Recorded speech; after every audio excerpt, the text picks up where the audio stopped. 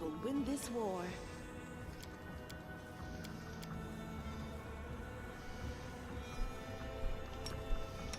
Magritium Turinos.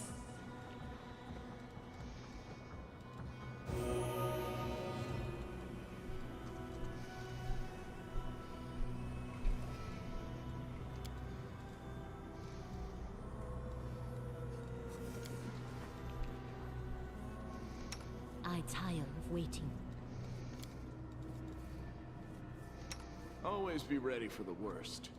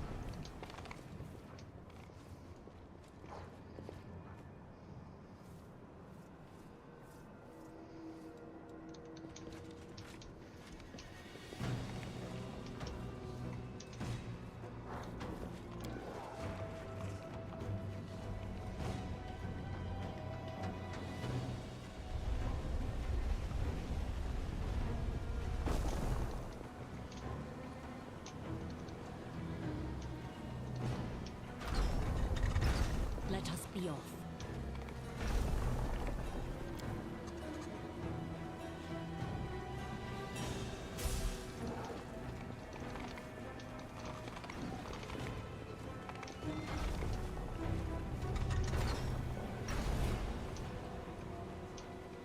Let's move. We are walking on dangerous ground here. You require my unbiased opinion?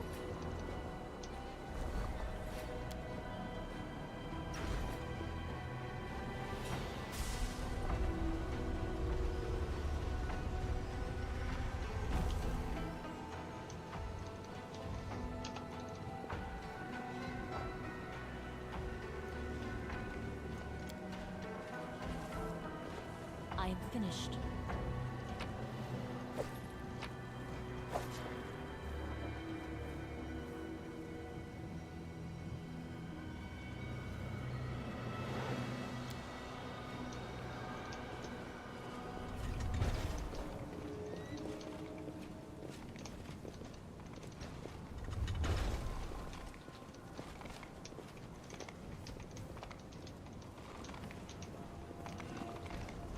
Follow me.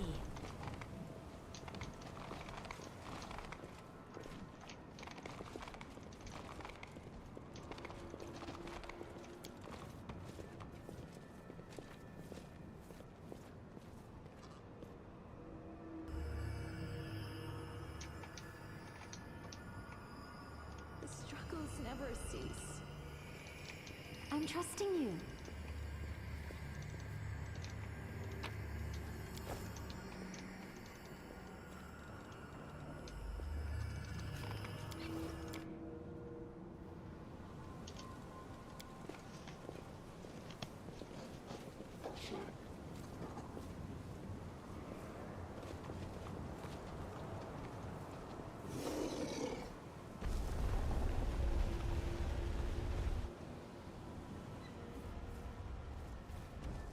March on.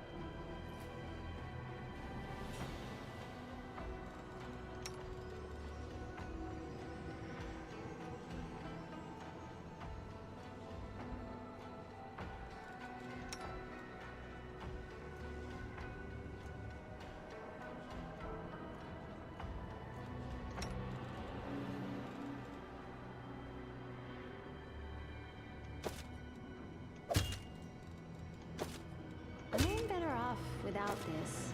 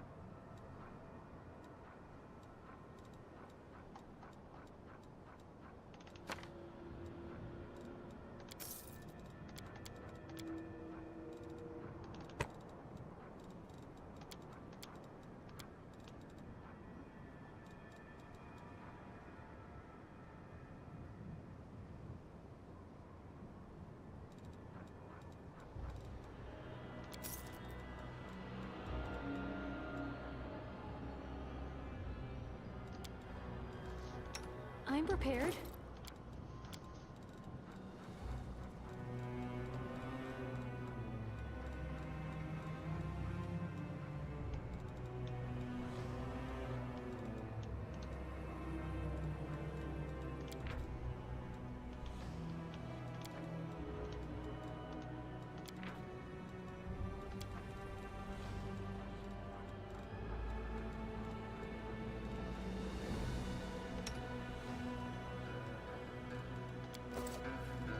We should move.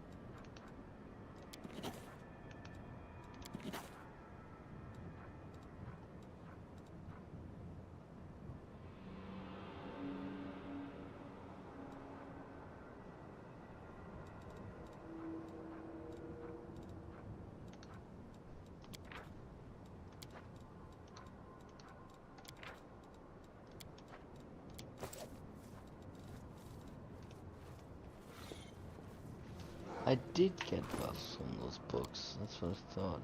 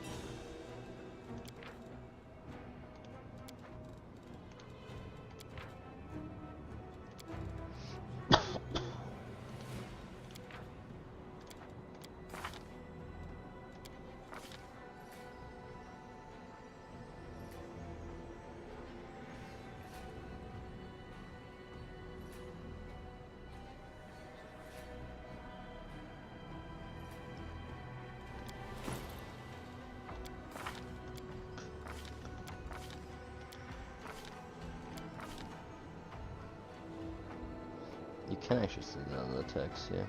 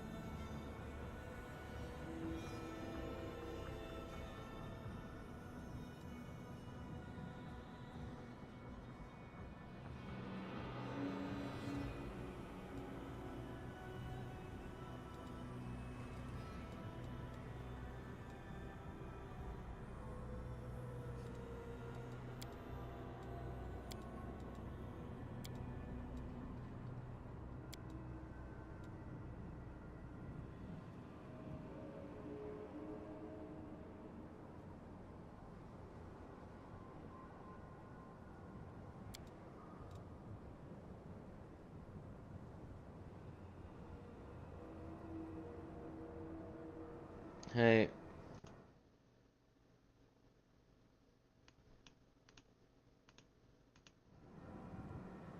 Not much, was just waiting. I did some inventory management. Cleaned up some things. I guess two things before I forget. I remember that certain books, when you read them, quotation marks, aka when you just open them, which I did read most of this stuff. Like, this stuff is fine. Like, it's not bad or anything. It's just I'm not gonna read another 1,000 books in front of a stream when I already have this much dialogue. But anyway, when you read them, you get stat bonuses from some of them. It's a difference between the ones that are marked in gold here, which I guess are notable, and then just normal default others. So I just flipped through all of them and got the stat bonuses. Personally, I think it's kind of dumb because it's very much not within the legal rule set of Pathfinder. But whatever, they did it, I didn't do it. So you can see I got a bunch of like plus ones. One of these actually gives 10 extra HP. Yeah. So I did that. I cleaned up some of the inventory stuff, equipped some new things, and hopefully the stat lines are better now. The other thing is that there's a quest line I'm actually completely missing because I guess I didn't talk to the person when I should have. It's not a big deal because the game is so massive that I don't mind missing stuff, but I just wanted to mention that I'm aware that I'm missing it in case somehow that ever comes up. The guy in the normal city, like not in this place, but before we go into the mansion, the guy that you can hire Pathfinder people from, aka just like generic mercenaries in case you don't want your party for whatever reason to be the normal ones. That dude, he has like a backstory, and if you talk to him about the backstory, that actually unlocks a quest while you are in this realm. But that never happened. And it's not gonna happen anymore, so I'm pretty sure that quest just will never happen. It's not a big deal, like it's a minor quest, it's smaller than most of the companion quests, I would say. But yeah, I mostly mention it because I remember that's the brothel we went into, where there almost nothing in it happens. His quest line intersects with that place, so that's probably one of the reasons why we have literally no interactions in there. Outside of, I think, one main quest and one side quest, but whatever. Like I said, it's not a big deal to me. It just shows that there's probably a lot of stuff I haven't seen, or even things I missed that I'm just not aware of, because the game does not make it that obvious. And there's so much to see. So very cool. I'm going to do the stuff with him now. I found a page. Yes, you're right, another piece. Okay, they actually did trigger a new thing, so I'm glad I didn't do that last time. The storyteller adventures the pages you brought. His voice becomes a bit younger, more energetic. My feet are covered by a crawling carpet of locusts. A few insects got under my clothes, under my shirt, down my neck, in my pants. They're crawling all over me, tickling my skin with their little legs. They will not attack until they recognize me as a stranger. Protective spells are guarding me, allowing me to deceive the pestilent denizens of the Rasping Rift. I keep very still. I am but an observer, an uninvited guest who prefers to remain unnoticed. I don't hold my breath when Demon Lord Iscari swings his scythe over Isagna. I fear nothing when Isagna deftly avoids a blow and tries to strike Iscari in return.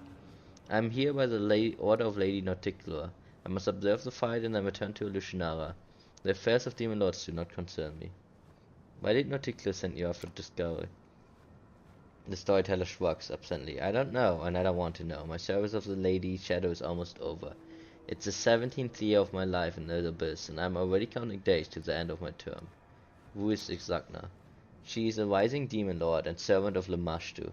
She simultaneously inhabits 7 mighty ant-like bodies. Ixagna and Tiscari are always snipping at each other, but they dare not enter into open war, fearing Lamashtu's wrath. The storyteller shudders. The current fight is a small quarrel, 1 in a million. Isagna came to the Rasping Rift in order. With only 3 of her 7 bodies, I'm sure it will be easy for this guy to destroy the intruder. Where's your friend Kinney? Storyteller's lips part in a smile. He's with me here, of course. The stubborn lad refused to stay in Alucinara and volunteered to accompany me to the Rasping Rift.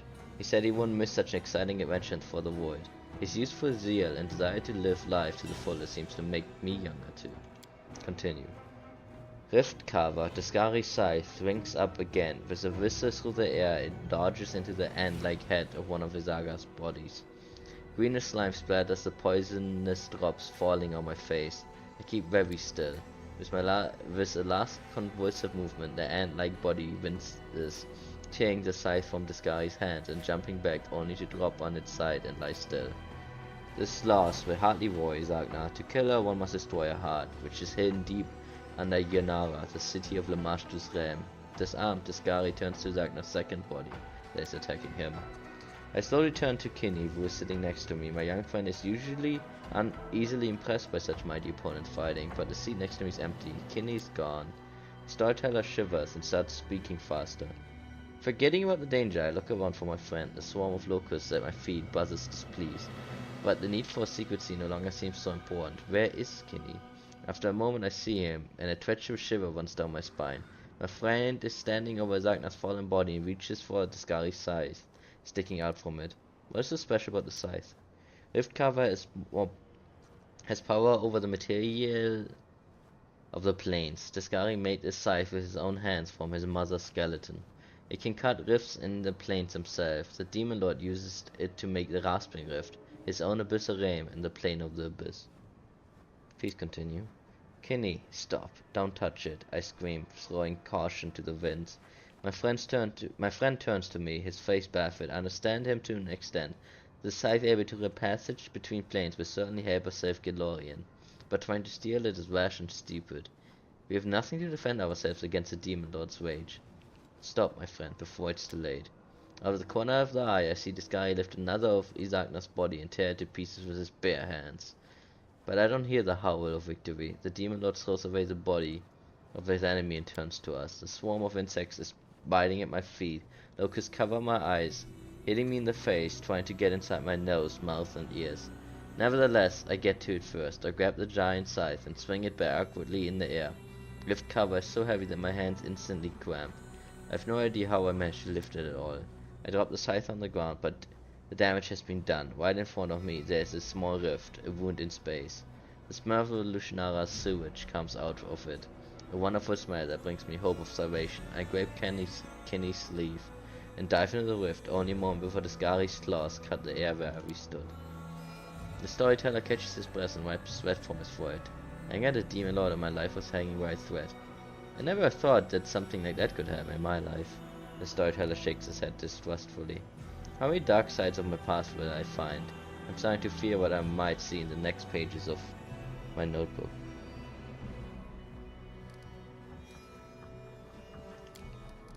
I found more pages. Yes, you're right. But that's all I have on pages. I can't repair that one thing. You can summon the golem just for whatever. The storyteller is unsurprised. The golem, how surprising. Well, I can help you with that. No living creature other than me can pass through this portal, but a golem isn't alive. Allow me to try to bring it here. Cool. Happy to be of service. May Shaylin bright verify your day. Oh my, it's so purple here, the golem looks around with interest. In a few spots the ornate pattern have been embellished with vibrant little flowers drawn in colored chalk. There can be no doubt whose scaled claw improved this work of Smiths from ages past. I did not expect there to be a unique Avu line. Okay, thank you again.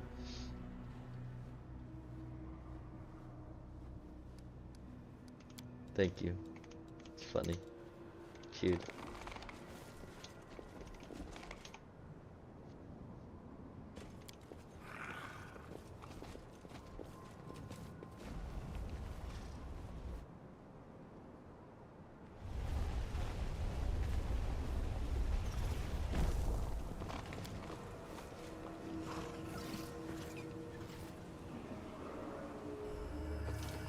Space. Okay, I think it's just visually still there, but it's not actually still there. Good.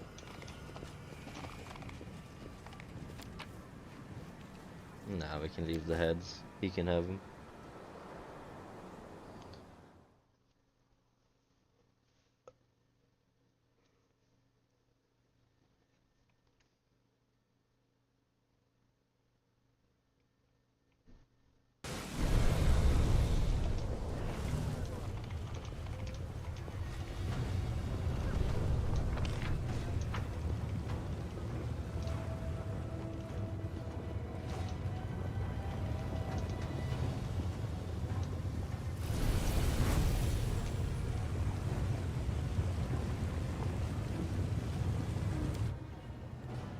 Okay, back to the Nexus.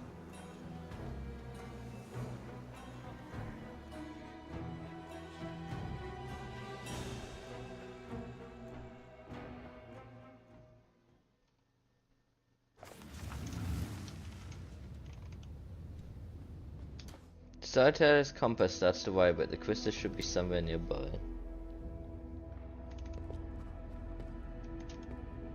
Let's move. The Solitaire's compass emits a low rumble and curves like an impatient hound that has caught the scent of prey.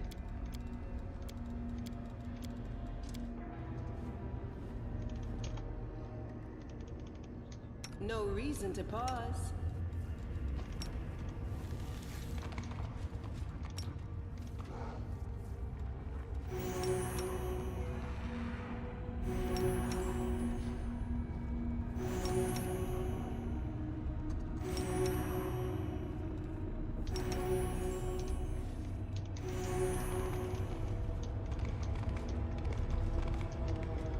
Pretty funny because I'm pretty sure I went here at the beginning of this chapter because I forgot in what order you do things. That sometimes makes it more difficult when you have pre-knowledge. The stone is gouged and crumbled and traces of glowing purple dust can be seen. Giant bone. Is it not here? And am I just completely confused now? I'm pretty sure it's here. March on.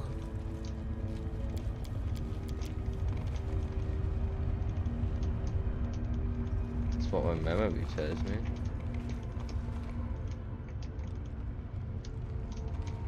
I mean, it let me select companions when I went. Okay, there we go. The entrance of the tunnel is cleverly disguised, indistinguishable from a real wall. Look at the purpose. It's the twilight crystals.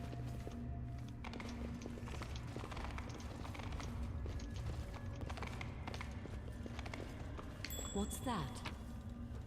Hey, we got magic essence. I think, isn't that what I needed? And plus 6 constitution, plus 2 saving throw. Is that even better? No, it is the same thing again, but that's still good. No, you can have it.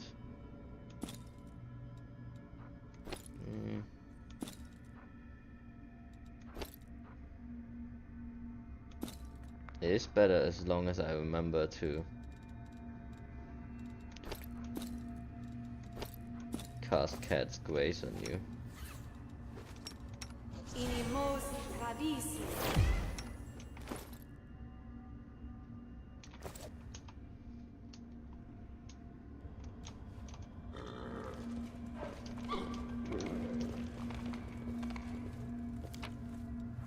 Meridian crystal, purple crystal, unprocessed and unusually durable. They will break against our resolve.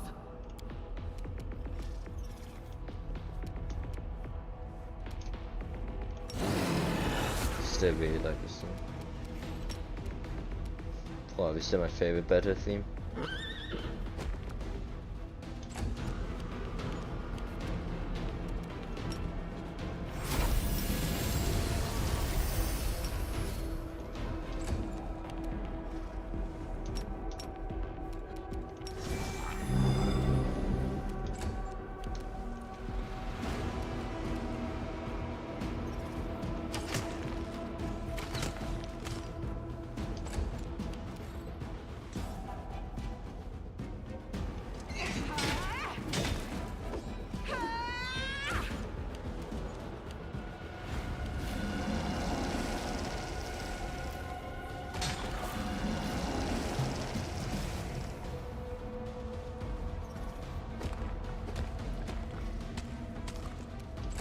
Imagine biting a crystal. It's pretty hardcore.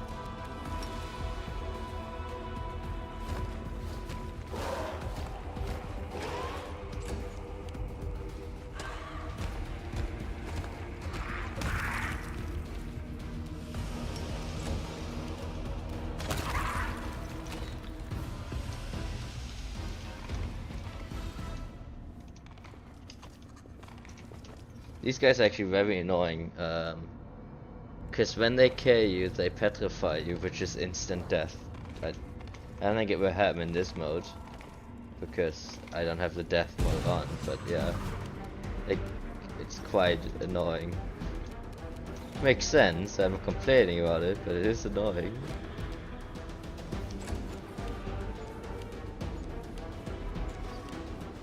Do you happen to clean stunt off? Only for 1 second at least, by the looks of it.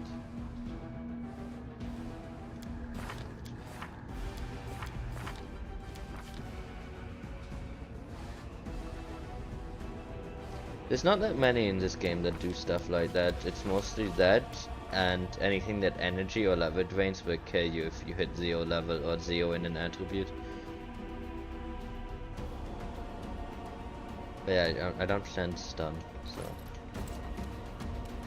There's not a lot, like, I mean, there's some enemies that cast a Phantasmal Killer, which, I mean, also causes instant death, but, yeah.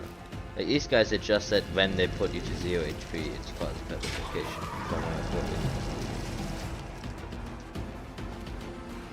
So it won't really matter right now, because they haven't actually killed anyone. Oh, I'm not actually in rage, that sucks.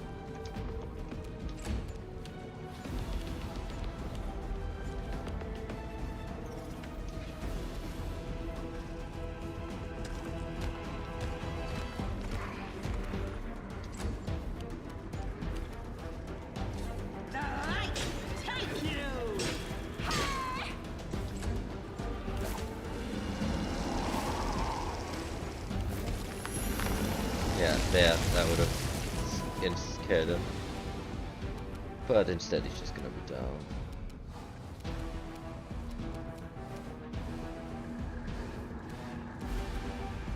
Forwards. Ooh, those are some hard hits though. But at least we're no longer stunned on everyone. I will resist.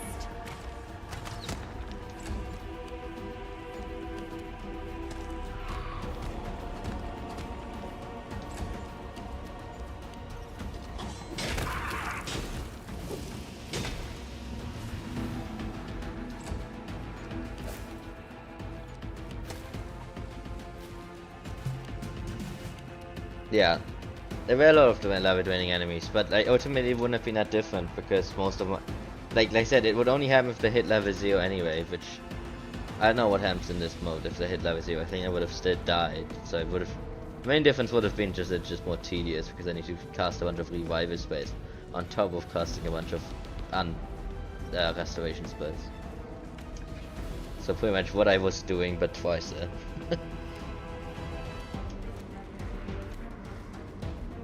Thing is, I'm worried that she's gonna get whacked if I.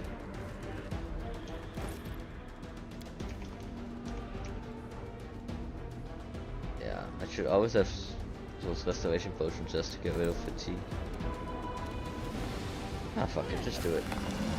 Yup, she's dead. There, you can actually see it. She's stoned.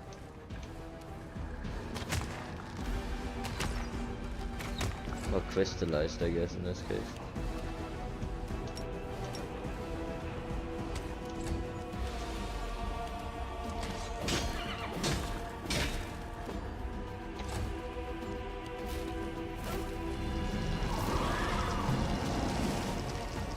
Prepare yourself.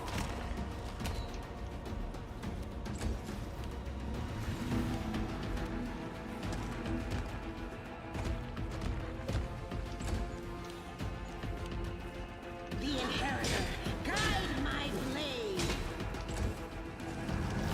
Though this is being turned into stone, you actually need a specific spell. I think it's stone to flesh. You crossed the wrong mongrel. Normal revival doesn't really work. But we don't have to deal with that. It's just less tedium. Onwards. The main thing that I wish with it is that like the economy obviously is a bit more balanced. Like I would have way less money if I had to constantly buy revival stuff and diamonds and stuff like that. So the economy gets a little bit easier when you don't have the death mode on. I wish you could just kind of tone down the economy and skip the death. As weird as that sounds, because like I said, I do support it in normal Pathfinder. I just find it kind of tedious in a video game format. Mostly because death is inconsequential, but still takes time.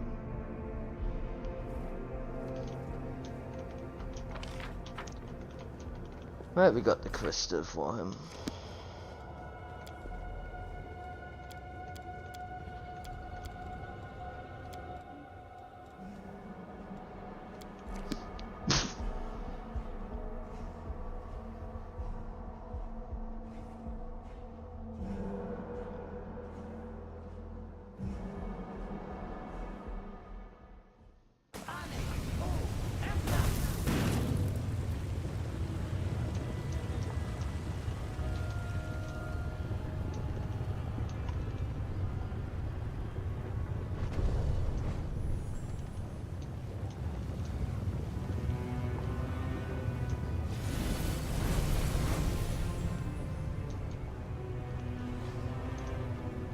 Yeah, because I mean I played through the whole game with the death mode, so it's not like I'm just saying it randomly.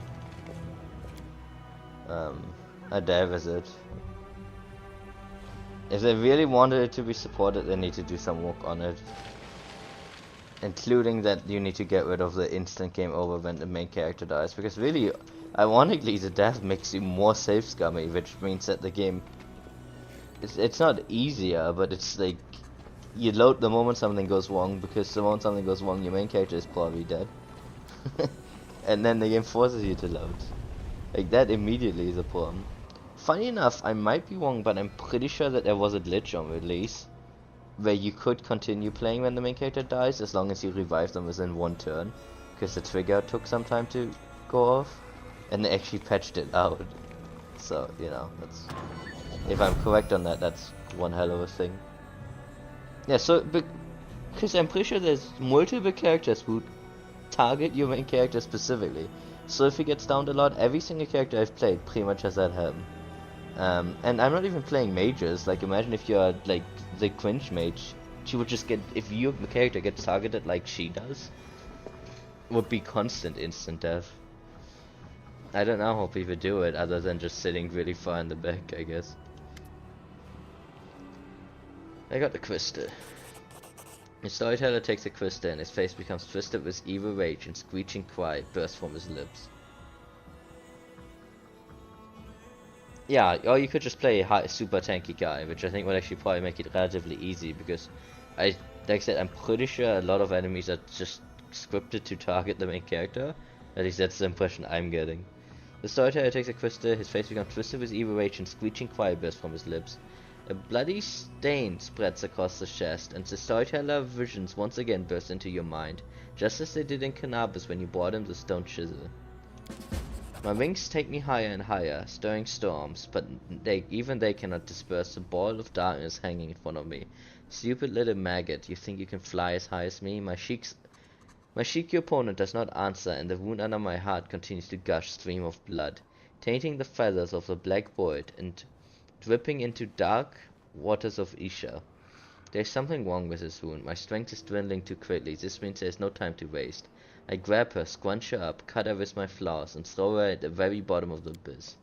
Quickly changing the direction of my flight, I rush forward and hit the center of the dark cloud.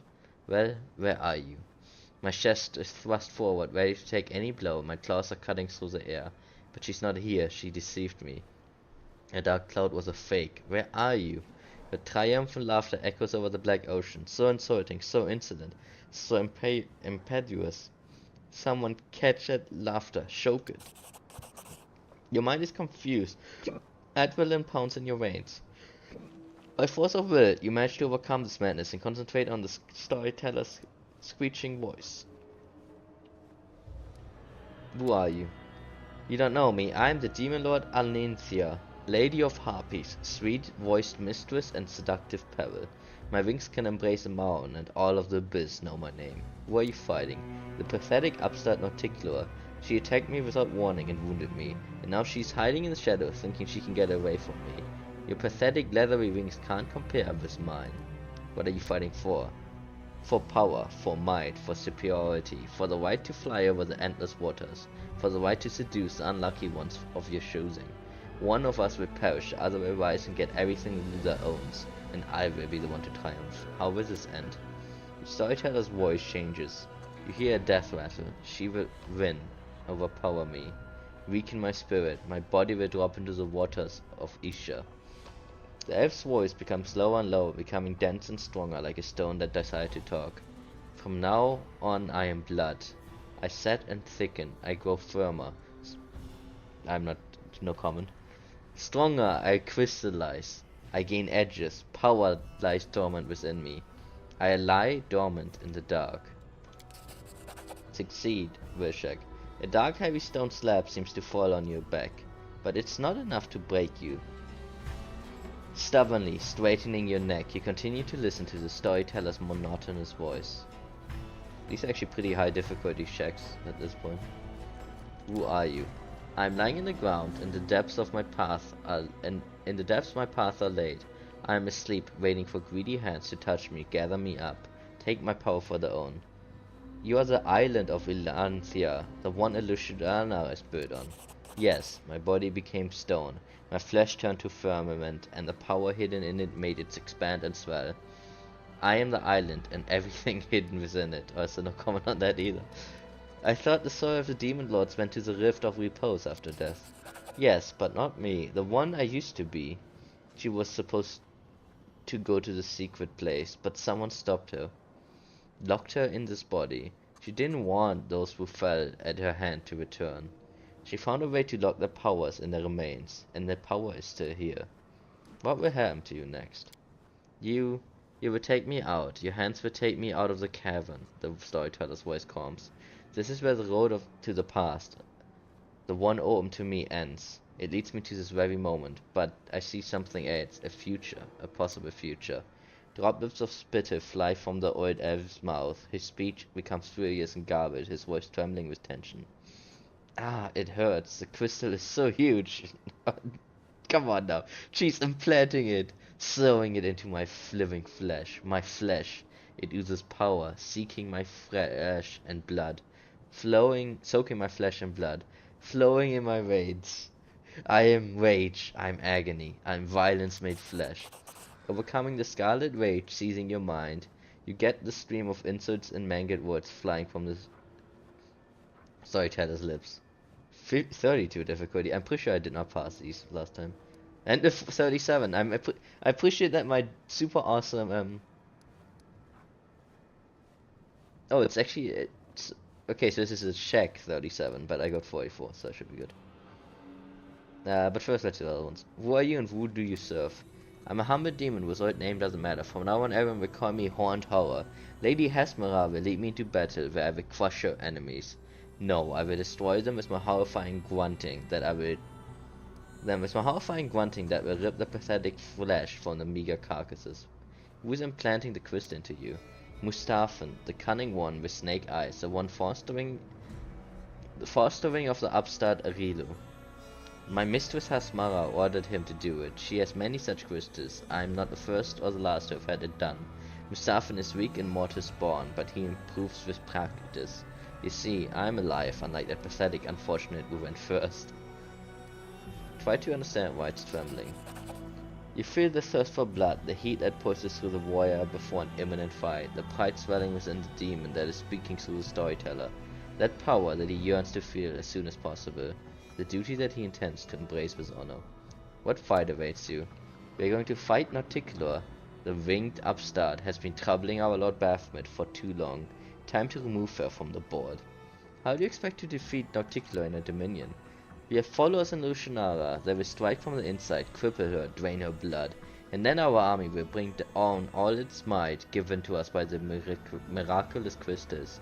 And Nauticulor, pathetic servants will fall. Enough. What a horrible vision. I'm completely exhausted. I never expected to touch the memories of a fallen demon lord who never found peace in the rift of repose. So the crystals are made out of demon blood. Yes, hardened blood in which the spiritual power of the perished demon lord is sealed. In this case, the power of Alinthia, who was killed in battle and locked in her own remains in an unusual way. So the city is built on Alinthia's corpse. In a manner of speaking, yes, after the spiritual power of Alinthia did not go to the Rift of Repose, Nauticula began to transform her dead body, forcing it to expand and assume a more solid, static form. I can only guess what Nightmare's imprisonment was for Alinthia's spiritual essence. How can the stone grant power? I suppose that it happens as a result of some merging process, after which the unspent power of a demon lord will literally flow into the body of the one who uses the stone. What is the Rift of Repose?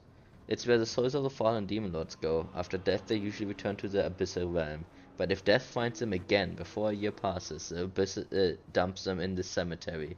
In this stone rift full of fog, the soul of the grand demonic dead turn to stone statues and stand for an eternity, slowly becoming threaded with cracks and gradually falling into ruin.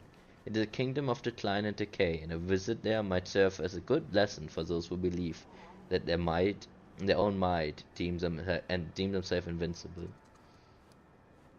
I shared a vision with you again. Like when you brought me the stone chisel and cannabis. Strange, could it be that those two objects are connected to each other or to you? Everything is clear. I have a brain idea. The stone knife you showed me in cannabis, do you still have it? Can I examine it again?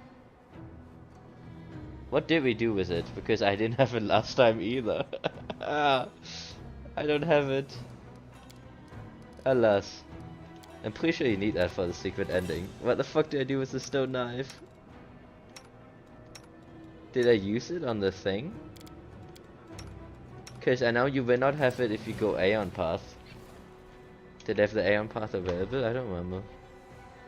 Damn it. Every time I forget about that fucking item.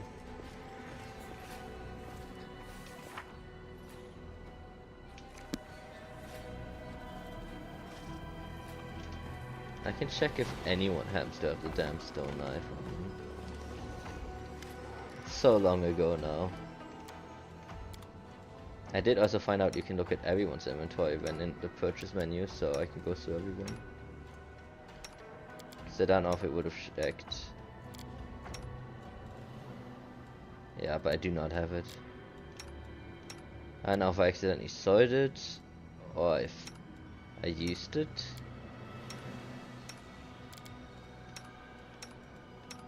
Also, supposedly the secret ending for this game requires like 18 different fucking steps. I would never see it. Because I'm not looking it up, or at least not right now. If I would ever see it, I would look it up. Because I'm not doing it just for the sake of doing it. I think that's lame. I just think everyone always talks about it here and there. About an insane amount of things you need to do. Whatever the hell that secret ending is, it better give you a fucking striptease.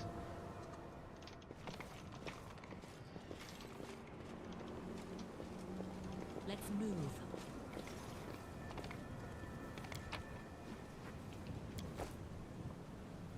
Most of all, if you need the dagger, which means that one of the mystic paths physically cannot get it. That's pretty mean. But I don't know. The first game also had a secret ending that was super convoluted. So, it's just a gimmick. It's a bit weird because the secret endings I'm pretty sure are strictly non-canon. The first games I'm pretty sure is strictly not canon to the official books. Obviously what is canon isn't canon is relative, but like there's things that, you know, what is not canon is much more easy to define than what is canon. Yeah, that's how I would put it.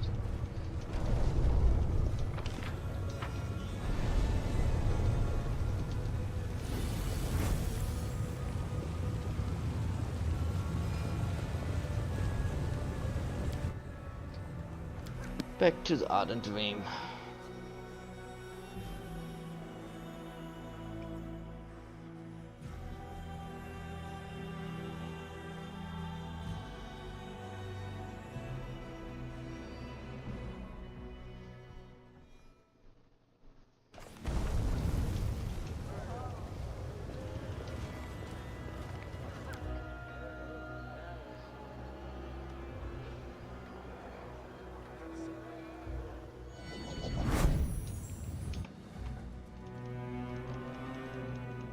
I like how this whole time Lan has been drunk.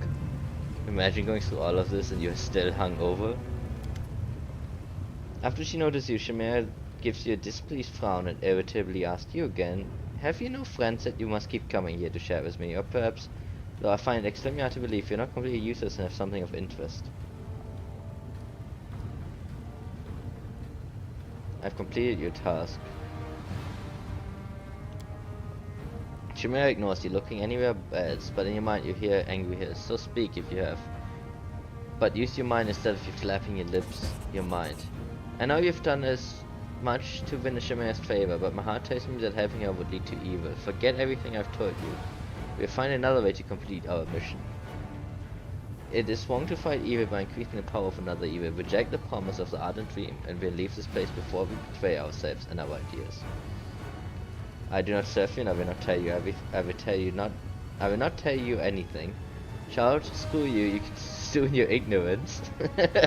On the Iridian crystals are blood of fallen demon lords whose bodies became midnight eyes. What do we do?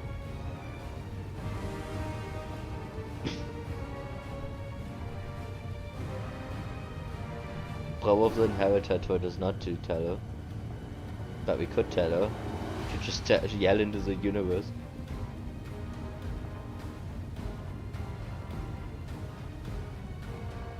She's kind of a dick. I'm leaning toward 2.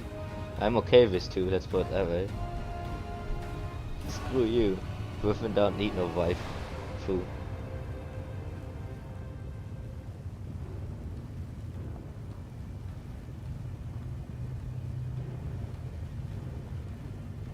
Probably gonna end with everyone killing each other if I do that though.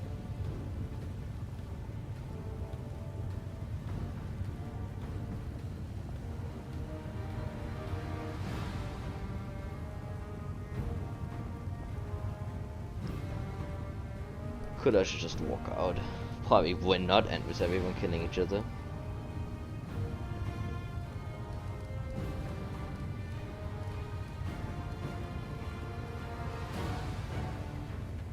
I did really not like her gesture. Go for it means 2? Sure, I go with 2. I presume that's what you meant. What, you little piece of filth? A painful spasm swists through her body. Samir's magic crashes over your will. With a bit of effort, you manage to force Samir out of your mind. An angry grimace contorts her face. You can't break me. Cursing Samir brings more force against you. A vein pulses in your temple. God, I'm gonna have a fucking heart attack. Oh wow, I failed the will check because I rolled badly. That's amazing.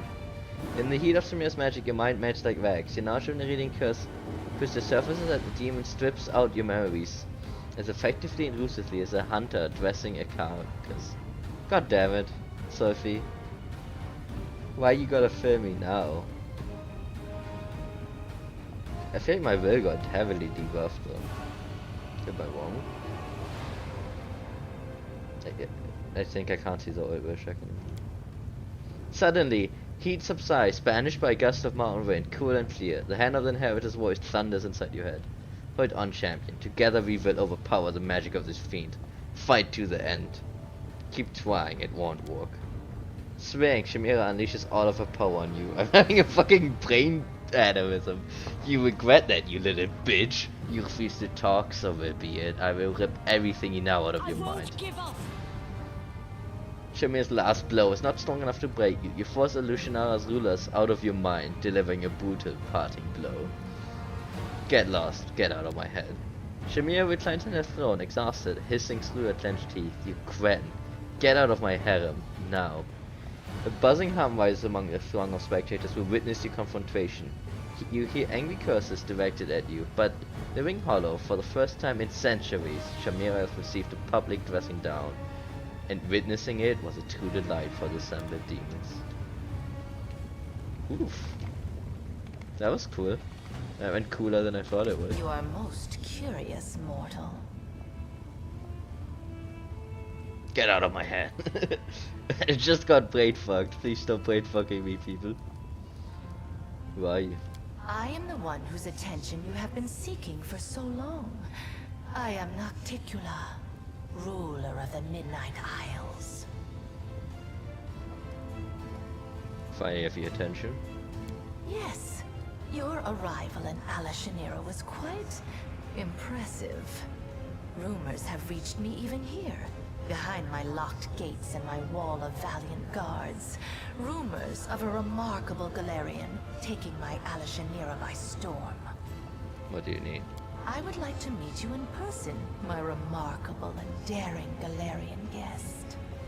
You have been granted a great honor, an audience with a lady in shadows. She said shadows, but the text says shadow, so someone here needs to confirm. You have my permission to enter the palace. Go there and wait. I will arrive when the time is right. Until then, you will be taken care of by one of my servants. That sounds dangerous in this place. I'm pretty sure that the text is right and the voice actress is wrong. I mean, because it's easier to fake text than it is to fix voice acting. And I want to say that people have referred to her as a lady in shadow before, not shadows, but what the fuck do I know?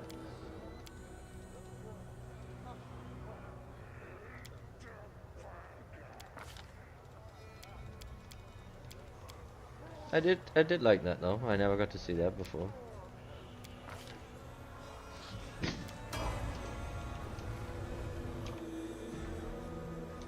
Hey, it's right there, lady in shadow.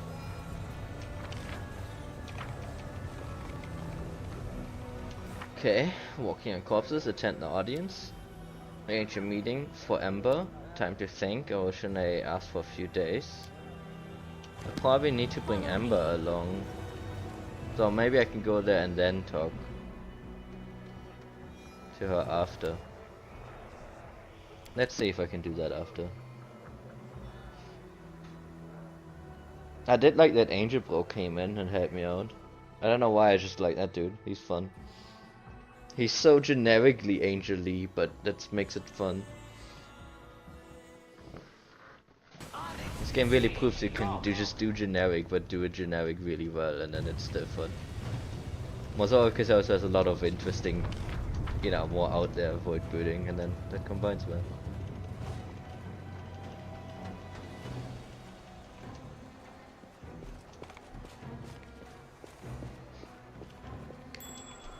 Perception check, what did we check for? I wish it like showed me where that was. I would never know. Onwards. Yep, I'd never know.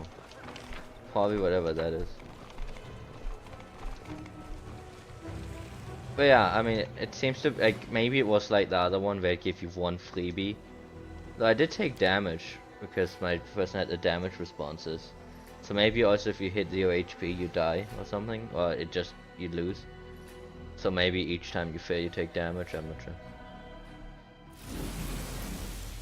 I still wonder how this chapter would be different if you were on the demon mythic path, because I don't know if he still helps you or if things go differently completely. The ink on the page is still red. The book tells of the murderous massacre committed by Lady of in Shadow among the Kurlux demons of the Midnight Isles. It seems to have happened quite recent.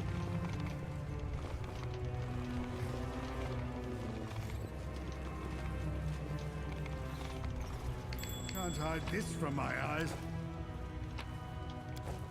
Unfinished draft of a letter. Greetings, colleague. I thank you for selecting the materials that arrived along with your letter. Unfortunately, I'm unable to procure even the simplest specialized studies at present. At Galorian, libraries are out of my reach. Oddly enough, it's currently easier for me to receive necessary articles by contacting a like-minded individual from a different plane of reality. In your last letter, you went over the matter of resurrecting those who stepped into the murky waters of the River of Souls. Evidence shows that those who have appeared before Pharasma's judgment and learned a fate in afterlife do not answer calls from the void of the living. They cannot be retrieved by any means, but is that really true? You think it could be possible to revive such a person? At least in theory. On another topic, there are known cases of ascension or acquiring divine forms through powers that no one to this day has taken time to study thoroughly. There are parallel examples in Galorian history, such as Erident, who led humankind to civilization, Iomade, who followed her former mentor to the godly hosts. And I ponder the cases. I can't help but wonder, could this process be controlled? Could one create the right condition, choose the right living material, and bring into being a creature of living divine power? A certain I'm certain that you have encountered similar phenomena in your practice and would like to discuss the matter further. Perhaps we are still in possession of notes or drafts that could shed light. A sky of sketches. The drawings depict fragments of various rituals that lead to the opening of rifts and portals. A letter and small handwriting. May glory be showered on your head. Your interest in the creation of demi-planes is understandable. Any individual who has reached a certain level of power seeks for themselves a safe haven, a peaceful place for study and rest. That's why I place my high hopes in your prudence. Remember that any demon plane is a shard of one of the two planes. It typically remains under the watchful eye of the power that be. As such, I hope that you haven't incurred the wrath of any of the powers that hold sway over the fringes you have subjugated. As for stabilization, alas, it isn't much you can do once the fragmentation and constellation have been completed. Nonetheless, I have no doubt you have given enough consideration to such important matters and assured that the equation will be safe for you and your servants, unless of course you've prepared an elaborate trap. Your fellow colleague. Let us be off. Books written in multiple languages as Titus can be translated are dedicated to research into nature of souls. Lexicon of Paragraph. Hey, it's a second book. The key to the threshold. Many users research have ventured to turn their scientific curiosity into phenomenon as a void wound, noting that it appears to have a life of its own. Strange natural phenomena spontaneously arising ruptures, unique vegetation and living creatures found neither in glory nor the abyss. Everything is constantly in flux, disappearing at unpredictable intervals. Though this movement and alteration, if not through its order, can detect the logical function of an organs of a living being. Yes, like pocket dimensions. The truth is that indeed the void wound possesses a semblance of life, and very structure proposes a connection to a living soul. The line of a reasoning sometimes leads to unscientific implications, namely, if the creation is in essence a reflection of the creator, can we say that the void wound is a reflection of my soul? The void wound was created and then improved, and at the same time, a being of duality was cobbled together out of the essence of the abyss, and the essence of a mortal soul. Normally this process requires an essence taken from a creature with strength comparable to the imperial or abyssal lords. But there are ways to circumvent this requirement, in particular through the use of Neridian crystals' rare power. In this section I refer to this being as a key, an instrument that allowed me to significantly expand and strengthen my original creation. Due to her dual nature and connection to the void wound, the key was given the opportunity to obtain amazing powers. However, everything has a price. The void wound is linked to the key, but the key is linked to the void wound, and carries in it her soul, like a deadly affliction. This affliction is indeed fatal. The duality of the souls grants amazing power, and primes the soul owners for transformation, and for bestowing incredible abilities, but the duality is also slowly killing the soul's owner. It's important that it's a problem I've yet to solve. I actually never found this room last time. So as you know, my dear Address, see, given the scope of the planes, time is a relative concept, and in the abyss it can even be more unreliable. Therefore, I do not allow myself to vain hope that my message will reach you in time.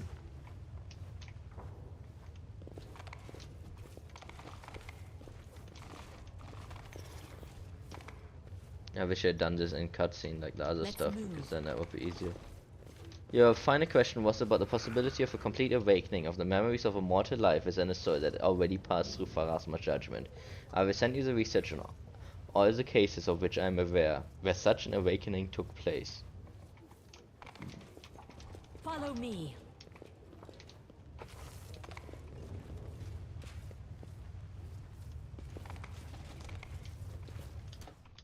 Yeah, I don't think there's a way to skip ahead. Despite the fact that this list is quite extensive, my conclusion is that all such recorded cases are the rarest exception to the rule, and with the absolute majority of souls an occurrence such cannot happen. March on.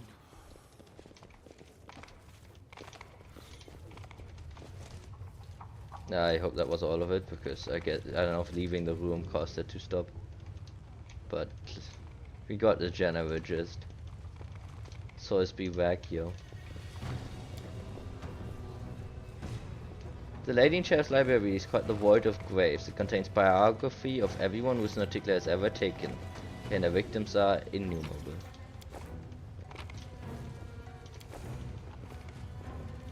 Also whose life she has ever taken. Don't want to read loot here.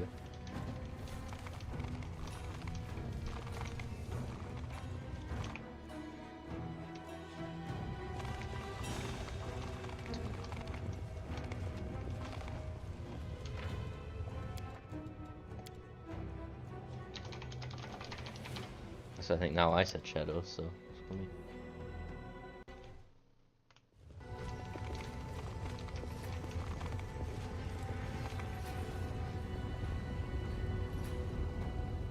Greetings.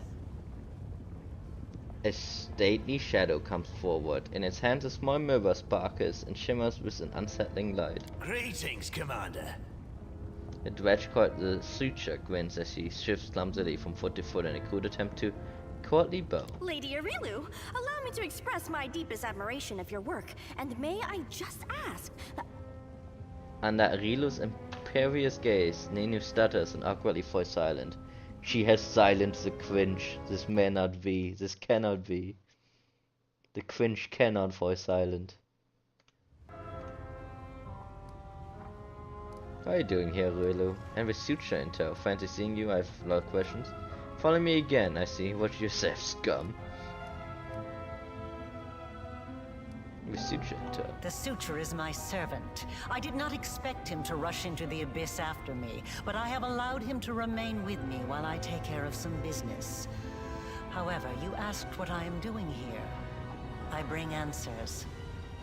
You have walked a long path, one where shadows constantly flicker at the edge of your vision, and questions multiply like flies above carrion. It is time for answers. At least, some of them. Arilu lifts a mirror and you fall into its cold shimmering depths.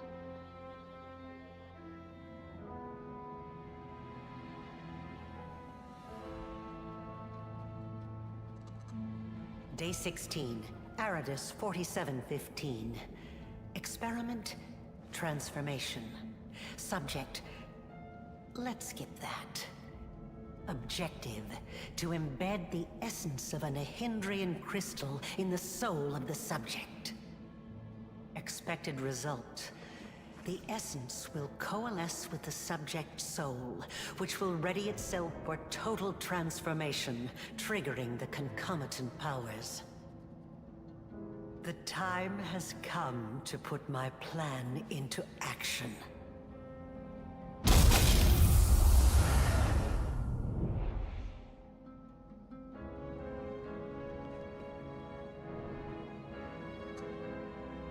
You are my creation. Your power was my gift. Now you know. Yes, she made the laboratory level, in which it also defined that she made the crossbow bolt that was shot at the Demon Lord at the beginning. The one where the dude gave us the crossbow, which was actually Suture in disguise. Which is a bolt I can never miss. The Midnight Bolt. She also made that. She's the one who determined how to make the crystal transformations. Like, she was the trainer of the insect dude. And Musafin or whatever that other dude is named. Yeah. You won't make me believe this lie. Let's say I believe you. Why did you need to do all this? Usually stares at your gaze, unrelenting, probing. Sorry, I was still. My mind was still fucked from the other thing. Unrelenting, probing. The witch is silent for a long time. When she speaks, her voice is unreadable, betraying no emotion. There we go. You are asking the right questions, but the time has not yet come. Ah, such special memories. Remember the laboratory, do you? I told you back then. Go on, look around. See all the ones Lady Arilu worked on. Here with us is definitely the place for you. The dredge grins in satisfaction.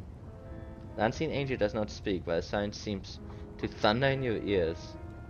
Your power is of the same kind as that of Nulkineth, Jeribeth, and the other demons that you have met. The power of the Nahindrian crystal dissolved into the blood lies within your soul. I have already hinted at this to you once before, when I left the essence along with the lexicon of paradox in my old laboratory, and ordered the suture to make sure the gift found its way into your hands. But there is more. Do you remember when you were taken to Canobris with a wound that would not heal? Do you remember how Terendelev apparently healed you? That was merely an illusion. The dragon was only able to temporarily dull the pain. In fact, it was I who saved you, when I came to you in the caves and implanted a crystal within you. No, saved is not the right word. Your wound is still not healed. That is why your wound weeps blood from time to time, every drop of which burns your enemies. As if to confirm her words, blood begins to seep from the open wound on your chest. Airy flames seem to dance within the crimson drops.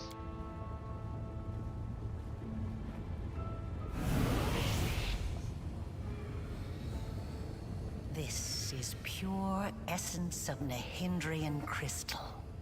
My invention is far superior to the crystals used by Xanther, which were barely refined at all. It will give you new strength, and help you to overcome the wound that still slumbers within your soul. Take it. Take it, and you will see that this is the very power that has lived in you since the Battle of Canobris. With an elegant flick of her wrist, Arilo conjures a familiar purple shimmer in the air before her. Not much of a threat. Look at me. Before you know it, I'll be a decrepit heap of flesh just like so. But I still managed to keep living somehow. Albrecht doesn't say a word, but you notice his pale face, his clenched teeth, extended claw on his fingers.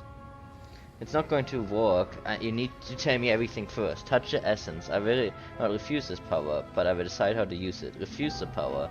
I want eat out of your hand, Arilu, even if it makes me weaker. We can go with one first, but tell me whether or not I should do 2 or 3, because I'm pretty sure this is just gonna loop back. Did we take the power or did we refuse? Very well then. Ask your questions and I will answer. What is this wound in my soul? How dangerous is it? It was my mistake. My failure. I failed to... The tale is too long to recount here. Your wound is a reflection of the world wound in a way. It is very dangerous, even if you do not yet realize it. It is not a disease, but rather an abscess, which will one day burst and kill you. It cannot fully be healed until the world wound is healed. No doubt you have felt this affliction on several occasions. It awakens when you use your power. It makes you sense more strongly what mortals call the corruption of the abyss. Until the world wound is healed, you will have no peace. Followed me. Like a witch in a fairy tale, I watched over you from birth. From before that, even. And I kept detailed notes. You were chosen and prepared for a special destiny. So wait, does that mean Arido had a part in making the Sophie game and everything that happened in that universe? Are we gonna cross over this? Aside from this, I helped you. Even when you were unaware of my presence. I saved you and your unfortunate companions when you fell into the crevice in Canobris. In the Grey Garrison, it was I who distracted Minago to allow you to approach the Wardstone. And in Dresden, I appeared under the guise of Yaniel to guide you toward the Sword of Valor. And I also left you a present in my old laboratory, and told the suture to see that you received it. I knew that sooner or later you would find your way there. That place exerts a powerful pull. In that case, thanks for your help. You should help me out more often. Don't expect thank you for your help. You're scheming liar and enemy. You die at my hands sooner or later. Sometimes you help me thwart the plans of your masters, Baphomet and Discari.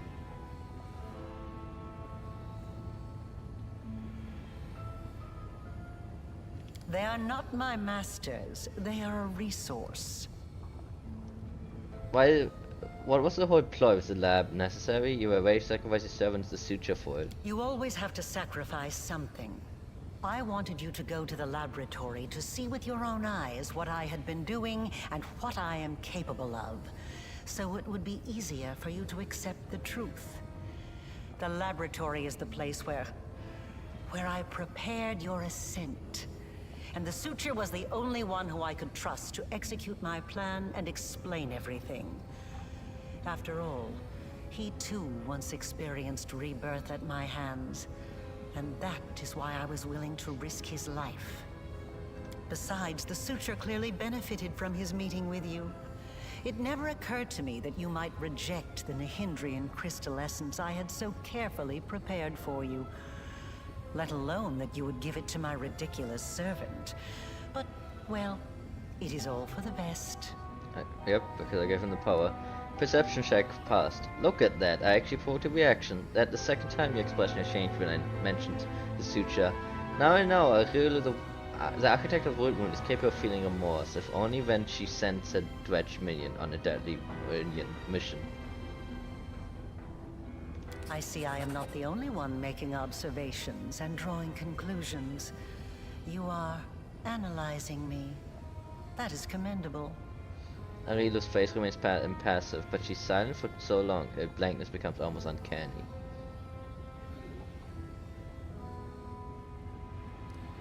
Tell me about the Nihindrian crystals. Start from the beginning. Nihindrian crystals are formed from the solidified blood of demon lords.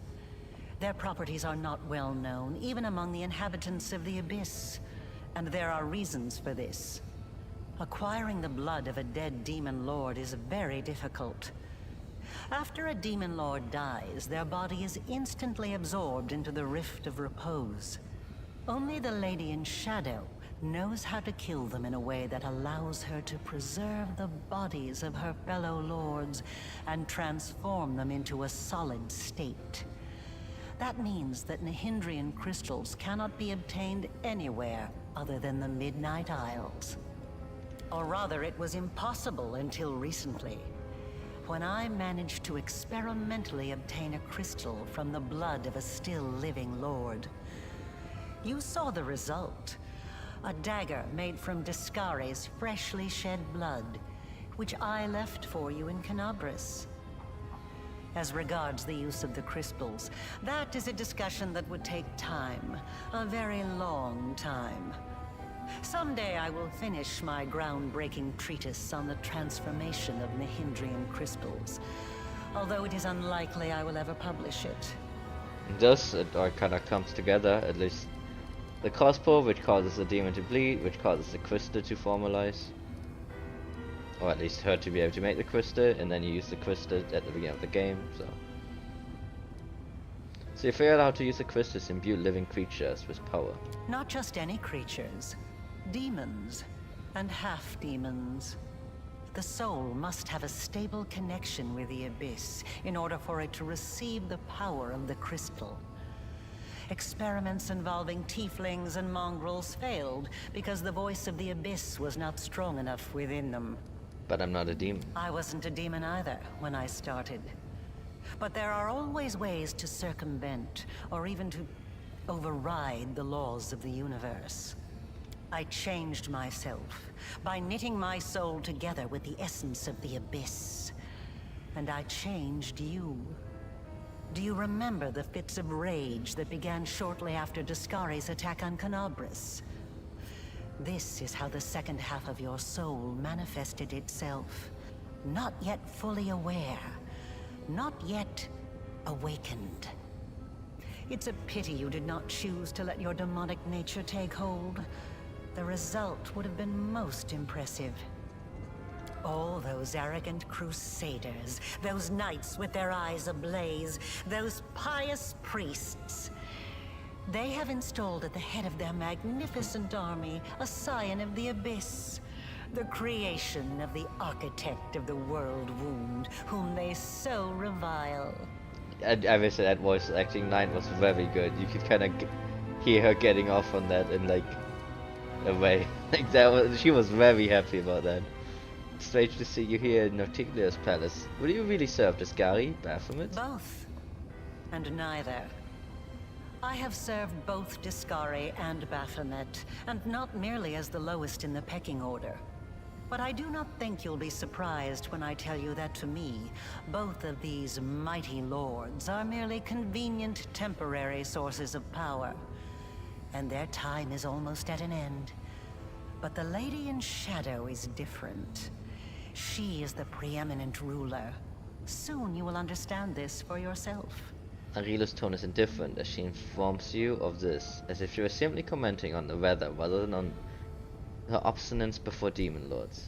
My power is different from that of Jerebus, Nucleus, and other demons. Yes, because I taught Xanther and the other servants of Baphomet and Discari the earliest version of this transformation ritual. I spent decades perfecting it, until I obtained the power that I gave to you.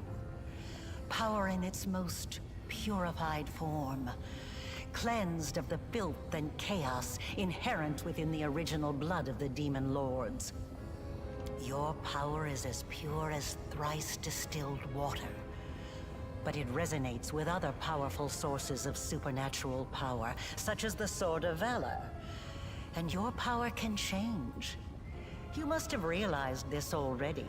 You have shaped my gift into a form that you yourself have chosen. You are seeking answers, trying to understand the crux of the matter. That is good. What I want to know is, what do you want from me? Patience. Before we continue, I want you to receive your power. Thus we come to the choice, do we take the power? Unlimited power? Or do we refuse? And I may not eat out of your hand, Arilo, even if it makes me weaker.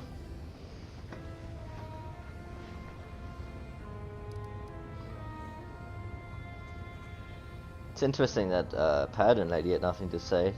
Lamb was not in favor of it, and Urbik did not seem to be in favor of it. She doesn't need no demon power, she's a strong independent griff. Okay. I want to eat out of your hand, Arilo, even if it makes me weaker. My power comes from dragon. Cookies and dragon.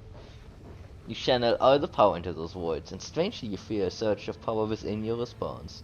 You turn down what Arilo Wardash offered, and your whole being embraces that choice. A wave of cold washes away your chest, and the open wound becomes smaller, as if your decision compelled it to shrink. That effect. How unexpected. It deserves to be studied, but I will see to that later. Arilo barely draws back her hand, and the swerved glowing essence disappears. Enough! Enough of this madness! I was blind. O Lady of Heaven, how blind I was. I saw holiness in the half-fiend's creation. The voice of the hand of the inheritor thunders beside you. Arilo does not move, seemingly unaware of his presence. Nice detail, because only people of good can hear him. So that makes me again wonder if what happens if you're a demon, if you just don't have him, but yeah.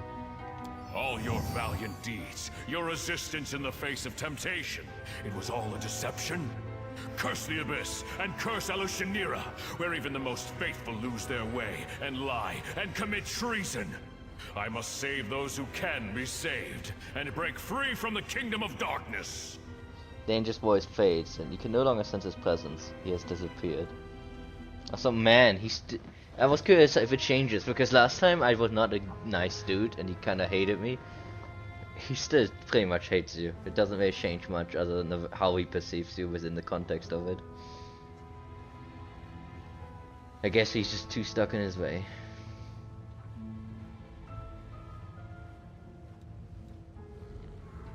Come on, we fought a demon in our brains together.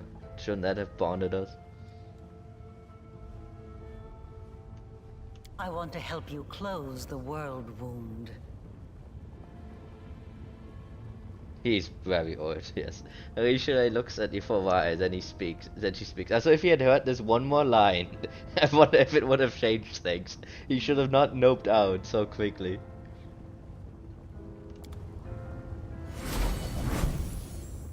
Arila's words are cut off by a quiet laugh. Sitting on the throne that was empty just a moment ago is none other than Notiklua, ruler of Alushanara in the Midnight Isles, a powerful demon lord.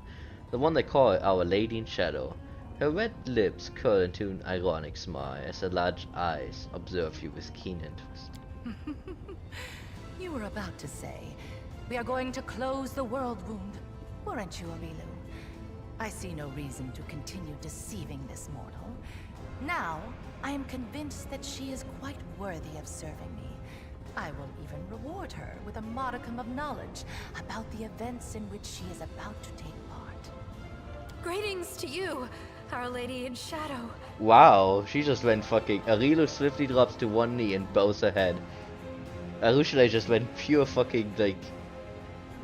on her knees for that. That's interesting, I didn't know. It's nice to see that even surrounded by mortals, you haven't forgotten who your mistress is, Arushale. You may rise. That's actually cool interaction, I like that a lot. I didn't mean to. I don't know why I did it. Arushale stands up awkwardly and looks at Nauticula, then at you with a stunned expression. I have many questions, I demand answers. You've been sitting on that throne and listening to us the whole time. A word of warning, don't play games, I'm not afraid to fight you. Please allow me to greet you, great ruler. Yeah, hi. So, we understand each other, I'm not going to grovel on my knees before you. The two of you were splendid, Lady in Shadow. It will bring me great happiness to know you better. Kneel. Lady in Shadow, please allow me to swear my allegiance to you, and your voice nod calmly. You have a lot of options here. Though I don't know if asking questions would override that, I hope not, so. Let's just go with 2 for now. Naturally. I am in the habit of observing my servants and guests while remaining unseen. Their private thoughts fly most eagerly from their lips when they believe themselves to be unwatched. And secrets exchanged in whispers are often invaluable. Now I'm not gonna grovel before you. Have I told you to bow down? Trust me, if I need you to do something, I won't leave you guessing. You will know my desires immediately, and you will know just as swiftly why fulfilling those desires is in your best interest. I have had my eye on you for a very long time. You see, it was at my behest that Lady Vorlesh imbued you with such incredible powers. But I was curious to see your worth as an individual, not as Lady Vorlesh's creation. Thus, I decided to postpone our meeting and see how you'd fare in Alushanira, and whether or not you could win respect and power among those not so easily impressed by outstanding magical abilities. Well, you've passed my test adequately by proving that your character and your will are stronger than the Nehindrian powers Lady Vorlesh has vested in you. You are wise, my lady. However, only those who have never known or forgotten what it is like to be mortal can so easily dismiss the importance of power. To be someone whose life is fragile and can be cut short at any moment, like a candle snuffed out by a gust of wind. It is a shame your angel has left you, mortal. I would have liked to talk to him. I don't expect I will get another chance, as that celestial buffoon's days are numbered. Nauticula's tone is casual, but her eyes are intense, scrutinizing you. Why do you think he's gonna die? Because he charged off all alone into the vastness of the abyss.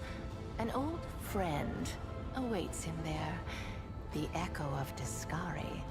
And the Echo has been anticipating this meeting for a long time. Told me his magic deceived the eyes of evil spawn. Why not yours? Perhaps you don't know everything about me yet, mortal. Perhaps you made the same mistake as many before you, and many who were more insightful and more powerful than you, by presuming to know what to expect from the Lady in Shadow.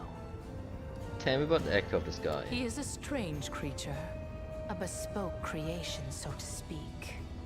Long before the world wound was opened, Discari, that little cricket, was seeking a way to have some fun on Galarian and assert his influence there.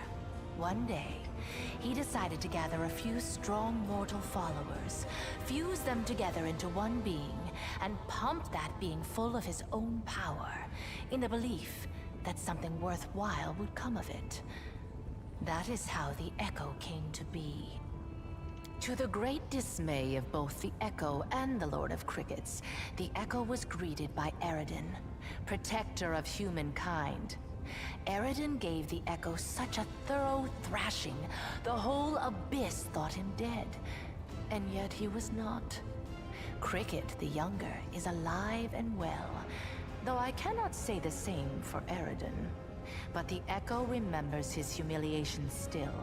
He hates anything and everything related to Eridan, especially his inheritor, Iomedae. Her heralds, her priests, her temples. He would hate Iomedae's pet pug, if she had one. You guys have pugs in hell? Man, those guys never catch a break. Why does the Echo of the Sky prey upon the hand? Envy, humiliation, ego. The usual playthings of little boys from all planes and realities. The Echoes suffered more than one defeat. First at Eridan's hand, then under the onslaught of the forces of heaven. Those routes taught him to attack his enemies by stealth, boldly and often, killing and crippling anyone close to the light-bringing goddess. Now, it seems, he has decided the time has come. The Herald of Iomedae himself is in the Abyss alone, without a retinue of lesser angels. I see. He's an interesting little bird, that angel. Before he became the Herald of Iomedae, he served Rightous, the General of Vengeance. I've always found the fate of that Imperial Lord to be quite fascinating. Did you know that the father of the Upper Plains' top military leader was a devil from hell? Rightous had to achieve many feats to redeem his unholy legacy in the eyes of the other Imperial Lords. But he did. A remarkable tale, is it not? Of course, not all your actions in my realm have been commendable. By destroying the flesh markets, you've harmed my city and impoverished my realm. You've turned the flesh markets upside down, killing the slavers and freeing the slaves. I'd do it again. For an end to suffering and pain, and I have no regrets. I admit my good, and I'm ready to receive my punishment. I would never accept something as vile as slave trade. I am meant to anger you, perhaps I can compensate you. I would not accept something as wise as slave trade. You've just arrived in my realm, and you're already trying to dictate your own rules? As I recall, when demons attempted something similar on Galarian, armies were raised, and mortals fought to the death to stop it. I can scarcely believe it myself, but I will be gracious and show you mercy. I am a hospitable ruler. The conversation is interrupted by a concerned-looking succubus who silently approaches Naticula and then begins fervently whispering into her ear. Naticula's expression turns hard and cold. As Naticula ponders a new development, the messenger makes eye contact with you playfully. You recognize those green eyes, except that they were awash with pain when you last saw them. They are now bleeding in the caverns at the Nexus. The succubus smiles slightly and gives you a wink. Another island, another loss. Enough! I warned them that I would not stand for the desolation of my realm. They have not heeded me, and they will regret it. Go to your sisters, and tell them to prepare. I know that succubus. Yes, you've already met Laulia, my talented assistant. I've heard she was very convincing at acting out her tragic death in the mines of the Nexus. As you can see, I've been watching you since your very first moments in the Abyss, and even a little earlier. I have prepared a beautiful intrigue that will topple many of your enemies and seal the world wound forever, ending the threat to Galarian. And you have the chance to become part of that intrigue. I can't roll it as your court mage. He shows no hint of sadness. I'm aware of this, of course. It was lamentable in a way, since his fear of me was strong enough to make him imperceptibly loyal. But however, his death is but a single move in a much larger game. In games like this, losing a few pawns is unavoidable. Did Arushale really create me? She certainly had a hand in your present state of existence. Lady Leorlish designed the Void Wound, a magical phenomenon of unfathomable power. To seal it, we require a key that was just as strong and unique. Simply put, we required a champion, and she chose you. Both your power and the wound on your chest were the result of experiments when she infused your soul with the essence of the Abyss. Of course, you remember none of that. Everything was done in secret. Even the power granted to you was purified to the extent that it was to any extent it was possible. so that you would not guess its source ahead of time. In try after try, we watched your will be tempered, and the time you came, we started, and when the time came, we started filling you with the energies of an Iridian crystals. The energies are necessary for the task at hand. Everything that happened to you was part of my intrigue. I was going to summon you and reveal the truth when the time was right. Instead, you have followed your queen's orders and arrived here early. One can only hope that you are prepared to accept the truth. Everything has its price, says Arilu quickly. Your wound was, in essence, the flip side of all my experiments. There was a reason why we acquired a true champion, not merely a living tool wound. We could fling into the flames of the void wound and close it like any other rift. I think you should know that. Articular makes a sudden gesture, cutting Rilo off. Don't be too hasty. We've burdened her with enough revelations for now. Give her time to become accustomed to the truth about herself. Then we can share the details. What exactly are you offering? I'm offering you the chance to become my ram. Your enemies are a thorn in my side, as well as yours. What's more, I have never schemed against Galorian, nor have my warriors taken part in the conquest of your plane. At least not at my behest. There is no cause for anonymity. Why do you want the wound closed? When the void wound opened, I was pleased. My ram was now connected to another plane. I wanted to make it a crossroads for voids, a place where demons, devils, and angels could meet. The wound was a convenient path along which I could advance my ideas, but the Midnight Isles were not the only realm that had been linked to Galorian through the wound. Discari and Baphomet now had a way from their realm into your plane. The servants flooded my island and spread it out across them like plagues of locusts, killing guests who were under my protection, questioning my rule. They were driven by the lust for conquest and to enslave, whether I'm Galorian or another abyssal realm. I was forced to shift my focus and express my discontent. Eventually, atop the bones of the servants, we reached an accord. I would let the armies pass, and they would comply with my wishes via my islands. Of course, the accord is a polite fiction. Both Discari and Baphomets attempting to amass their power and influence in Alushanara to overthrow me. When they think I'm not watching, they break my taboos and revel in their own impudence.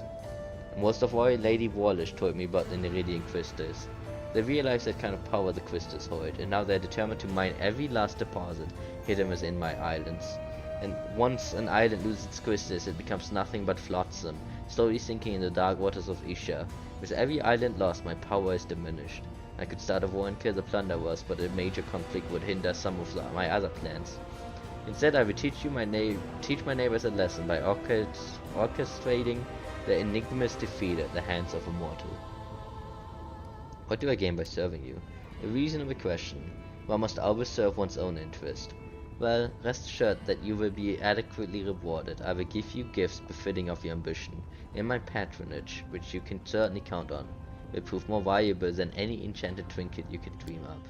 Some more feeling generous. While we might as well ask for immortality. Elden like divine power and pockets full of sweet pies, right? In particular, lets out a condescending sigh. I can grant you immortality as well, if you think I will only reward the client of our services, you're mistaken. I could grant every one of you whatever you desire most. You, underground hunter, would you like me to rid you of the curse of short life that haunts your tribe? So that your eyes don't grow weak in 5 years and your arms remain strong? Now that, I don't know if the game's gonna address this, but that's quite the offer actually, considering his whole life is marked by that. I would love that, but I have to pass. I don't know what price demons demand for the favors like that, but I'm sure I've got nothing to pay with. I would rather die honestly whenever my time comes and live with a debt around my neck. I don't know, Lan, you should maybe consider her offer a little bit more, because she did offer for your whole tribe, I'm pretty sure. I guess she did offer specifically to him, but he should negotiate for his tribe. If you're so powerful, why do you need me? If I were to make a move myself, it would start a war. Not that I'm afraid of doing it, but it would hamper my more important plans. Baphomet and Discari could never best me, but they could sow enough chaos and spill enough blood that visitors from other planets would shudder at the mention of Alushanara.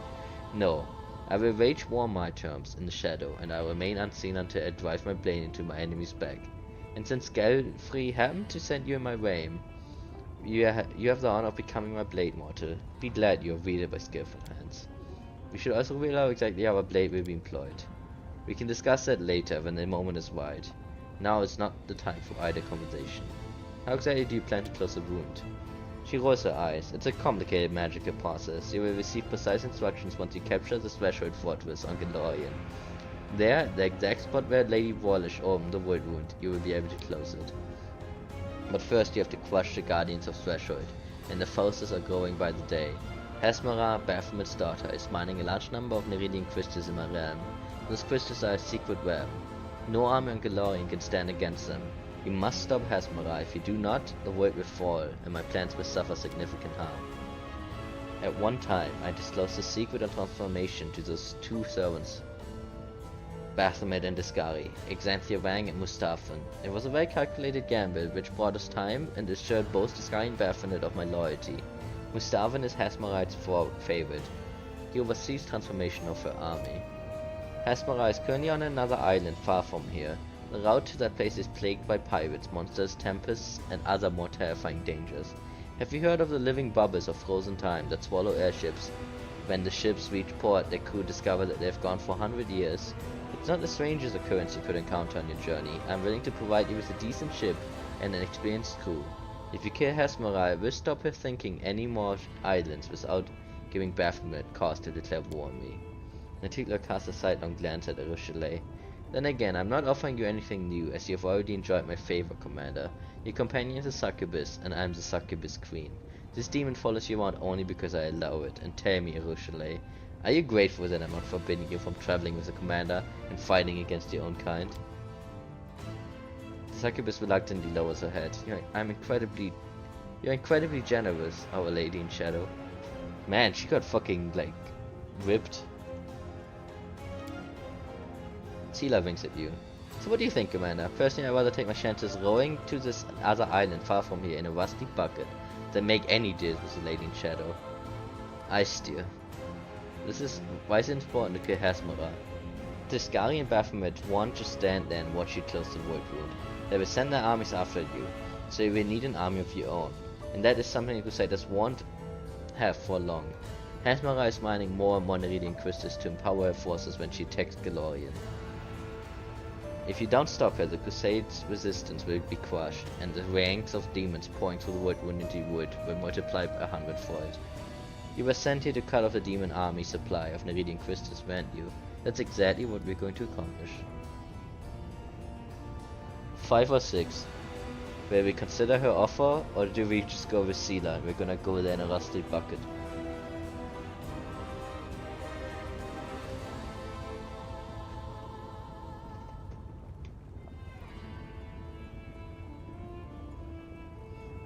Sela and Lan both told her no, so at least 2 of our party say no. Ulrich probably never says yes to any demon stuff. Which is weird considering he turns into a griffin, but whatever.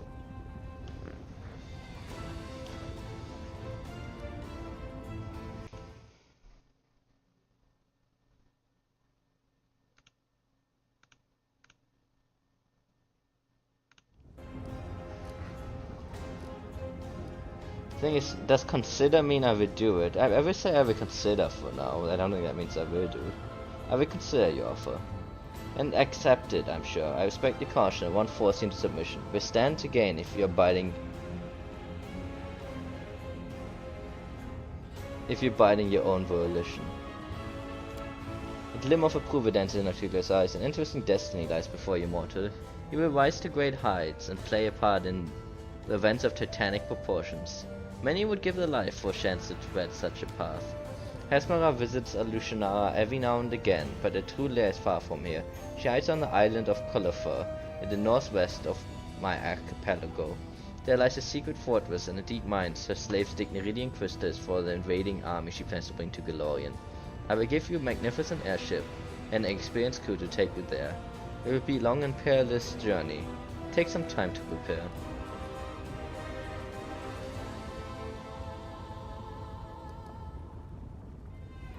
I want to know more about you. Recounting my whole story would take longer than a brief mortal's life allow. The list of demon lords I've slain is endless, as the number of islands under my rule. That's just the past. There's also my future. How to become a demon lord? Bear in mind that I've always been unique. Ever since I was born, I was the first succubus of the abyss, a perfect specimen of my race. I've been enjoying my youth, sharing it with my brother and lover, until the hungry gaze of the demon lord Nirhandri fell upon me. The greedy tyrant saw me as a jewel to be added to his treasure hoard. He tried to abduct me. I knew I had no chance of defeating a demon lord, but at the moment I was not thinking at all. I was fighting for my freedom. When it was over, Nirhandri was dead. I eviscerated him, and for many days afterwards, blood spewed from his open carcass. First his body turned to stone, and then his blood, which had been flowing like a stream, began to crystallize into massive purple glaciers. Now, do you see why they are called Nirhandri crystals? Perhaps they should be called Noctilian crystals, because as Nirhandri's blood crystallized, so did my understanding of my power. Soon after I began my campaign of conquest. I was cunning and swift, and the demon lords themselves trembled before me, knowing I could take their very lives. Only when all the abyss spoke my name with terror and reverence did I decide that I'd killed enough. I had a realm, I had power I no longer shared with my brother. I had servants, and most importantly I had safety. No one ever repeated old Nirhandri's mistake. No one has tried to take me as a slave. Are the midnight eyes really all corpses of demon lords? Yes, my realm is quite literally built on the bones of my slain enemies. Ironic, isn't it? How did you turn the dead demon into islands? No particular response was mocking smile. Surely you don't expect me to reveal my secrets, do you? There's no need for mortals to learn the weakness of demon lords. All I can say is that everything started with my desire for revenge. After I dealt with Nirhandri, I was furious at the thought of that vile, lecherous wretch just teleporting over to the Rift of Repose, where he could turn to stone and stay there to rot for the remainder of eternity. I wanted to trample his foul corpse, to keep his bloodied body within my sight forever. I yearned to display my glorious trophy to all the abyss. That's when my power first manifested. I studied my newfound ability and learned how to use them. Before long I possessed not just one island, but an entire archipelago. What do you plan to do next? Subdue all the abyss? Possibly. Perhaps I have something grander in mind. The abyss? Who cares about the abyss? Notik's full-throated laughter rings out like a challenge to the entire world. I have a question. From a sleeve, Nano produces a pencil and a piece of paper. Lady Noctilia, how many copulation partners have you had? I'm making a list for the encyclopedia and I believe you may make the top spot. Sela tries prodding Nino's side, but not before the question is asked. After a few moments, Noctilia peers into Nino's face, in yours, and then smiles with a slight curve in her lips. What matters to me is not the quantity but quality, and I'm well ahead of any denizen on the abyss in that regard. That's where we end the discussion. I wish to inform you of treason. Noctilia is quite amused. Is that so? Who have you decided to inform on, and more importantly, how did you learn the traitor and incredible with accusations?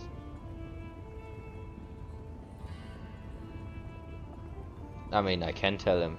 A friend of mine, a storyteller. I don't know if that's gonna have bad outcome, but I'm gonna do it because I want to, but I wonder if she has a response because she knows the storyteller. And I know that she knows the storyteller.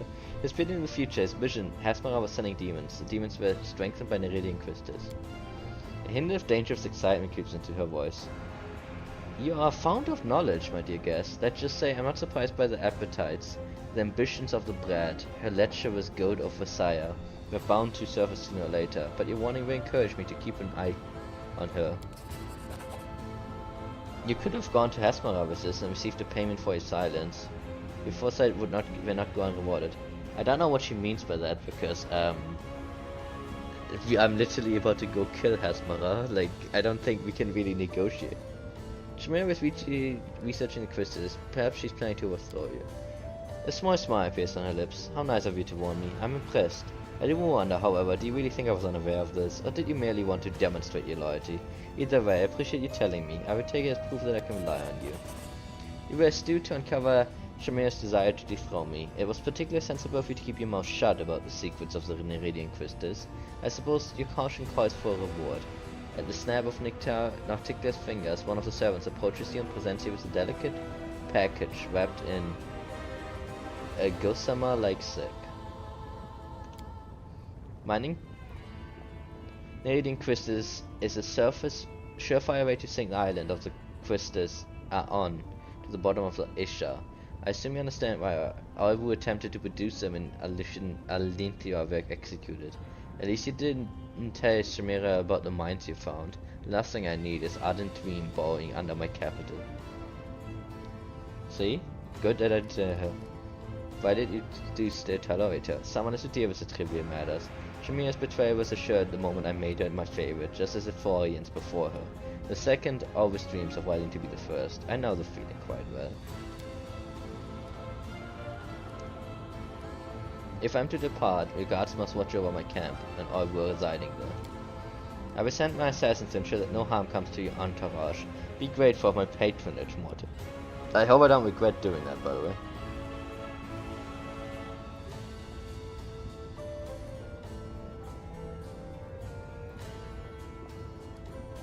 I hope she's not gonna like kill everyone later. I want to ask about the powerful denizens of the abyss. Interested in one of my servants, do we should take. I mean, the thing, my logic, she knows that I have the base edge. There's no way she doesn't. So, I mean, I didn't tell her anything that she didn't already know. So if she's gonna screw me later, then she would have screwed me either way. But you know, it's a video game, so who knows? Like, to me, I wasn't giving her any like astute information. Hopefully. Interested in one of my servants, do you wish to tell me something about your enemies? What is your relation to Rilo? She works for me. Isn't it obvious? Lady Wallace is very talented. She may be the most brilliant and capable mind to ever come from your plane. And the guy she used to betray one demon lord after another impressed me so much that I offered her a position of my advisor on matter of magic. Naturally, the esteemed Lord Goat and Lord Locust don't know about the betrayal of the faithful lackey Lady Wallace. I plan to keep it a secret for a while longer.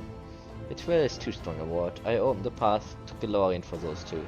I told them how to extract power from the crystals. That will suffice. Does it bother you that Arilu serves another master? Natikla smiles deviously. I'm not prone to jealousy. Let Discari think Wallace serves him still. His bug brain seems incapable of sensing betrayal. As for Baphomet, he, like any talented liar, is the most vulnerable when he's trying to deceive someone else. He's so pleased that he fooled Discari that he became blind to the treachery that was happening right under his snout. In truth, Lady Wallace, loyalty is mine alone. Loyalty is for fools. Shared interests, that is what rational minds rely on. That and fear. No one in their right mind would oppose a lady in shadow. How did Irelo become your servant? When the Void Wound was first opened, it only led to Discari's realm. But then there was another more powerful breach. The wound expanded, and its path now passed through my realm and Baphomet's as well. Before long, all sorts of interlopers had heard about the power contained within the crystals here, and the Midnight Isles were soon overrun with agents from my new neighbors. They flouted my embargo, burrowing greedily into my rocks, stealing my crystals. The main culprit was one Arela Wallace. She was the one who discovered the energies of the crystals. I had captured her and was about to carry out her agonizing execution when Lady Wallace offered me something I desired more than her death. She entered my service, and her main task since then has been to close the Void Wound. Once it is sealed, my realm will once again be cut off from Baphomet and Discari, and the slaves will no longer be able to infiltrate my island with such ease. Do you remember the elven archmage who used to serve you? He's still alive, we know each other. I don't know why I'm telling you this, but I'm just gonna do it because fuck you. Really? He was well past his youth when he was, even back then, and now, just how old is he? Can mortals even live that long? Well, apart from your mortal Aslanti, say hello to him on behalf of Lady of Shadow, and tell him that the one who replaced him has disappointed me immensely with incompetence. No matter how hard he tried, he could never live up to that magnificent elf. You know, you managed to surprise me. Every occurrence for someone who knows just about everything, with a bed of eyelashes and a tickler sense to your piercing gaze, one that feels like it's diving into the deepest corner of your soul. Are Baphomet and Discari your allies?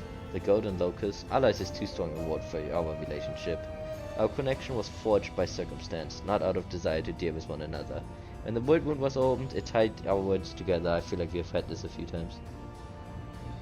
I did not join my armies with theirs, but I was forced into making peace with them, so as not to get bogged down in a tiring and distracting war. If I had the opportunity, I would have met them on my terms and expanded my territory at their expense. Latiklo indulges us with a thin smile. Unfortunately, that is not currently possible. By the way, one of them came to me with the offer of an atrocious alliance that involved conceiving little ones together. I am still contemplating the specifics of my refusal. It seems to be clear and unambiguous. Her ensuring laughter is deep and musical, almost enchanting. Who would she ship better with, the giant locust dude or a giant minotaur?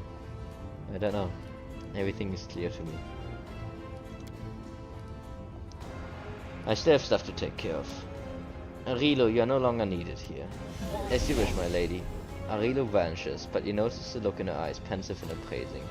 Antigua casts a piercing glance at the spot where Arilo was, but a moment ago, then stops with a commanding gesture. There's one more thing we must discuss. The Lexicon of Paradox, Lady Arilo's magical treatise that contains many secrets of the Void Wound. You and my servants, Lady Warlash, were talking about the Lexicon of Paradox. For many years it has remained split in half, harmless. But what was once divided can be made whole. Who knows what power the book could impart on its owner? What if they expand the Void Wound even further, or connect it to other planes? Not a chance. The Lexicon has caused more than enough trouble. You already possess the first half. Find the other one and bring them both to me. I will reward you handsomely. Giving the book into my keeping will also protect Galorian from suffering a second Void Wound disaster. The Lexicon of Paradox will be much safer under my watchful eye than in your travel bags. Wouldn't you agree? Why do you need the book?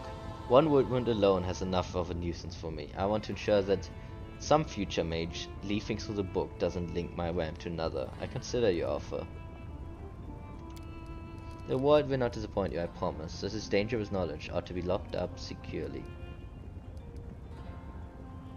So I can now have business to take her. You have taken my liking, I see. So, I have the book. First question, do I give her the book? Because I'm honestly heavily inclined to not give her the book, because I feel like that's not within the context of the game, but I think within the context of the universe, that's just gonna cause bad problems down the line. She did seem very power hungry. I can find a ship, so I can take her ship. I know there are 2 other people we met who can also ship you, though I don't know if that one dude is alive. So there was a dude in the bar, the guy who was cursed to always have everyone around them die. And then there was a pirate douchebag who was all like, I'm a pirate, bruh. So you can also take either of them. But considering we decided to walk with her, I might just take her ship. I took the guy from the bar last time, so.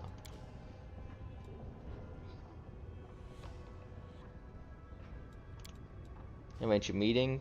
I don't know if I should do the meeting now. I don't know if we can still do it later, so. Why? I guess you can decide who I want to grab ship-wise. And I will grab Ember and get that done, because I don't know if I can still do it after doing this quest.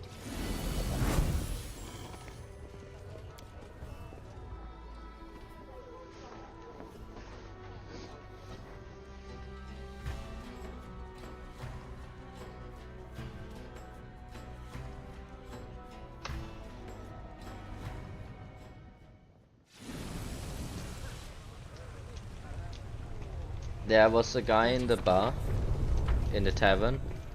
He is actually a kind of a good guy, but he was cursed because at some point he saved people from like the Death Lord's realm or whatever, so he has a curse that everyone around him is bound to die.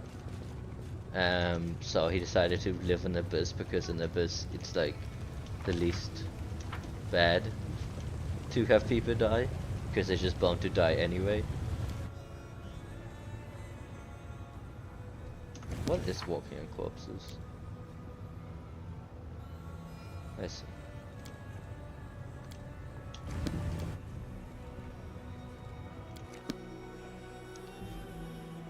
There was that guy, and the other guy was in the flesh market, which means I don't remember if the flesh market guy is still alive or not, because he might have been butchered with all other people.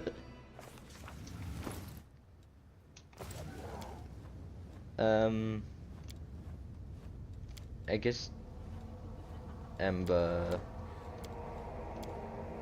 Yeah, let's take these guys.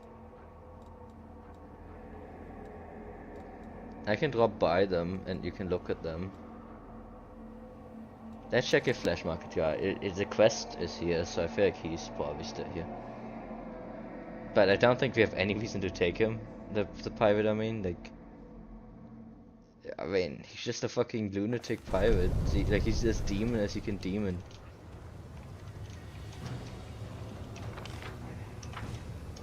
Actually, he does not seem to be here anymore. I think I killed him.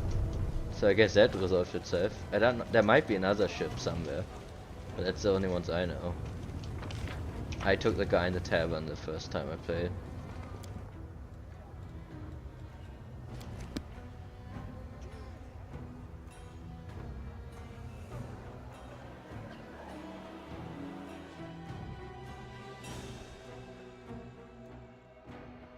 He was kind of. I don't know if he was a slaver. If he was a slaver, he's obviously dead. I know he had no problems with slavery, that's for sure, because he was hanging out in the slave market, being all about, I am evil, blah. So. Let's move.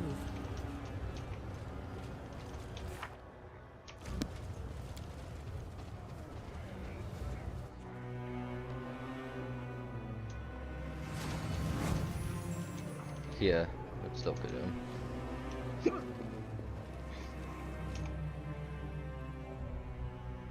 Oh yeah, this guy's still here too. Alright, I don't think I talked to this guy because I was gonna bring the cringe mage. Yeah, hello, my name is Jescott. I'm a wandering bard, researcher and scientist. I study both natural and unnatural. How can I be of assistance? You don't look like a fellow scientist. You may think you're a great researcher, but your lack of organization suggests that you're nothing more than an amateur. However, I appreciate your choice of research subjects and your methods of gathering data. I've never thought of inviting a demon out on a date. I have to try that. Who are you? What do you mean, Wu? I've just told you. Perhaps I'm speaking too quietly. Just a moment. He puts a gloved puppet dragon on his hand and ventricalizes in a deep booming voice. Jackpot, wandering bard. I'm famous on 3 planes and banned on 4. You want an autograph? Get in line. Why do you have a dragon puppet? Ah, this? The young man holds his rudely soon glove puppet. The dragon glares at you with its spartan eyes. It's for my performances, and for everyday use too. It's always useful to have a dragon in your pocket. Hey, he's right, you know. Dragons do make everything better. Amazing. This game never fails to make me happy. What are you writing? Oh, I'm compiling my notes into a book. It will cause a sensation once it's published. I've been on many horrible dates, but horrible dates make great stories. The young man shakes his notebook triumphantly. I've documented all here. I've dated all kinds of demons, from Cannibalus to Dredges to Glaberus to Balos. I'm publishing a complete guide to dating in the abyss. Just you wait. My book will be subject of conversation in every plane. Dates with demons. Don't get the wrong idea. I didn't do this because I'm desperate for dating partners. I've been conducting research for my books. Can I look through your notes? Of course. Good luck trying to read my handwriting, though. Jacquard hands you the notebook. He holds up his gloved puppet dragon and ventricalizes in deep voice. Rejoice, puny mortal. You are about to read the first draft of my future interplanetary bestseller. It isn't easy to decipher the bard's handwriting, but you quickly realize that his notes are long, rambling discourses about all sorts of strange topics, from advice on how to take an archiblandu to an art exhibition, to practical suggestions for properly rubbing a Vaviaka's snout. He also recommends that you take Brimworks to restaurants with spicy cuisines and Omnoxus to mud spa resorts. It's certainly an unusual collection of romantic hints and tips. So what do you think? Brilliant, right? There's only one problem. I'm not very good at titles. A complete guide to dating in the abyss, that sounds too boring. An excellent guide, that's not it either. Oh, I just can't come up with anything. Do you have an idea?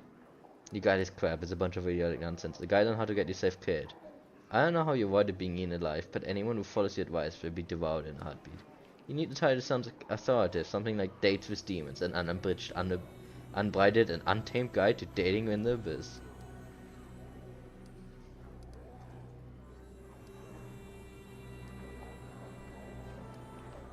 Let's go with the first one, I think. Oh, the young man is clearly impressed. He writes down the idea in his notebook. That's perfect. With a title like that, my book will sell like hotcake. Thank you. But I must reward you for your help. What can I give you? Oh, I got an idea. Jackpot rummaged through the contents of his bag, and then he pulls out a multicolored shirt. I don't wear things like this anymore. I've recently changed my style. But it's enchanted with some helpful spells. Take it. It might be useful. And after my book is published, feel free to come back for an autograph. The bard smiles at you and returns to his book. We got a shirt. This shirt increases the wearer's base speed by 10. In addition, whenever the wearer travels 50 feet or more in a round, they are affected by greater invisibility for 1 second. For 1 round.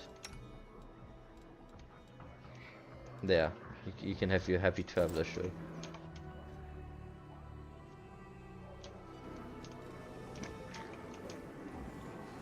Now, where was my dude?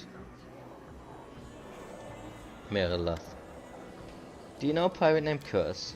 Every aeronaut in the Midnight Isles knows that bloodthirsty enemy. He's an ignoble and filthy scoundrel. We usually at each other's throat unite to hunt down the degenerates like him and hang them from a yard hum. Folks like him don't belong on a ship's deck. The right place for them is behind bars or a noose around the neck. I need to go for. Can you take me? Aren't you worried about the curse hanging over me? You want to take me on a long and dangerous expedition. You're either very brave or careless, so it doesn't really matter which. We are quite capable of reaching the destination, no matter how long the dangerous route might be. Starcatcher III never wavers in face of challenge. I sincerely hope you have chosen the best companions to go with you, because you won't be able to carry more than 6 people, and you should take care with your gear. On a long expedition, you can only count on the things you've brought with you. 450,000 gold coins. I can take you to the island. I need to get everything ready. Also, just I wanna check because you asked me. Trust me, you won't like what you see.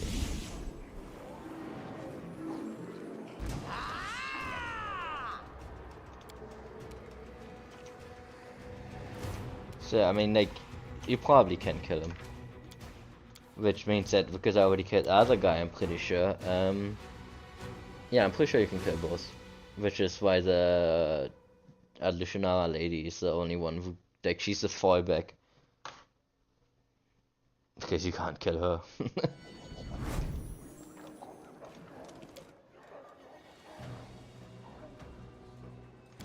So I'm gonna do the Ember thing, and then we have to decide, do we take Alushanara's ship, or do we take his ship? Whose spaceship are we taking?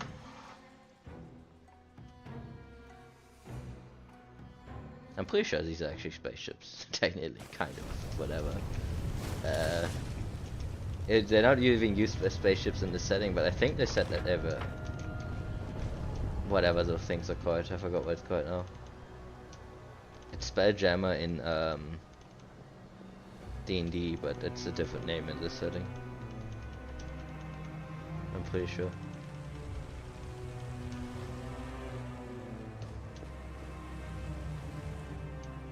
So it's just an airship, I guess, but it's weird. The lore gets weird when you go into dimensional.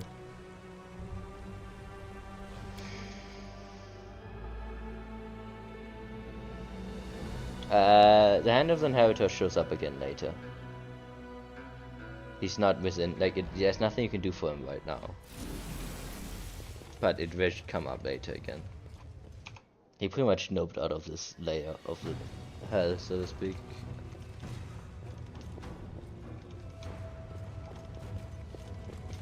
It's kind of weird, this floor, you can't have markers on the floor for them. Like, you see that, my movement markers? They're weird.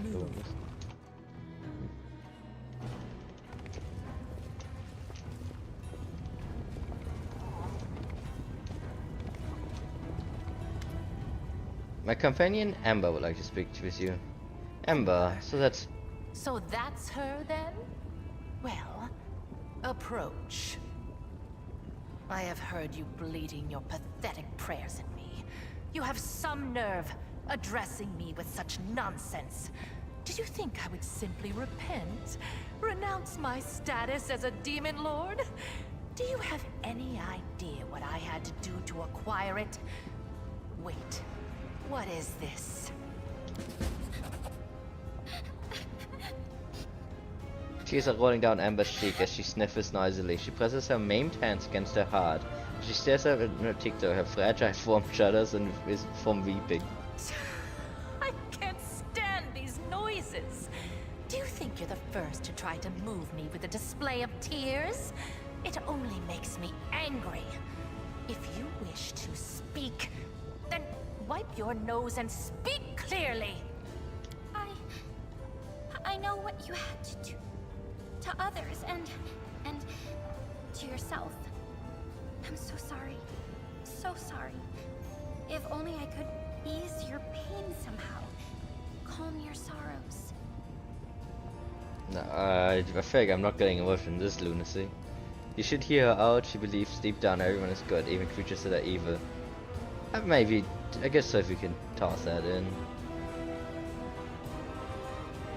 I don't know what nature is and don't care a whit about cosmic good and evil. They are but labels thought up by philosophers. I know what power is. Pleasure. Desire. All this childish babble merely amuses me. Nothing more. So, where were we? My pain? My sorrows? What nonsense are you talking? Don't tell me you pity me. I'm so sorry. You're the most miserable soul I've ever seen. I've seen people burned alive. People being devoured by monsters. People burying their children. They were in pain. So much pain. But I've never seen anyone in as much pain as you. What is this sacred drivel? What do you even know of me, Nat? I've seen your city.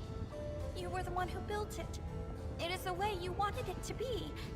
It holds all of your dreams, all of your heart, and everyone in this city is suffering. Everywhere, all the time, every minute. All who live here are hurting and scared. If these are its citizens, how miserable must its ruler feel?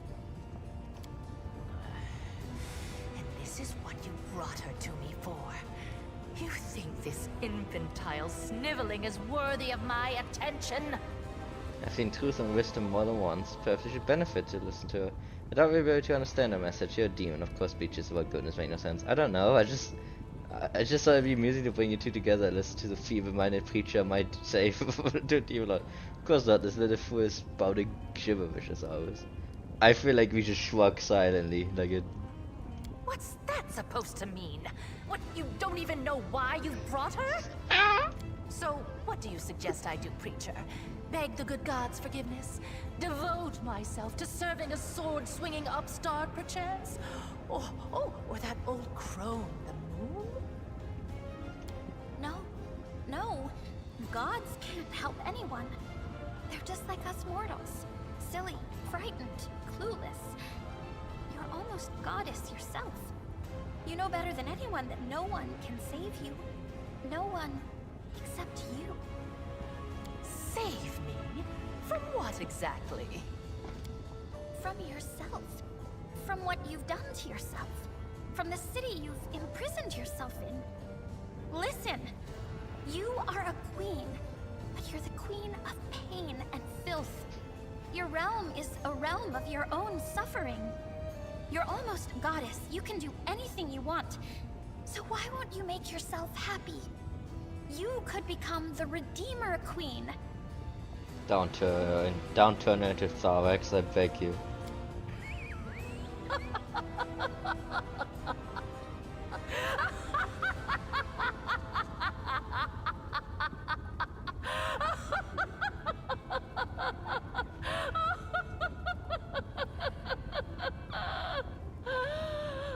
Oh, the Redeemer Queen! That's new.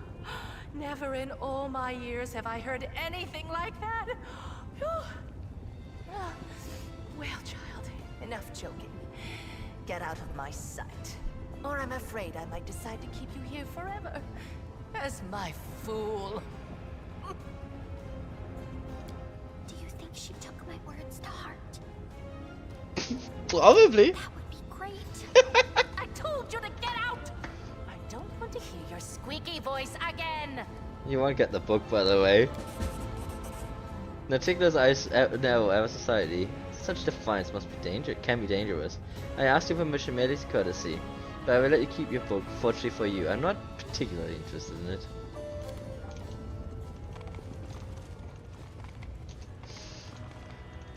Just give a fucking thumbs up from the back row. You got it. Got him.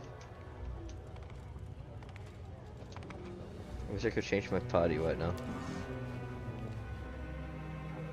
But instead I have to run all the way back to the portal. So which boat are we taking? You can tell me while I run back and just warp my people. Because I don't actually use Amber in this playthrough. She was a mainstay in Marvel.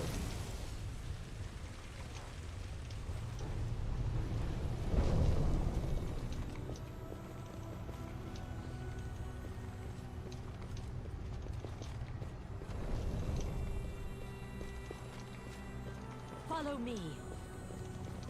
Kept the Lexicon. I can also use it, by the way, but I don't know what will happen.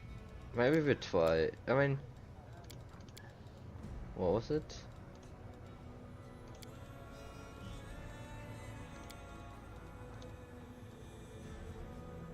I hope nothing bad happens if I use it, but I'm using it. I hope it doesn't disappear. I mean, it's a book. What does using it mean? The letters written by the hand of Rila Wallace appear to have a life all of their own. A moment's inattention and they begin to disperse, changing shape and moving toward the edge, as though they're planning to leap off. The commander lays the second part of the lexicon next to the first. And the moment letter becomes more illegible. The lines both parts now seem to draw to each other, straining to unite. Focus on the text. So with attention, focus on the couple of what that seem to have only just swapped places. So words freeze as though they never moved at all. But out of the corner of the eyes, the commander sees several words on the other side of the page begin to discrete game of leapfrog. Join the two halves. So if you begin to bring the two halves together, but nothing happens, no magic sparks, extraordinary transformation, the hexagon remains in two ripped halves. All that happens is the lines of the text begin to move before our eyes. The letters are in two halves. Strive to merge into words, but they cannot. Try to compare the two halves. As soon as the commander's thoughts turn to lexicons' hidden meaning, the words begin to move faster before their eyes. The frantic motion of the words bring to mind a vast nest that had just been kicked. The words arrange themselves into sentences, the phrases begin to make sense, but it's a trap, a snare that will force the uninformed reader to set the book aside. A lexicon fights back against commander effort, as if issuing a challenge. Can Sophie unravel the secrets? These are all me checks, I think. The only good one I'm good at here is focus on description and the anatomy of mythical creatures. The letters have completely intermingled before commander's eyes. With heavy sight, Sophie forces the book aside. Lexicon is wanders around, and yet the commander senses that a chosen method decoding lexicon using a power is far from optimal. It's if Arelo's book is still missing a page, the key that will gather up the swarm of letters, lays them out in intelligible phrases, and reveals the simplest path to understanding the truth. Can I then not use it again, I presume?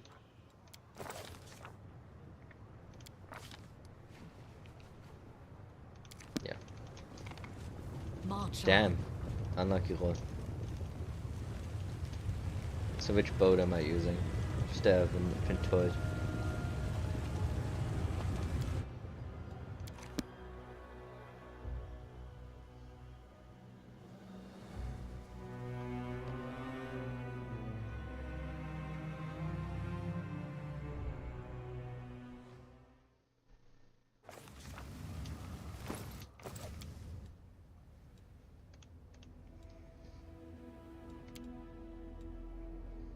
There's a lot of...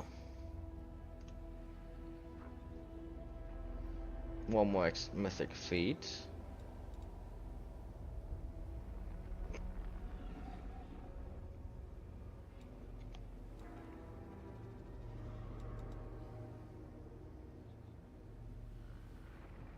Or her boat from the leader, because right, she was like, oh, we are pretty much have the same objective. She offered me a boat of her best boat to send me over to kill Hesmera, the succubus queen. That's pretty much the two options. Normally we have three, but the other dude is dead.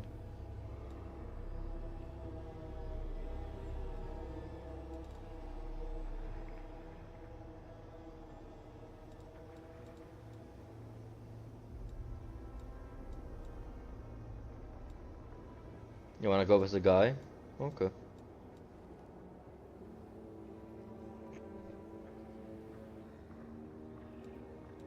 I think out of these we go dodge mythic.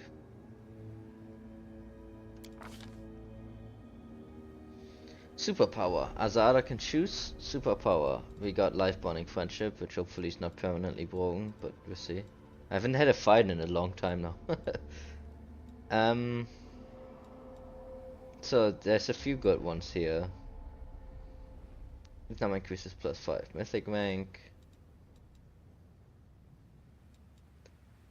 The might one whenever hits with a charge attack.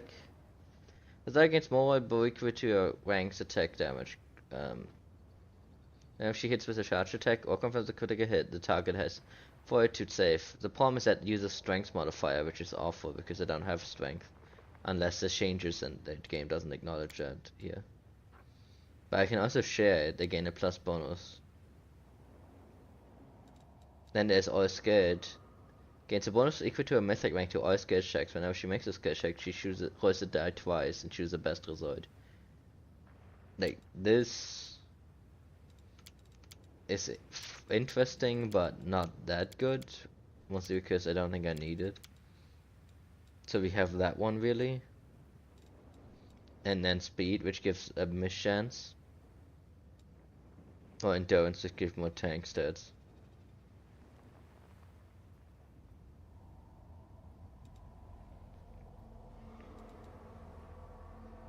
I've retry the might thing, because even in worst case scenario, I can still give the bonus to everyone else. I think that's fine. That was Incredible Might, which is a superpower unlock. We get one more spell, which won't matter at all. We're not using any of these, really.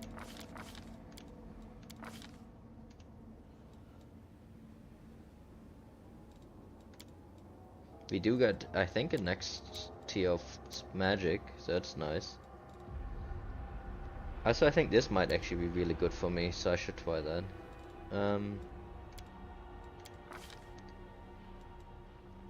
I would get a double bonus on every roll.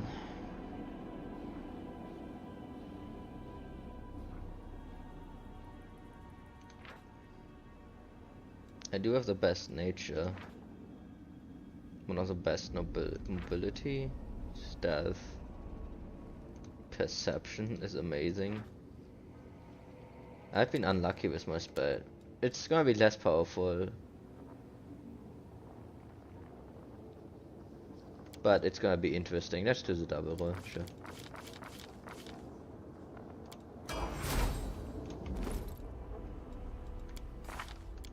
She's now very scared. Now 50 perception. Hilarious. I guess I can't test it in here. Actually, wait, I can test it in here. Does this work? Well, I don't have the magic yet. Okay. We did get some new unique spells. Chaotic Healing. Azada channels a positive energy that cures all allies within 30 feet. Points of damage. Grants them randomly one effect. Trio ending poem. Optimistic smile. Believe in yourself. Deadly Beauty. Azada covers herself in flowers with tiny bees. She gets damage reduction. Any creature that makes a successful melee attack takes 1d6 plus her caster level piercing damage. Azada grants one companion immunity to prone condition, immunity to combat maneuvers for rounds number. If caster level was critically hit, the also effect was the effect of blink for the thing. Okay. Azada creates a waterfall that affects the creature, suffers 10d damage, 1d10 damage, I mean, per 4 caster level is knocked, fortitude save or be knocked down. None of these are super great for me. Finding enough out of them probably the Deadly Beauty, but yeah. We will go with the guy then. I'm gonna grab you. What am I missing? Oh, Chalet.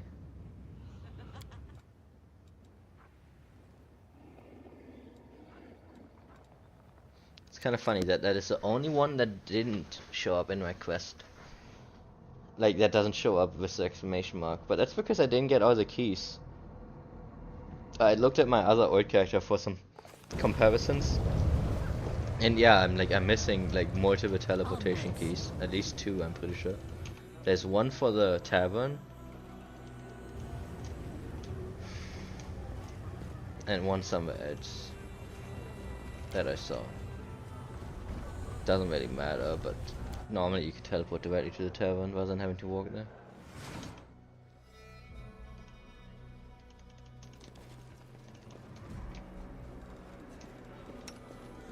I hope this counts as resting because we're gonna be traveling for a while, which is why I'm not gonna bother resting before that point.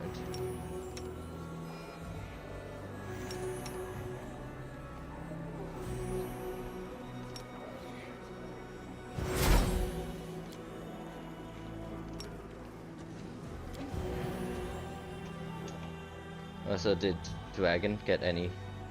Wait, Dragon did get big. Look at Durgan.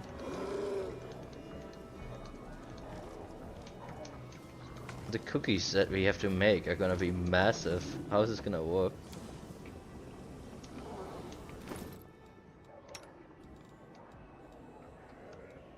$31 strength now.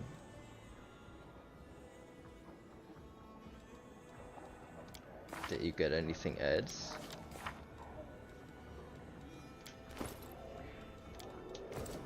This is bigger, right? I mean, yeah, I'm pretty sure this is bigger. Aquinas banner. She's now level 25 dragon. Just totally cheating, by the way, but whatever. Proof critical, hammer the gap. I don't know if she got anything I haven't really seen before.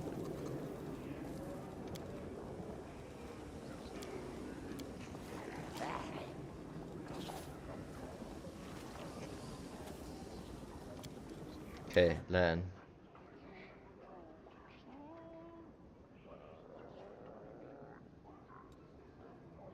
Yeah, I mean, honestly, I feel like she was generalizing because there seem to be a lot of demons that seem pretty okay in this city.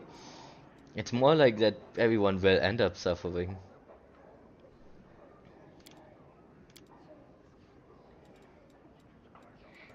Probably just deadly aim. I mean, more damage on bow is good.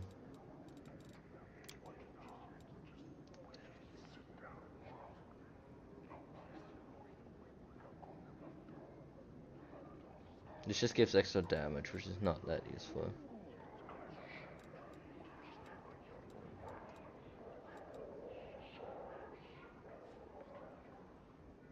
The +1 to hit.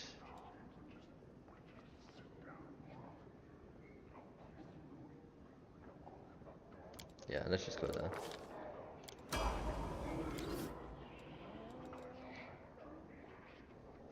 Let's see, what do you need?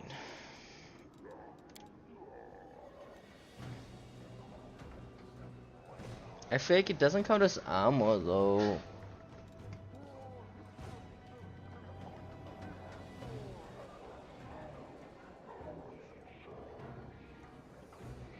You gain an equal armor bonus to AC equal to half the armor's AC. Medium armor no longer reduces your speed. Like, the thing is, once he's transformed, I'm pretty sure it doesn't count as armor. Rhetoric attacks would be quite good for him, probably. Weapon specialization, claw. Weapon focus, claw. Okay, I think that's what I actually want. For context, can you transform? You know how I ended up here, but here I am. Be a griff.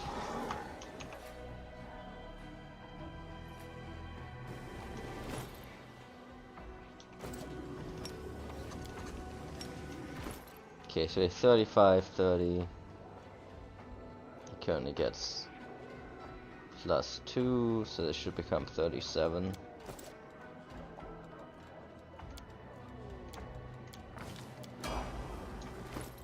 Yeah, that's probably the best I can do. Sealer, armor focus, heavy armor. That's, if I remember, they actually added these later with an update because armor is awful in this game. It's kind of weird.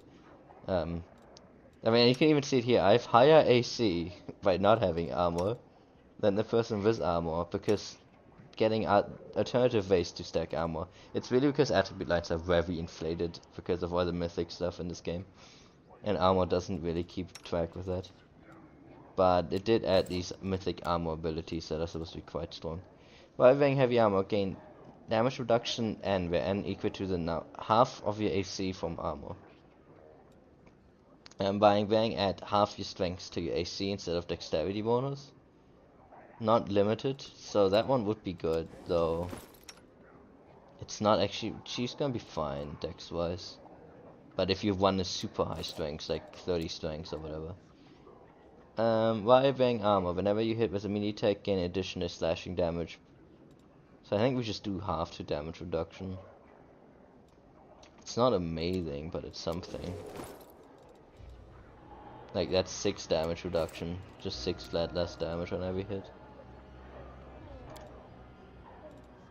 The strength one is by far considered to be the best, I'm pretty sure, but I just don't stat her that way.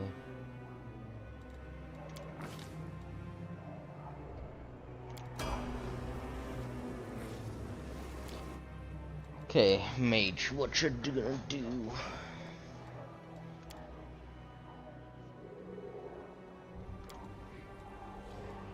Flawless attacks, sorcerer's reflexes. You can first spell after initiative as a swift action if that spell is either first or 2 levels lower than maximum level is the spell you can cast. The thing is, it's a swift action, so it's not a free action, and I'm already mass casting swift. What I actually want is I already have School Mastery, don't I? I do not. But there was something else I wanted. Was that a... Okay, so that's a mythic ability? Yes. I might grab mythic ability, even though normally feats are much better. But if I grab mythic ability and I can do the quicken, persistent. Let me look at her magic for me.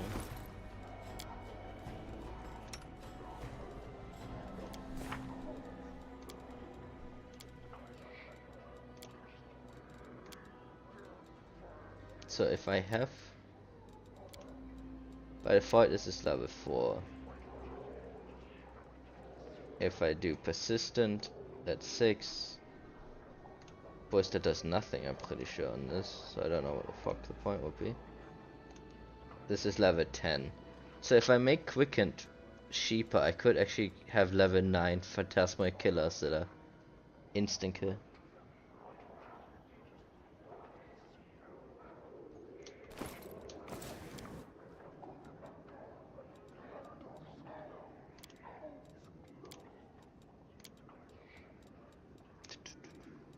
What did I grab? I thought I already grabbed one, but I guess I'd never.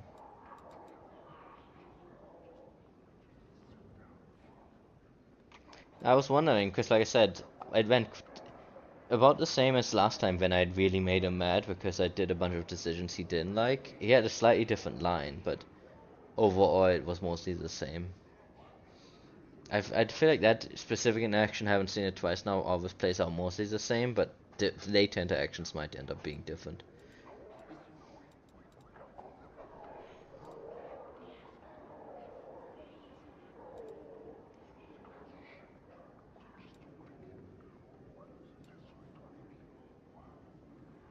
So I think I take persistent and make it easier.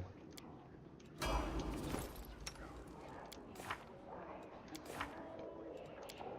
wonder if that's gonna mess with all my spells.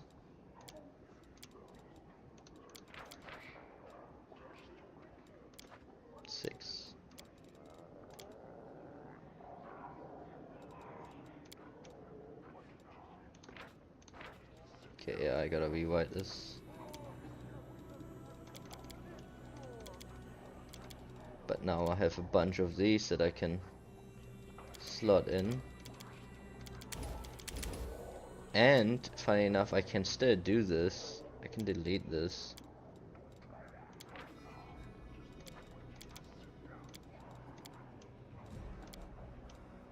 And heighten this.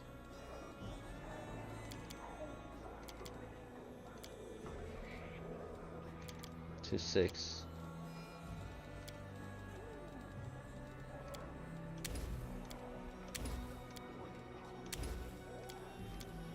Can even heighten it to this.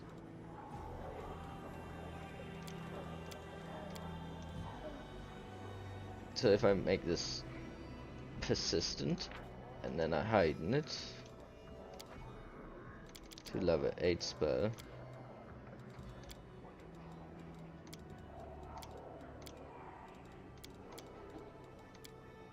Now the difficulty save is 37. It's not that much higher, but it is an improvement.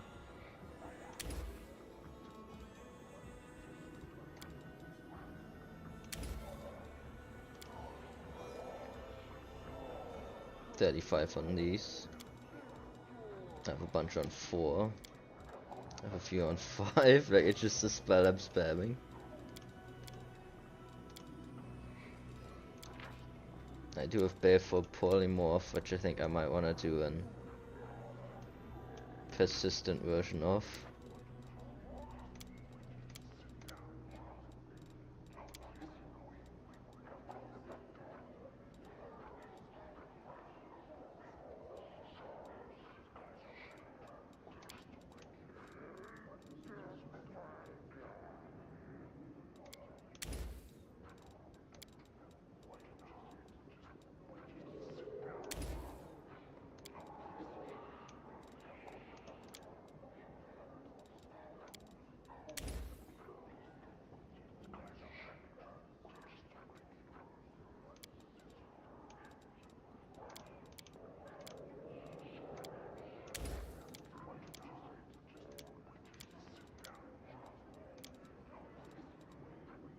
Heightened boosted quickens.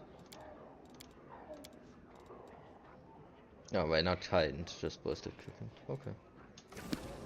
Not sure if that's the best decision, but it works out. Straightforward. What do you need? Ignore the negative 2 penalty on attack rolls. I'm just gonna grab that probably.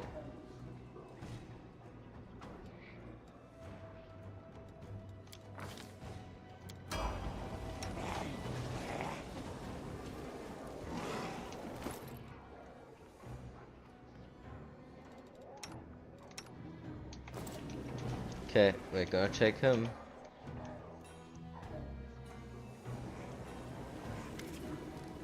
I need to go.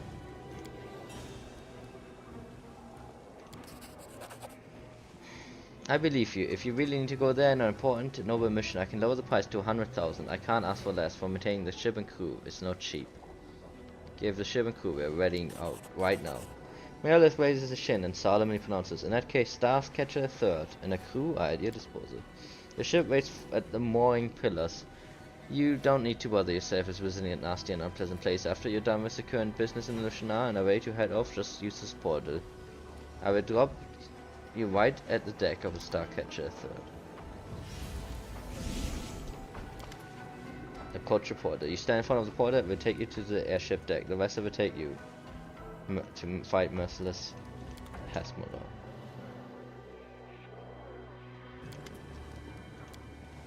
It's a long and dangerous journey, and there's no turning back. You're only able to rely on yourself and your companions. Before departing on this dangerous mission, you'll be wise to shake your equipment and meticulously complete all unfinished business, because opportunity to come back here may never appear again.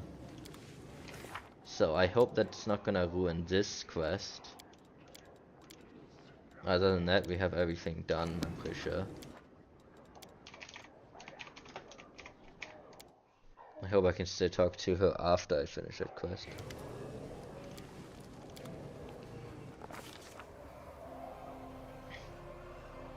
I will say this game is, I mean, it's generally just super ambitious, but it's even ambitious with trying to add in these like storybook sections, having the ship section now. I mean, it's all in storybook, but it tries a lot of stuff. The route marked on the map connects Alurinthia and Calufia with a black line.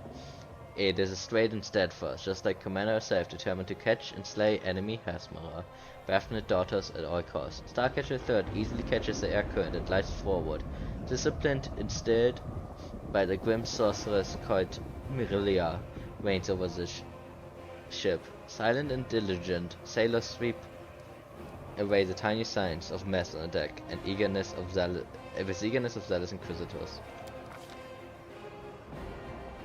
The voyage is only just on our way, but the commander and her crew are already facing the first challenge. Having spotted a lone ship, a flock of harpies rise from the coastal rocks. Armed with hooked talons and carnivorous grins, they rush upwards, squawking eerie, harmonious, and enchanting songs for the air. The gaze of the sailors go blank as they cast away their lines and walk unsteadily toward the ship's broadside to step into the void, where the sweet-voiced songsters are waiting for them. Azada Mythic Path. Greet the harpies with a song of their own form. of her own, a true hymn of freedom and praise for the tempestuous winds. The harpies react with yearning and awe at the commander's magnificent vocal harmony. The malicious magic dissipates, but the winged man-eating predators allow the follow the ship for a while, admiring the commander's voice and singing paeans in her honor.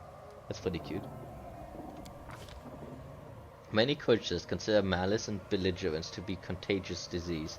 In the abyss, one particular place transmits such a quarrel in the air like noxious miasma. The place is Ma Island.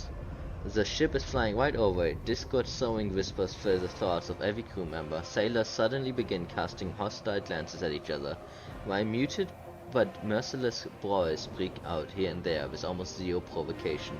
Such is the aura of the island, the heart of malice and disorder, a cauldron of affliction known as strife.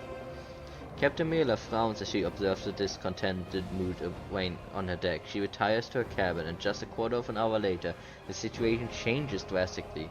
A strange, eerie apathy falls over the ship's crew. The sailors look at each other with blank eyes, unable to comprehend why they were ready to lunge at each other's throat just a moment ago. The uncanny apathy fades right away after Mihanda disappears from the horizon, and only then does Mialian return to the deck, looking wan and exhausted. He shoots to Captain Miranda and the ship to travel to the Isle. The choice of the captain and the ship may have profound effects on the course of the journey. Continue. A hurricane of enormous proportion rages toward the ship, threatening to crush the boat like an eggshell. A whirlwind rips a gaping sailor from the tackles and tears him apart in mid-air. The winds catch the ship and draw it into deadly dance. The elemental embrace lasts for hours, days, maybe months, within the stormy darkness and chaos of crashing salty waves. Mere moments seem like an eternity. It feels as if the wild winds have subdued even time itself, twisting into a bizarre spiral. The commander can barely make out the dark shape of the island called Elir below, offering a chance that the ship might seek refuge there. But what dangers might await the vessel on land? Would it be smarter to make a valiant attempt to drive the ship through the raging elements? Order a landing on Elir, or order the ship to stay course despite the hurricane? Which of the two should we choose? You have a point, maybe we should land. So if we I feel like you just made the choice for me with that one line. Order a landing on Elir. Fleeing from the storm that shreds the skies like hog whipping into head ridges, the ship descends into the dense undergrowth of Elir. Will this decision lead to salvation or damnation? Only time will tell. As a rule, death is associated with cold and desolated places that look entirely unlike the dense forest that Elir. But one should not forget that in the abyss, a life means dangerous. After a night, a day, and yet another night, the hurricane finally blows itself southwards of Elir. The sky is clear, and the masts no longer shudder from the wind onslaught. Upon emerging from the hiding place, the sailors report an unpleasant surprise that the hull is tightly ensnared by vines and tree roots, which seem to have discovered and captured their prey with incredible elasticity. A quick head count reveals that several sailors have gone missing while standing watch on deck. Most probably fell prey to the near-sentient predatory plants that made Elir notorious. I feel like we heard about this place in that one story. Right, I got nature. Try to think of a way to scare off the predatory plants. The commander orders the crew to weaponize the ship's barrel of tar. A chemical substance is sticky and vicious, brewed to protect the ship soil from moist, corrosive winds spraying up from Isha. Using it for a different purpose, the crew pours liquid overboard in generous amount, covering the twisting vines in oily film. The vines twitch as if scared with boiling water and hastily creep back into the jungle. The sailors break the ship free from the remnants of the root that entangle it, and do their best to get away from the island as quickly as possible. The outbreak of an epidemic in the close quarters of an airship is a calamity that can easily turn any vessel into flying mortuary, grimly cruising the air streams. Unsurprisingly, the crew is horrified when they notice the first signs of disease spreading on board. In the morning, many sailors find themselves unable to rise to their feet. The afflicted are raked by merciless fever, and several of the most weakened of the journey have already stopped breathing. Neither a spell nor mundane curses seem to help. If I have an angel, I can do something. If I can do lich. Nature again. Establish a field hospital. Throw a white drinking party to boost the morale. Order the crew to throw the sick overboard. Well, we gotta establish a field hospital. In the hospital, the sick sailors make healing potions and soothe their fever with cooling compress. They slowly respond to the treatment. The most critical stage of the epidemic is over, so the expedition continues.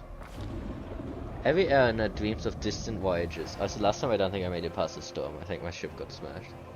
Every airliner dreams of distant voyages, gazing upon wonders and collecting a bounty after arriving at a destined port.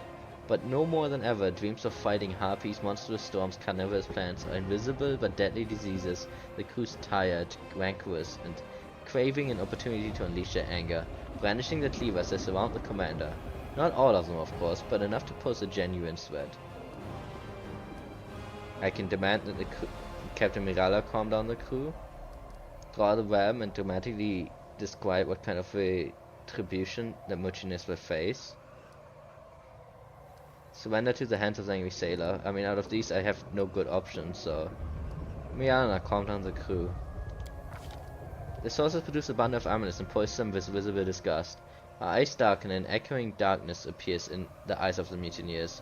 Moving like mechanical doors, they return to their line and get back to work, but the leader and main instigator staggers to the ship's side and steps off into the void. A second before he hits the water, his trance breaks. With a desperate scream, he tries to spread his wings, but it's too late. Milano tears off the elements and the amulets disappears into the carbon. She emerges several hours later, her face pale and her eyes red and puffy. Woof! I wish I could have done anything, but all those skills I was terrible at. Kofia is inside, however, this is not the end of the expedition, nor for the commander. After all, journeys end in a safe port where the fortunate survivors may heal their wounds, quenching their thirst and drink away their loot. Kofia promises nothing of the sort. Its grim rock, gloomy cave, and the horrible creatures lurking within. One such creature notices the ship and takes flight. The beast is an umbre dragon, its scarlet eyes sparkling capriciously. It jaws open hungrily at the airship. It seems too convenient snack for a monster. I got perception. I got 50 perception. Try to land the ship as quickly as possible. Oh wait. 50 perception. In the darkness among sharp rocks that pose a mortal threat to any landing ship, Commander notices a crevice with a relatively flat surface. In an impressive feat of courage and skill, she lands the ship right inside the crevice. The skilled monster prodigious size proves a disadvantage in this pursuit. It cannot squeeze its body inside after the vessel. Screeching in disappointment, it rears around and departs in search for easier prey. The airship finally makes contact with the stony ground of an island. With obvious relief, the sailor hasten to tie the ship to the stone stalagmites, so that a vicious wind does not hurl it back to the air. The night goes silent again, deadly silent, and it's unlikely that no one in Kofia has noticed the arrival of the commander and the crew. The expedition is over, but the tribulations that fate has in store for Commander are far from. Somewhere among these rocks is Baphomet's daughter. She's gathering an army that will try to conquer Galorian. Hey, that's different from how it went last time for me. In fact, this might be very different, if I can confirm in a second. That was tough though, there were a lot of skill checks. Yeah, this is quite decently different from how it was for me last time. We arrived, as promised. Starcatcher III has arrived safely in destination. I pronounce this expedition complete. Relieve you of your position as captain and wish you good luck on your position. I want my money back. What are you going to do now? I give the crew a few minutes to stretch their legs before we depart from Kulfir. The local atmosphere doesn't strike me particularly hospitable. An scaly monster almost ate us. May not be the only one around. I could use help with my mission. I try to avoid taking the life of others unless I absolutely must, and I do everything I can to avoid the kind of situation where violence becomes unavoidable. I apologize, but that's why I won't be following you, nor will I be letting anyone from my crew join you. Thank you for your service, farewells to you. I'm sincerely happy that my crew fate hasn't claimed your life, and as it has with so many. You must be special. Yes, and I'm pretty sure mine ended in the storm section. So what the fuck is with Ulbrich? Okay, I was like, why are the ropes coming out of Ulbrich? Like, what the fuck was that? But I fed the storm thing, and we smashed into the ocean, and my dudes got like, I'll make my own. became flotsam in the ocean, and at some point they washed up on the island, which I mean is quite crazy distance, but I guess the game has to not just magically end. But yeah, and then you get taken prisoner, and you wake up in a cell. And that's how I started last time. I mostly remember it because the very annoying part is all of your equipment gets unequipped. Like you break out of the cell and then you get the equipment, but you have to re-equip your people from scratch. And that took like an hour to do. It was insane. I hate when games do that shit, honestly.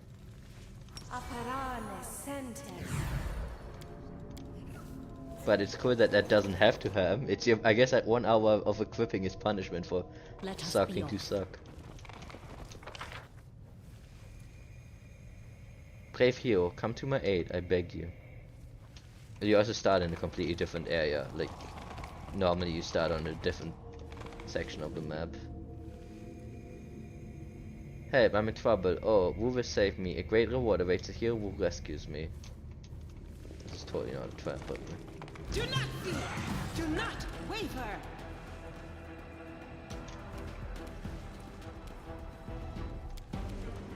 I will resist!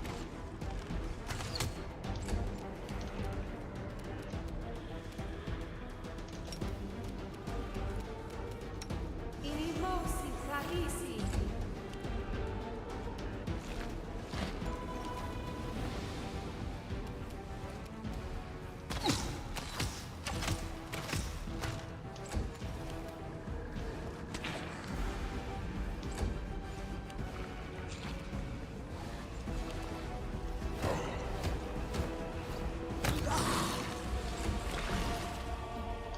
Are you guys immune to death?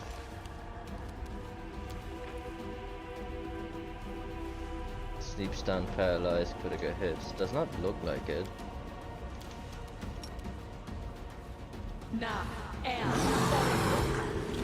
Somehow these things can have heart attacks.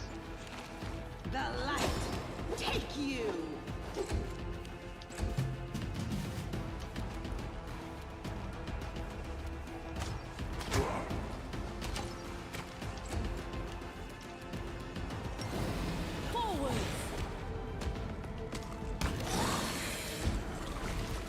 I just want to note that Sophie's biting these things because that's not good. It's not healthy. You should not bite this enemy.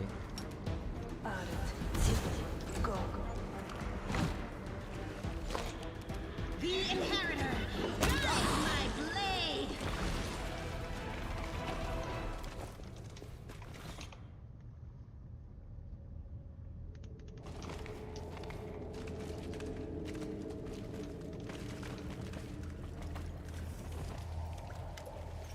The thing in front of you bears a passing resemblance to an articular. Even a blind person could not mistake the creature for the lady in shadow.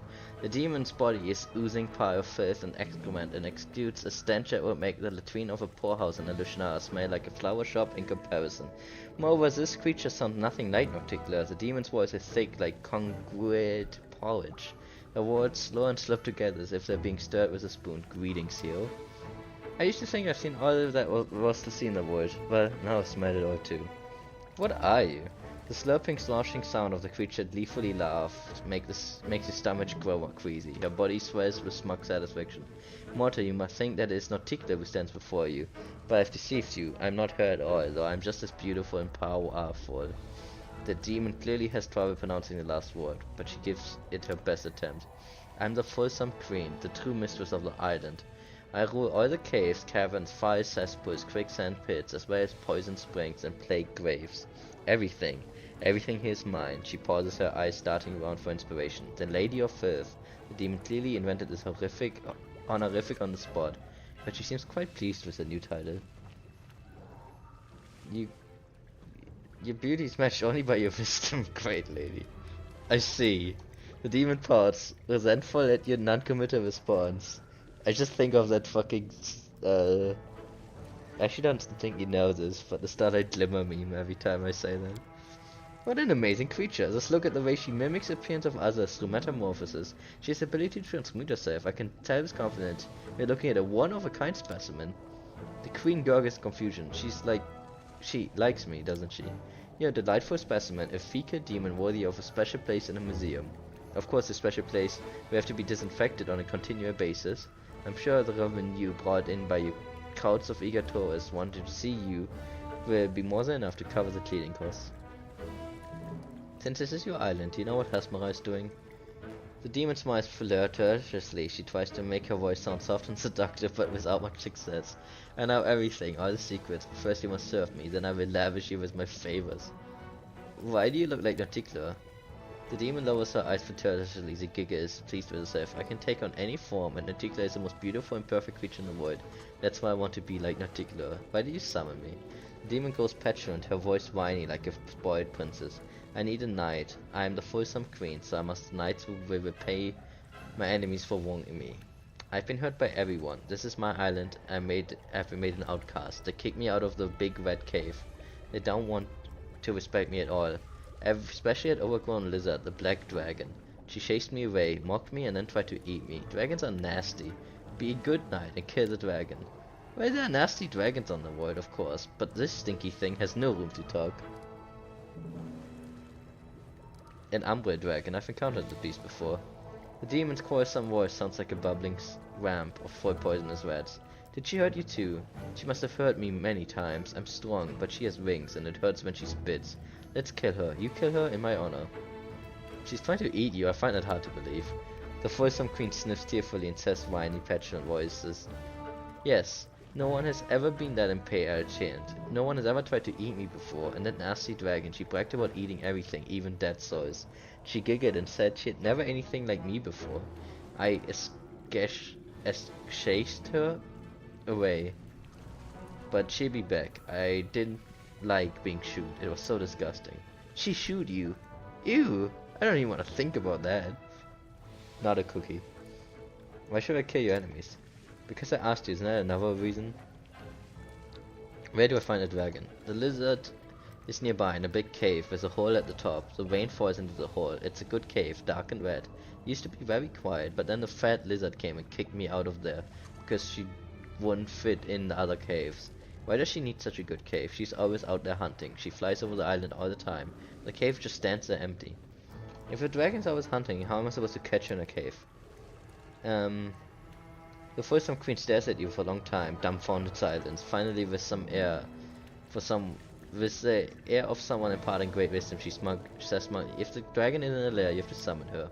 Dragons love their treasure. Everyone knows that. If you touch a treasure, the dragon will hurry back in a blink of an eye to protect her property. But the things scattered around the cave, the bright stick with bird on top, the sparkly dress, the round coin, and even the pretty little crown. The demon's voice goes wistful. Wistful, and there's a faraway look in her eye. They're all just silly rocks that have been wrapped in illusion. And the real treasure looks like boring rocks. Look closely and you will see I'm right. I know this because I snuck in there and wanted to see, because my gaze pierced through the silly spell. Very well, I will deal with the monster. I see that you are brave. Kill the monster and I will reward you terribly generously. It's time to make the abyss a little bit less filthy. The fulsome queen tries to look regal and impressive, but without much success. She dismisses you with an awkward wave of her hand, disturbing the swarm of flies that hover around her loathsome form. They scatter in all directions with low buzzing sounds.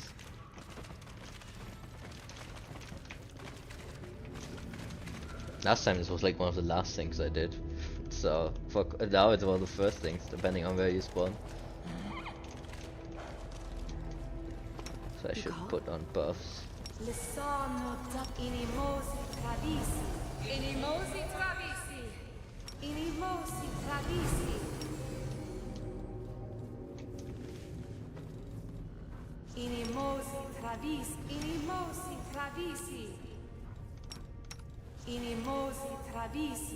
I have 3 of these now.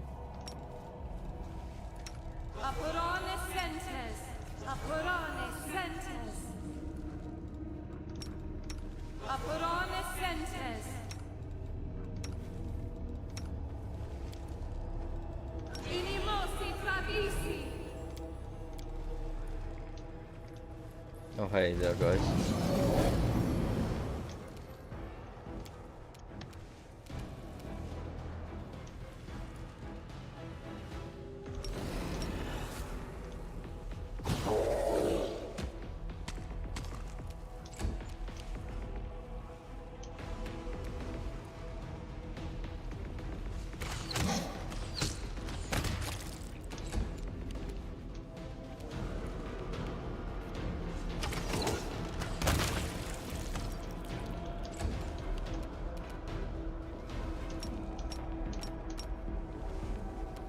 How strong is your breath?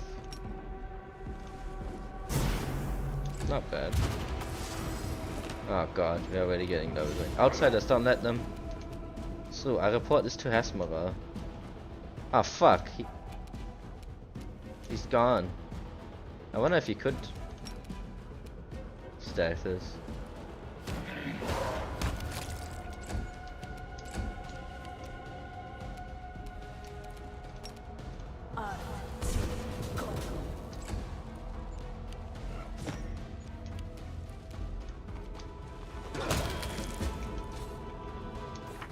Head-on attack must have raised the alarm.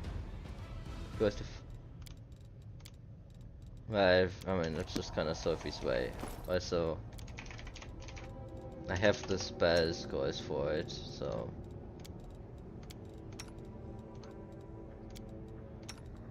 just gonna cast these now.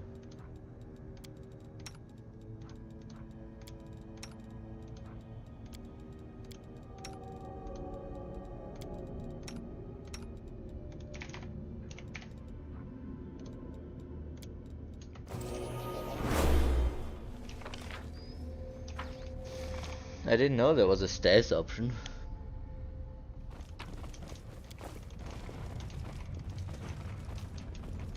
Let's move.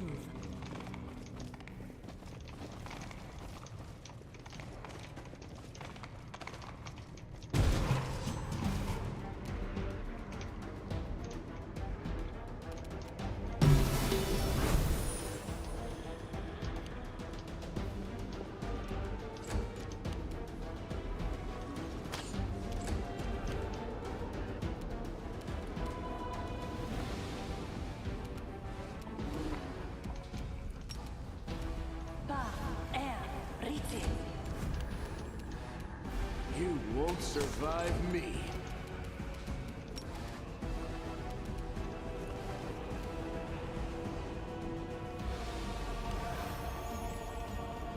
Oh hey, you got the invisibility. Because of the happy traveler shirt.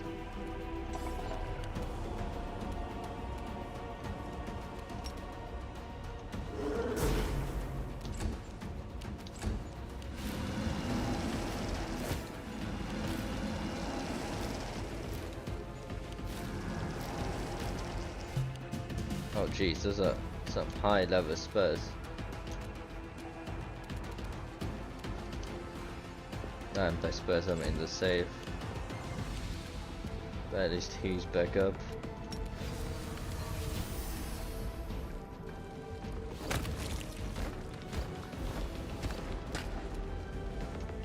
How did you give him?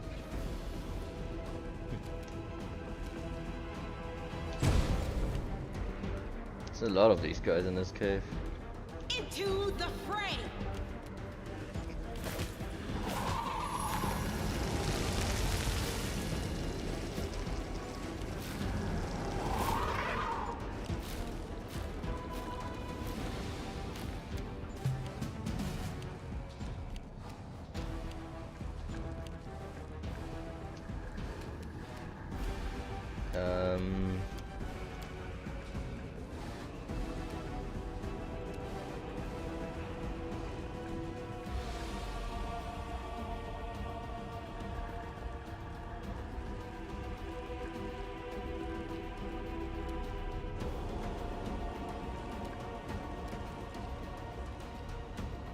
This is done.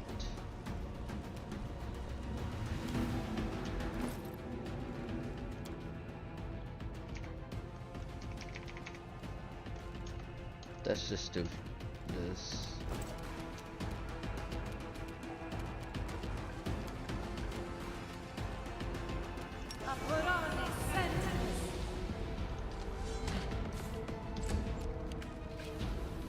Okay, that helps a little bit, anyway.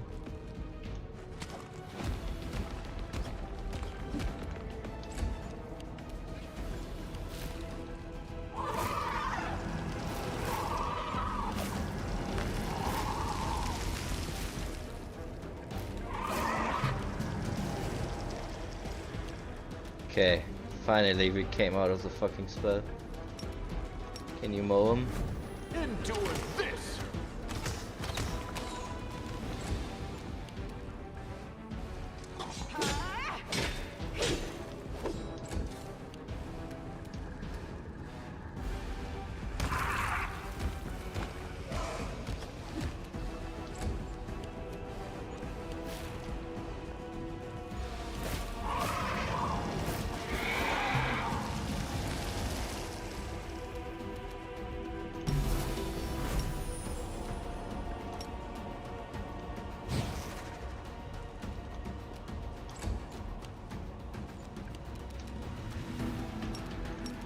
Make every strike count.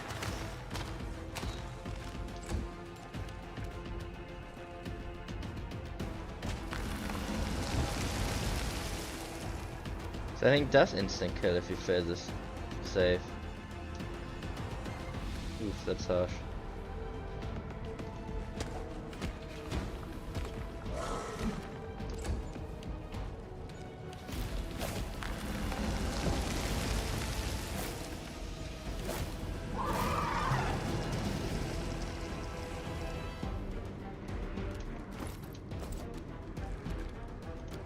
Yeah, let the other guys go first.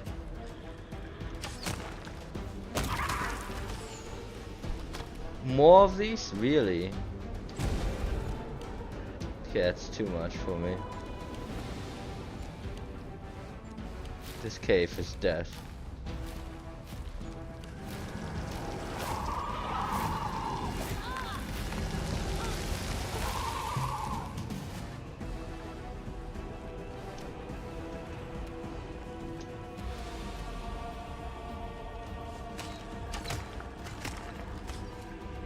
I could have maybe beaten the other ones, but that's too much.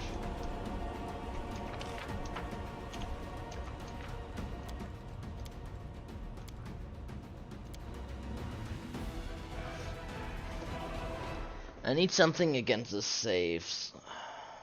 That was fortitude saves. Which stuns. Does freedom of movement work?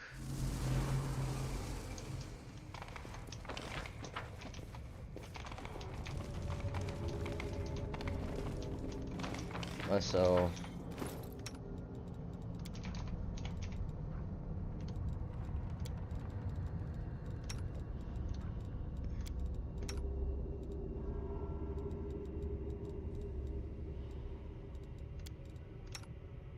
okay, so they're good now.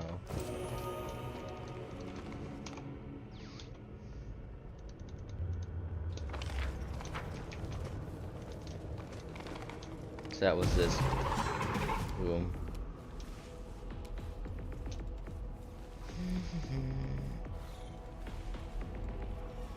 What does it say? Forwards!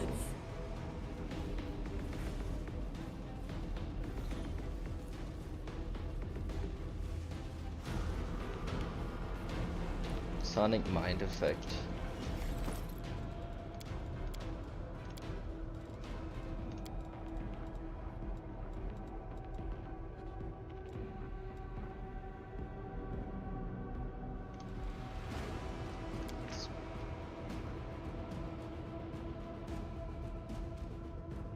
Okay, that will work.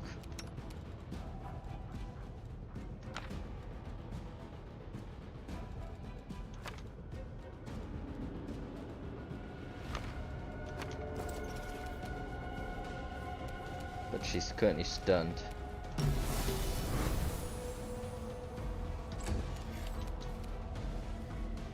I will resist.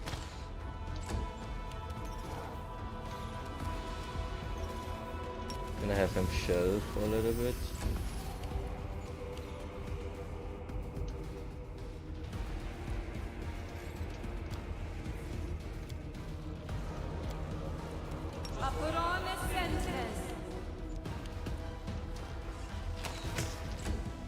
Things the crystals are very slow.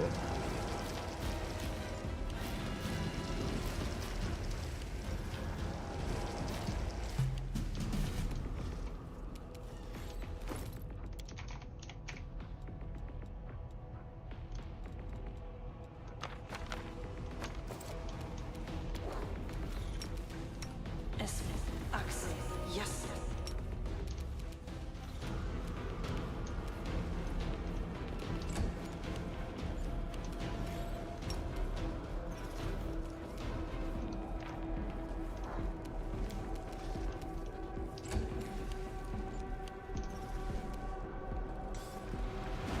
The Inheritor, guide my blade. Might have need to cast a scroll beforehand though. Because now that I'm stunned.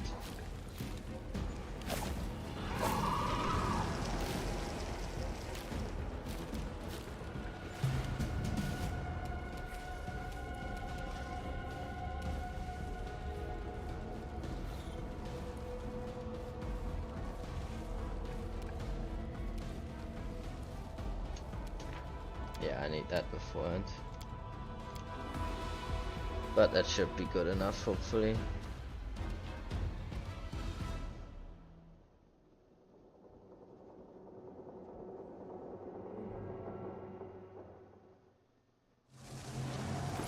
Also you.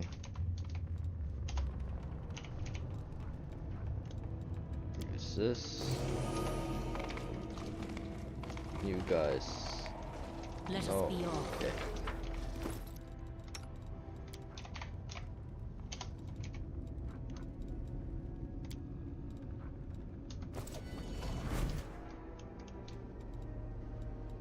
Okay, this should, I think, work. And then the fight shouldn't be so hard.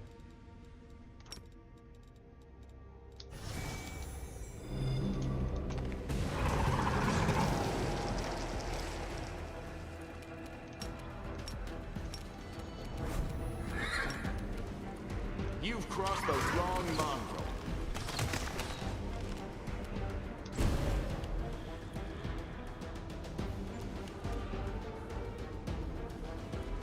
Yeah, it does give me the +8. It doesn't mean that I succeed every time, but it makes it a lot easier. And if I stack enough buffs.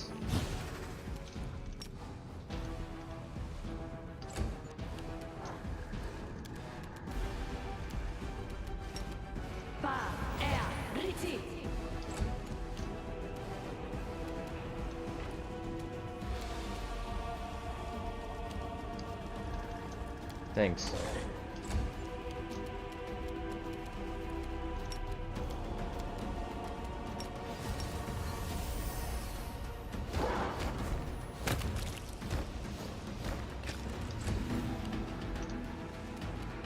The horse fed, of course the horse fed.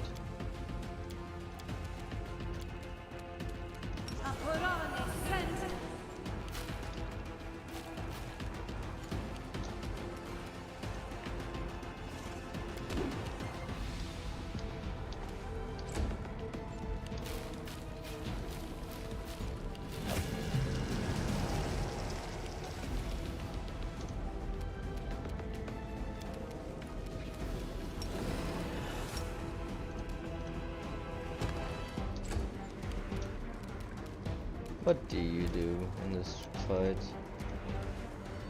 Not that, but it's too late now.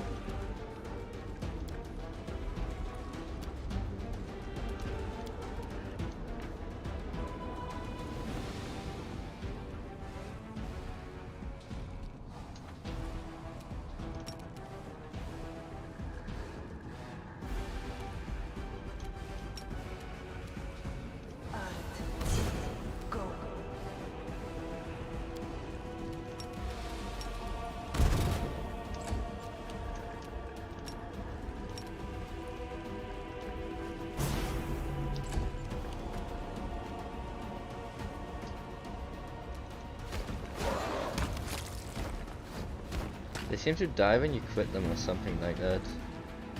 They die randomly sometimes.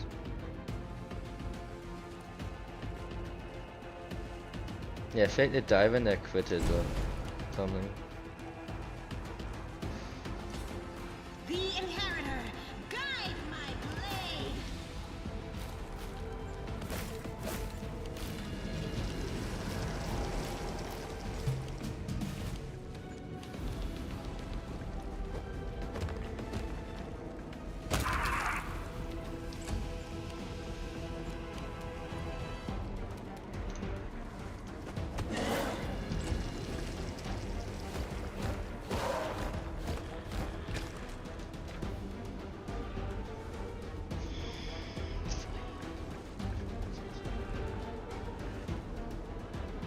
Creature trapped by a quick attack must succeed fortitude save each round or become helpless. If creature fails to save, it becomes petrified as its body crystallizes.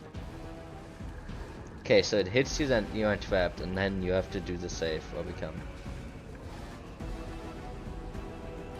Unstable bitterness. A successive critical hit causes a crystal to split, even if attack causes no damage. The splitting a counted crystal creates two smaller versions. That's what happens. Oh, wait, so quitting ain't really good. Into the fray. It's an interesting attack. I don't think I like that attack, but it's an interesting attack.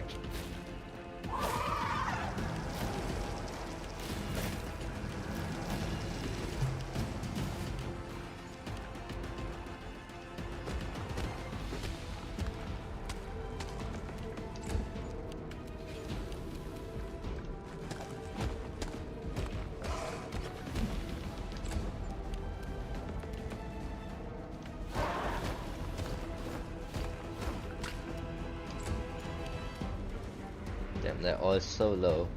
No glory without risk. She does nothing. That's gonna hurt. At least Sophie's hard to hit. And they're all attacking Sophie, that's good. And she just turned into stone.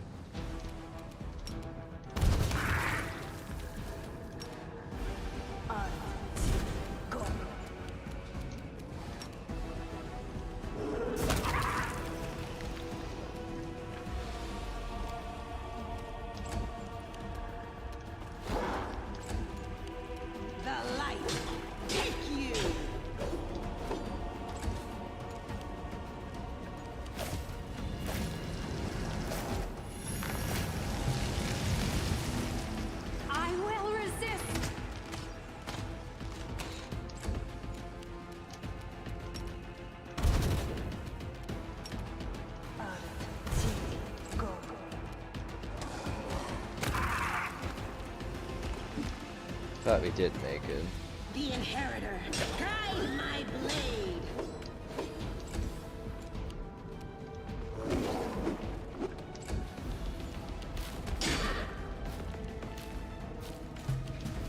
You won't survive me.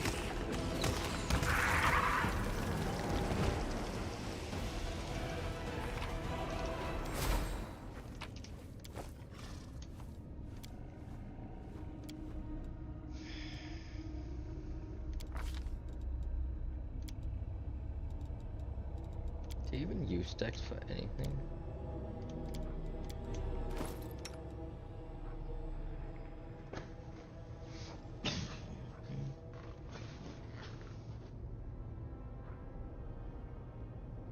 Not really.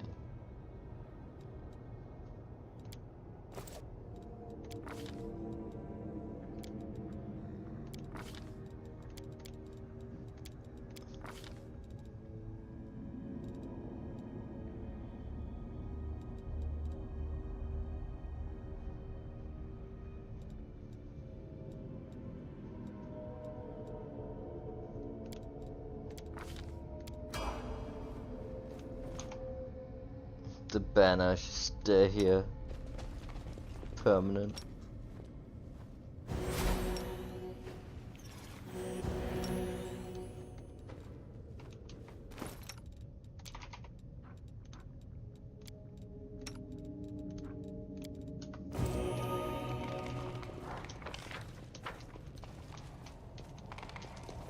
Let's move.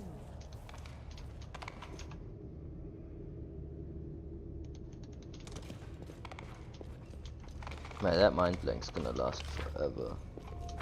Okay, so this loops back around. Follow me.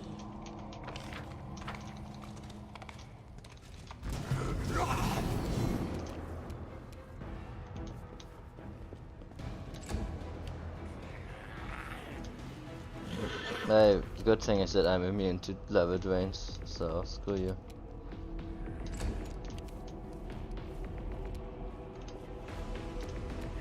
Endure this!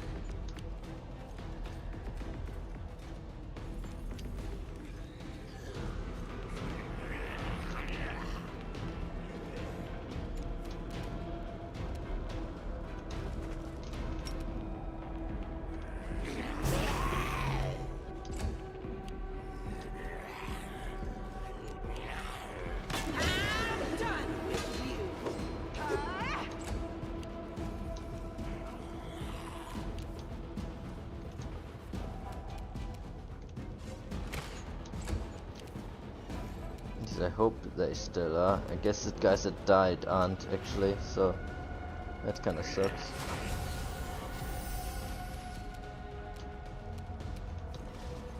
No, I hit. Fuck.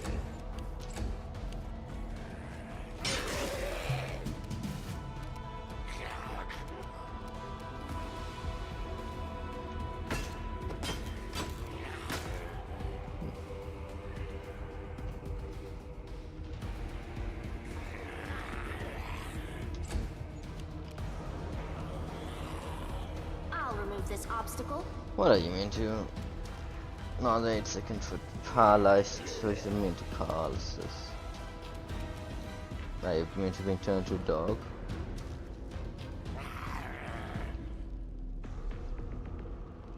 Don't see then. How do you feel about being a dog?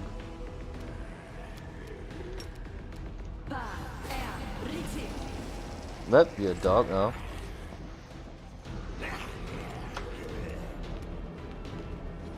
Make every strike count. You didn't ask for this, you didn't want this, but suddenly you're furry.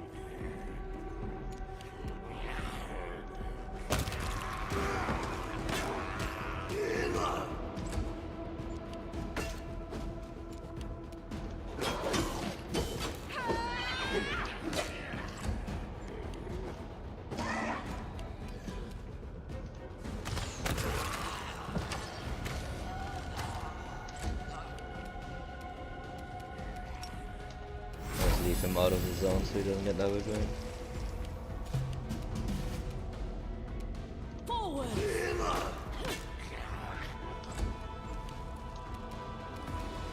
You should have listened to reason.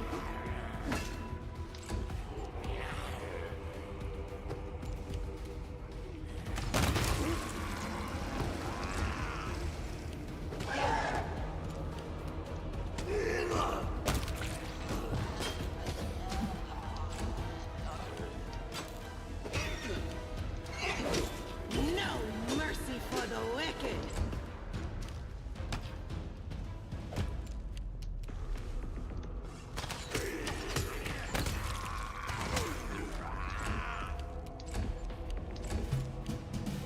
We won't falter!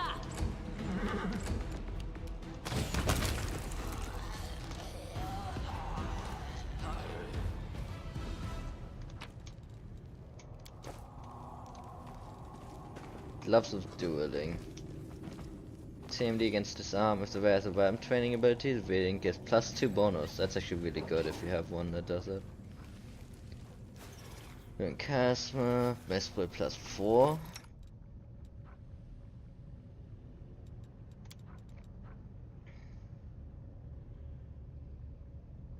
Spell resistance does spell resistance stack, or does it just use the highest?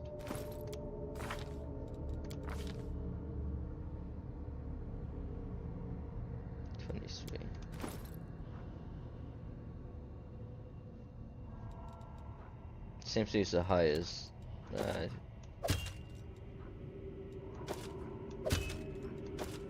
I take the 1 AC, I guess. Nah, she wasn't needed.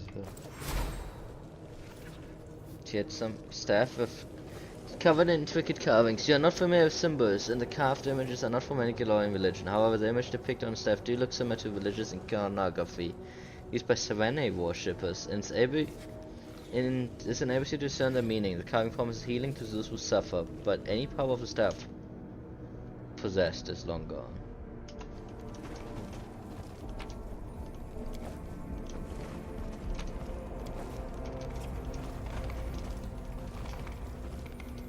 There's a place for resting. I'm glad I was useful to you. March on. This is where you start. Otherwise. And then you have to fight out. And I think there's a chest. Somewhere here you get the items back. After you break out and fight through the initial wave. Then you have to fight this guy. Onwards.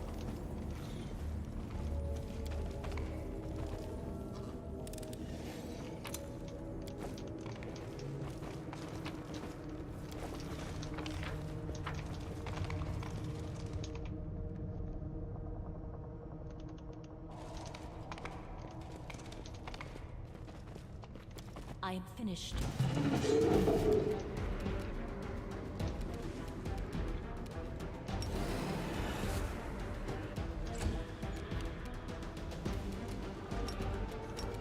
You've crossed the wrong mongrel.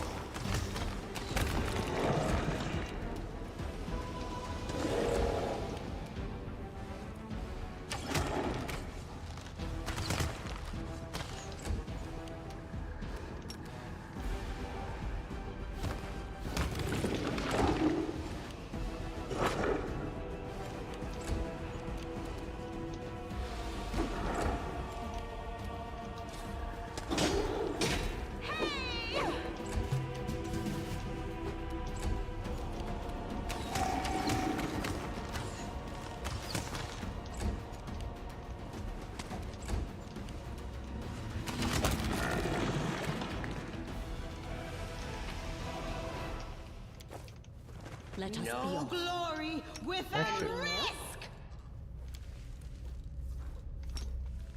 I can do anime rolls. Freedom of movement. Legendary proportions.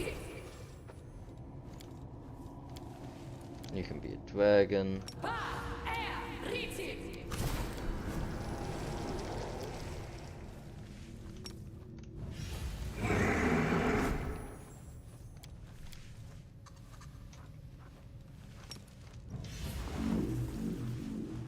That actually doesn't last that long. This So that is reminds my me, I wanted to check something.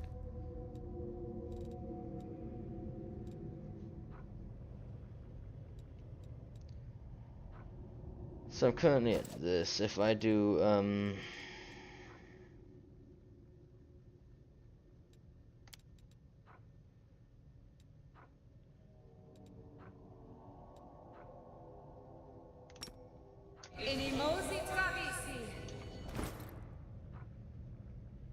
it doesn't do anything.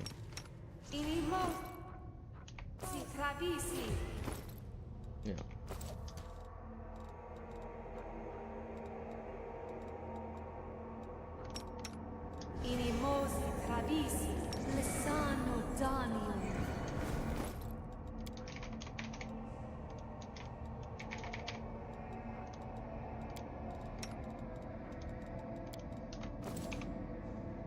Funny enough, I feel like that Cresta fight is going off the toughest fights that we have on here. It is done. Like, those guys are just oof. That might have been wrong. It's a big cave.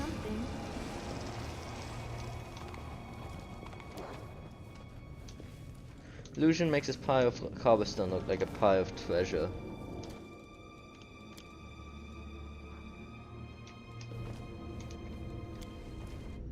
We will be victorious! Strike with all your might! It's a battle.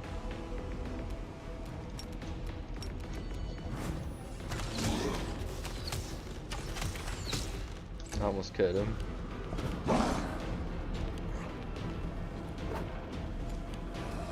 Prepare yourself.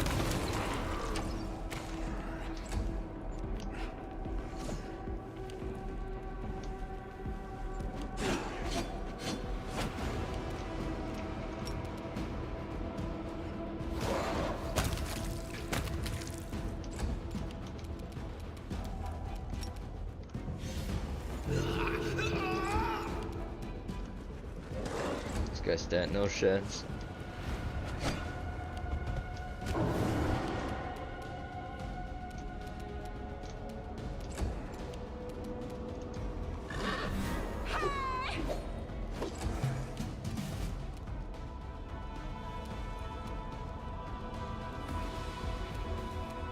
We can do it!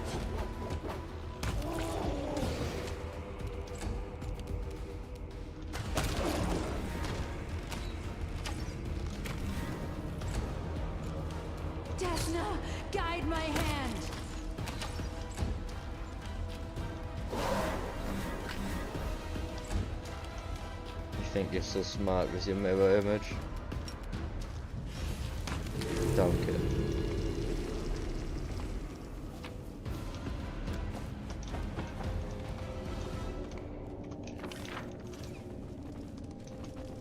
Well, that's the elevator. Let's move. We kind of march through this first layer very quickly, I think.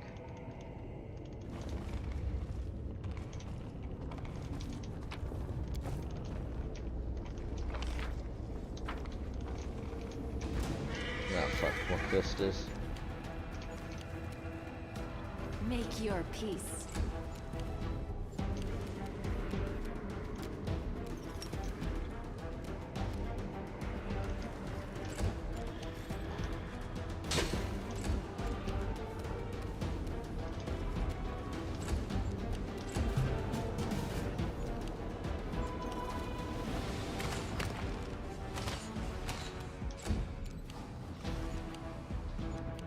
The light take you!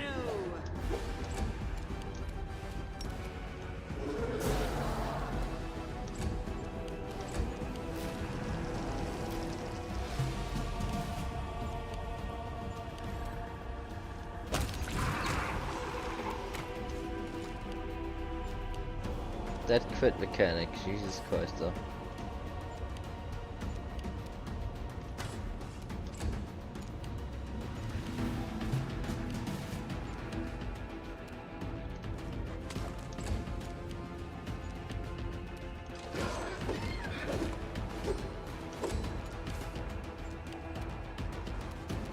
I will resist.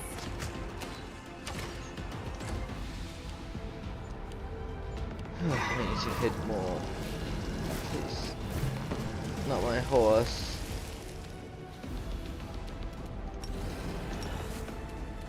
Forwards!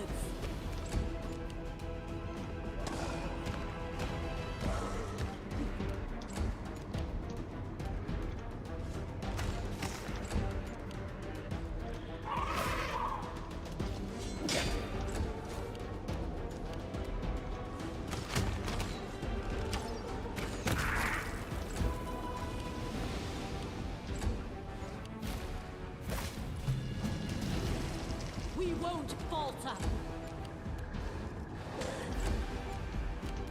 You won't survive me. The Inheritor, guide my blade!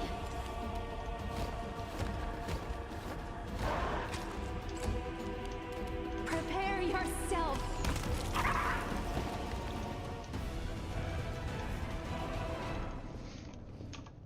Quizzes are way more dangerous than everything else.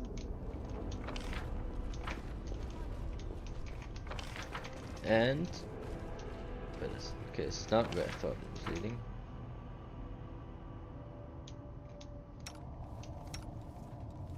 Get on your high horse.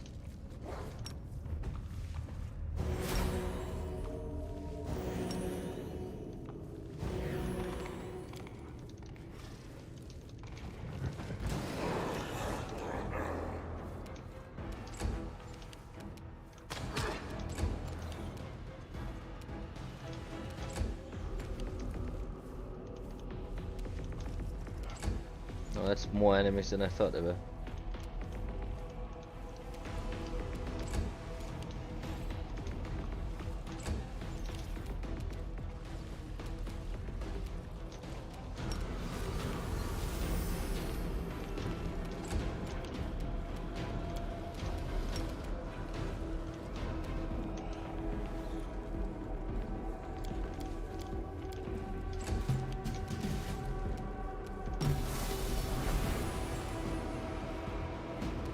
I know what I could have done, but it's too late now.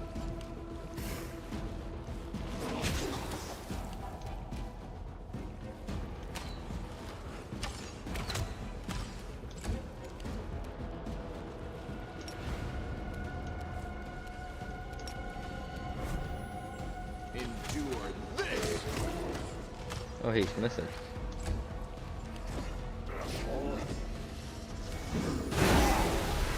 Ow.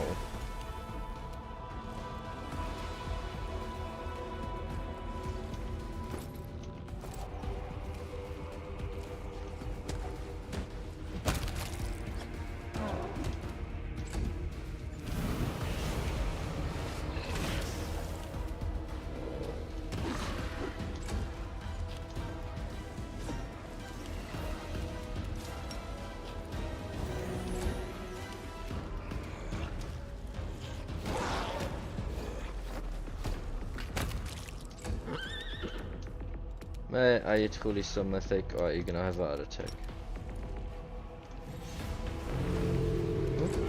Pause.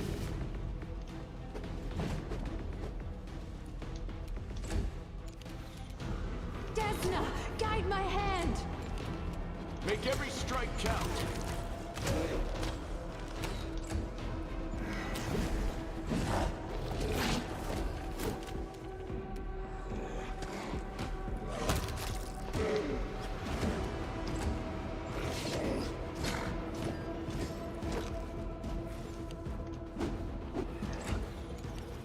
Into the fray!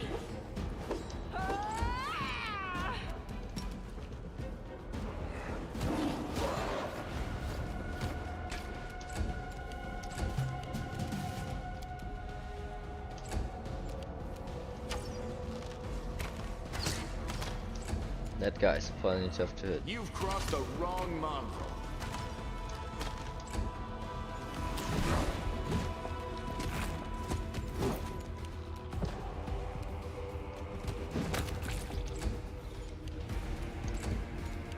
The light, take you!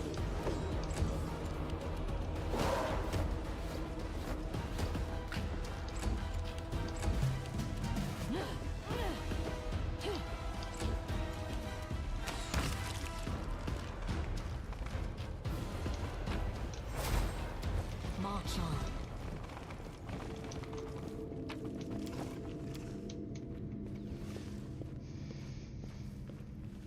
The stone wall is covered in small notches and cuts. The pickaxe marks look like they have been here for a while, suggesting the miners abandoned this cave a long time ago. Strike with So what, there all was your shilling in here? might. Onwards. Okay, is that everything? I think that's everything outside of the dragon.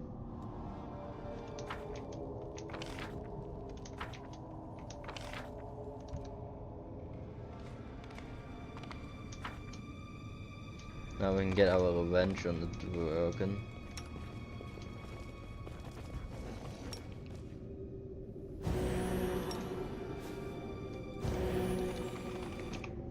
Touch the treasure.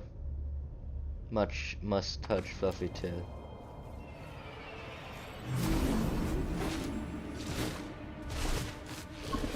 You again? Hands on my treasure. How strong are you really? Huge foresight, force strength, wisdom. 72 armor class. Chaotic evil Durgan.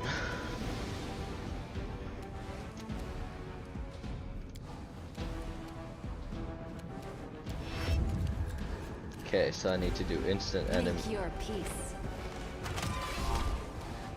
Not what I did, but sure.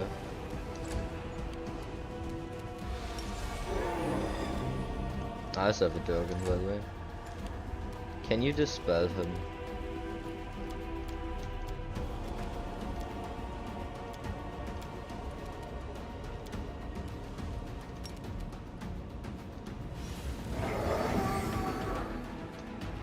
No, it's not happening. In fact, I have multiple Durgans. Probably gonna have to move to after. Realistically, we're probably not gonna hit it all, honestly.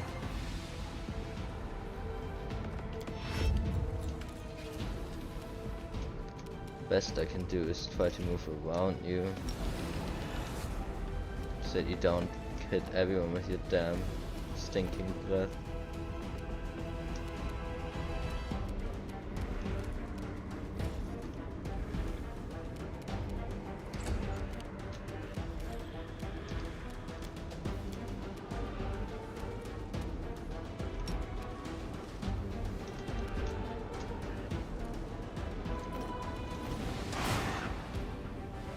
Oh, that's not good.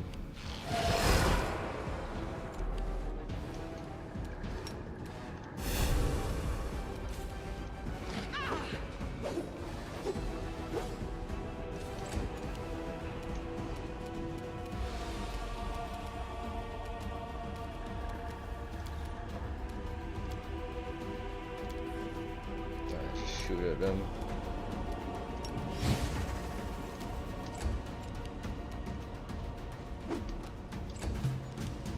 Okay, this time, please.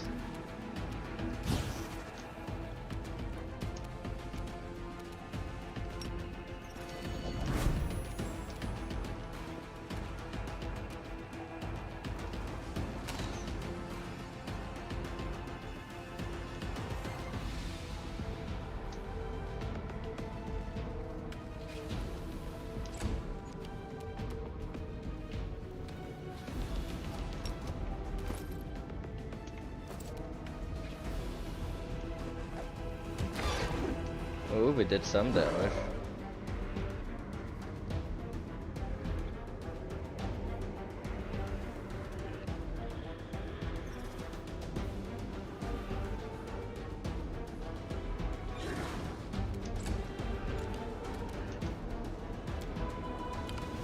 I do have the quick magic missile fixed.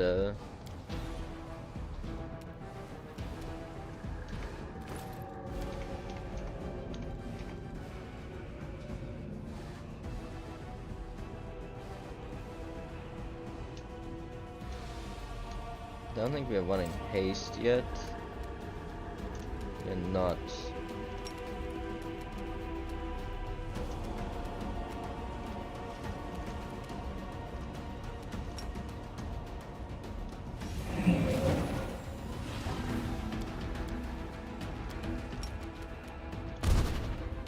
Immune to magic missiles, so that's not gonna happen this time.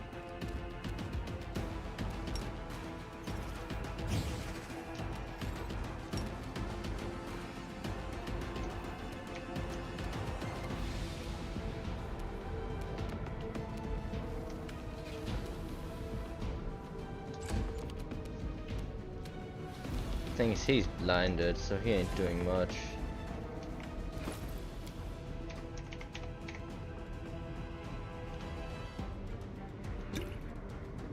He can't drink right now either.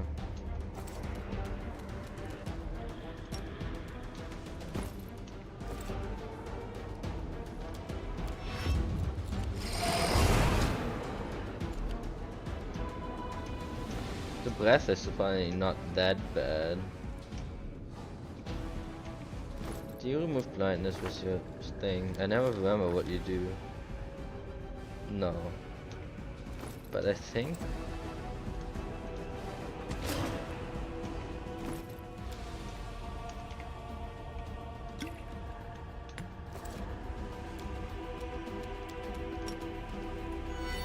There we go.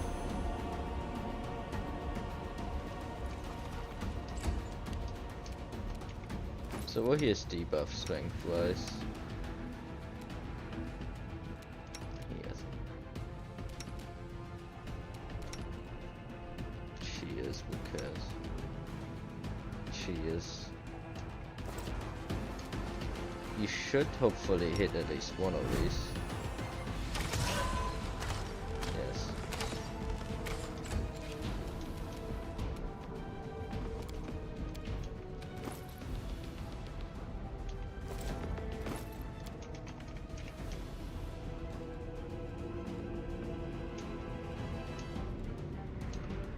Technically, you also need a restoration, but I'm just gonna go in.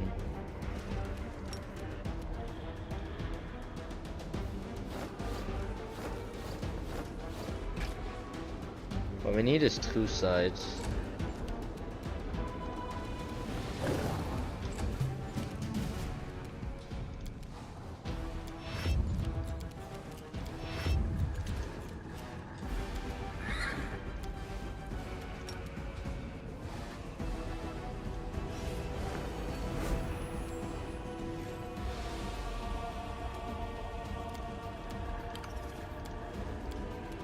Magic missile ain't doing anything.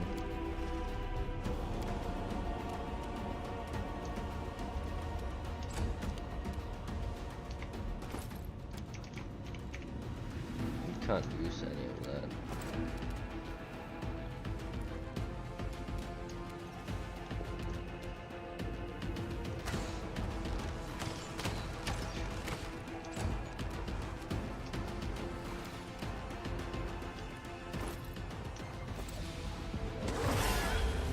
She can actually hit.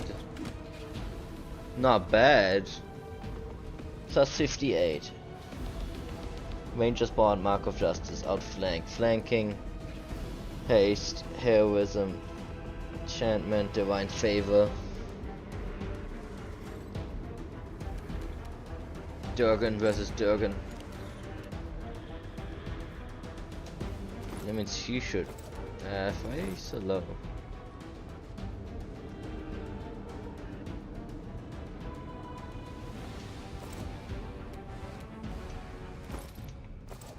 We can do it!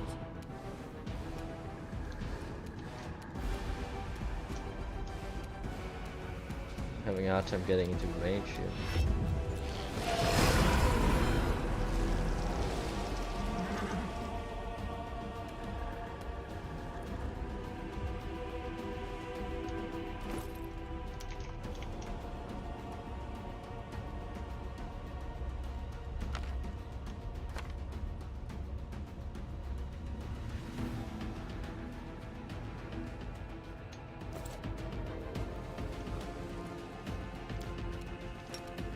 Esmo, Axe, yes!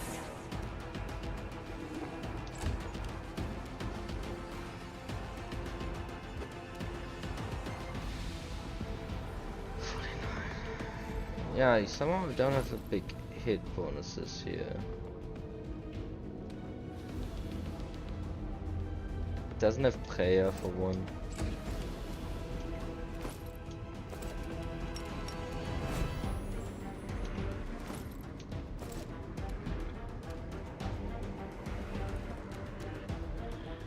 You won't survive me.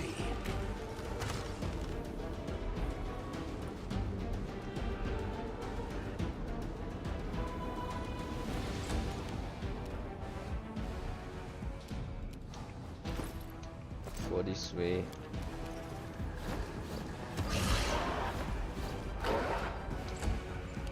This is more doable than the other fight. For now.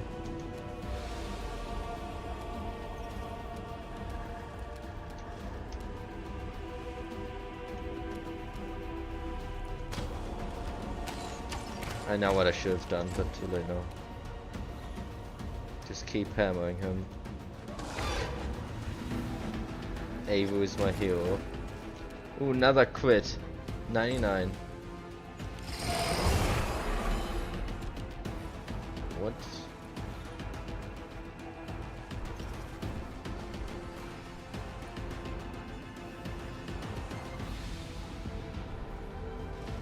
Ah yeah, he's causing bleeding on her. She's gonna bleed out.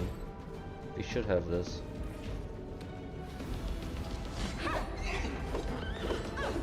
Yeah, I know, a lot of dragons and game enemies, I guess.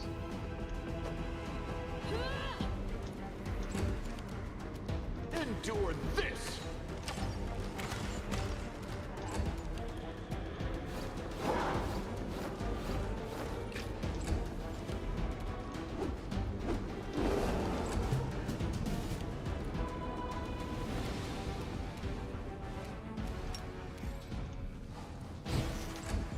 Avu ended.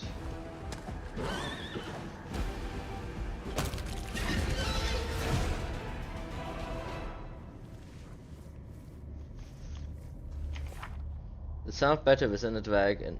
With the dragon sweeps through the cave and must have alerted a demon camp. Well, we're not stealthing, that's for sure.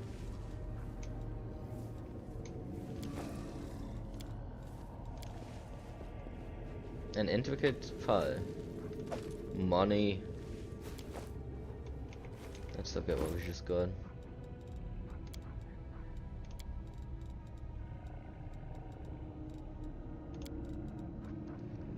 Breastplate of Lesser Sonic. Studded leather. Mithril. Ring of Protection +3. Can have it.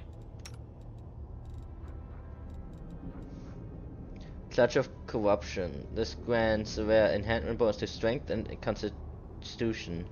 In addition, whenever the wearer of the spell confirms a critical hit with a natural weapon, the enemy must will saving throw or become vulnerable to negative unholy damage.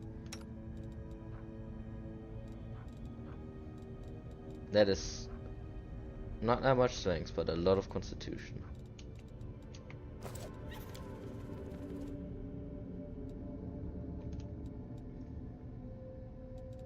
And I think we now got the important Slayer level too.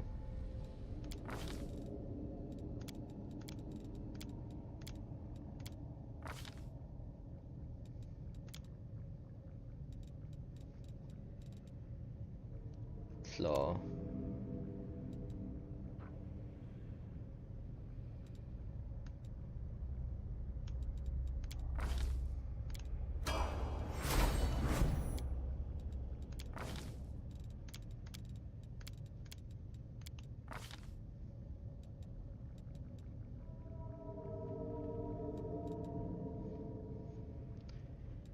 These two I'm pretty sure are new, because I did actually end up buying that one DLC, just so I'd have that ready for the next chapter. Saving throw against your spells, I don't think either of these matter though. Especially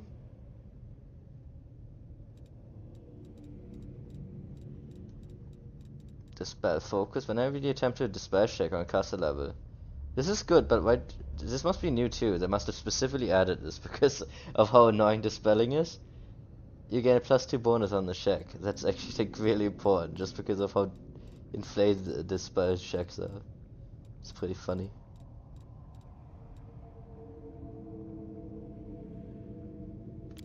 Don't know if there's anything else I want on him right now.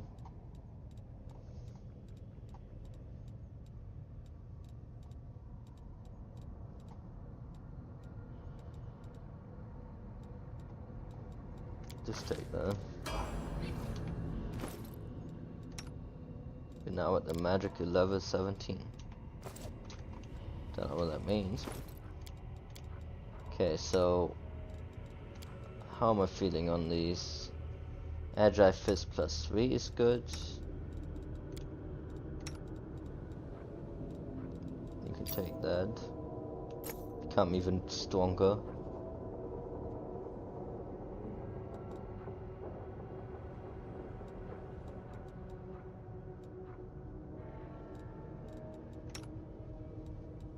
I haven't +5. Get the +4.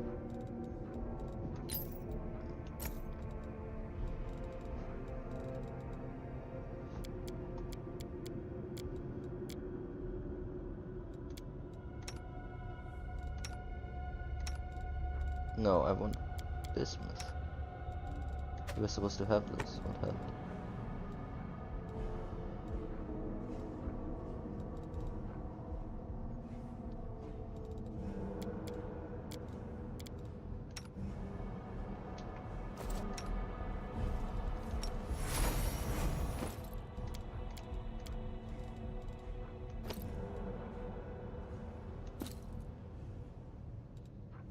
Oh, a ring of +5. I do want that.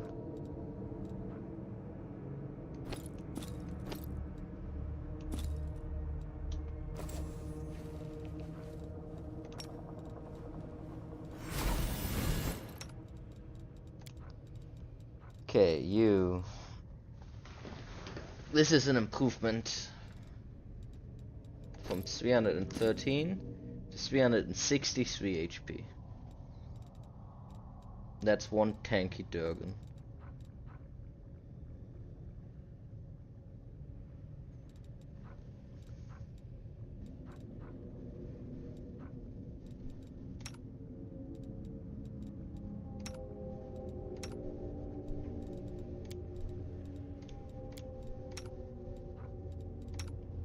Horses cannot wear rings, can you believe it?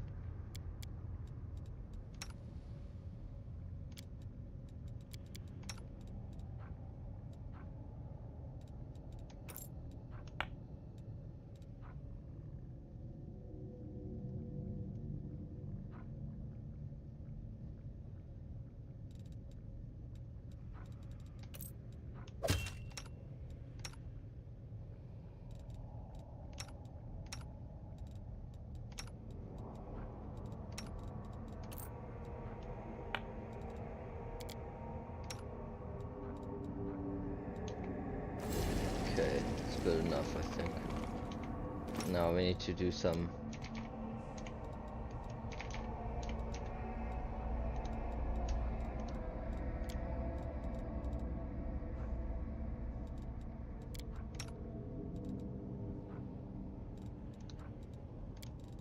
I do actually think that fight ended up being easier because of the no death stuff.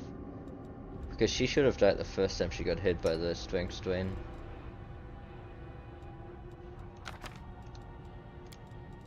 There's nothing.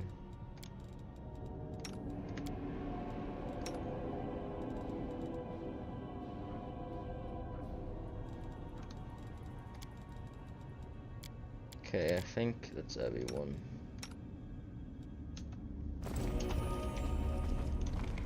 But I mean, it's a minor difference. I would have just won the fight a second time and known what to cost at the beginning. Okay, we did the thing, so we can talk to our great queen.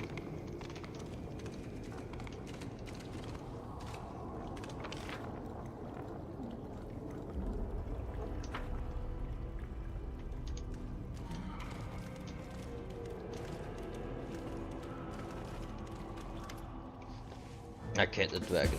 The demon shrieks with delight. You killed it. Did she suffer? A lot. Now, I take her big stupid bones and throw them in a pile of quicksand, because they're mine. The silly lizard is all mine too. And you, I will reward you. The object begins to move within the filthy belly of the fowl with some screen.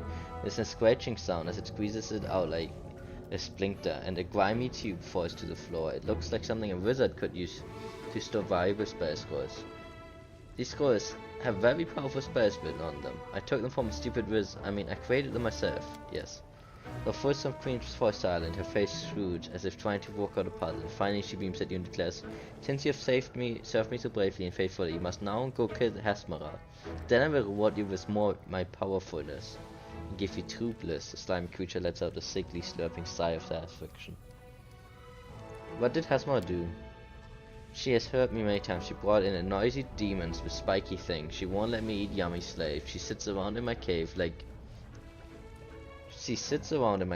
the worst kind of rubbish. She didn't ask for permission. Let her die. Make her dead forever. And kill the stupid demons too. They will definitely be waiting for you. You were very loud when you killed the dragon. The whole island shook. There's a gate in the big tunnel, and the stupid demons will be waiting for you there. Rip her stupid heads off and throw them into the whirlpool. Tell me what she's doing. I do tell you this to you and no one else. The demon chuckles and begins to whisper conspiratively. She bought a bunch of nasty slaves and told them to dig. They're noisy and make whole island shake. They pound the rock with their silly iron picks, and then gather the glowy stones and take them to the main cave. Then they bring lots of demons here, and they all start screaming in pain. At first I hunted slaves, they were tasty, but then Hasmara sent demons with pricky things to hurt me. A large tunnel leads to the main cave, and there's a whole lot of demons there now. But Hasmara is stupid. I'm much smarter than her. I use holes to go wherever I want. I sneak inside, ate the yummy slaves, and I dump their bones into the whirlpools. Do you know a way for me to slip past the guards? The fearsome queen seems puzzled by your question, then makes confused slurping noises and stares at you in bewilderment. Eventually, however, she bursts out triumphantly. I know, I'm the wisest. I immediately thought of a cunning plan to help you. While all the demons are sitting in the big tunnel waiting for you, you're going to sneak into my hole behind their back. Kill that horned beast. The demon looks extremely pleased with herself. She waves her hand, and then the near cesspool of filth begins to bubble. The churning liquid slowly recedes, revealing a narrowed crevice. The rocks are smeared with a thick layer of mud, and a disgusting stench emanates from its depths.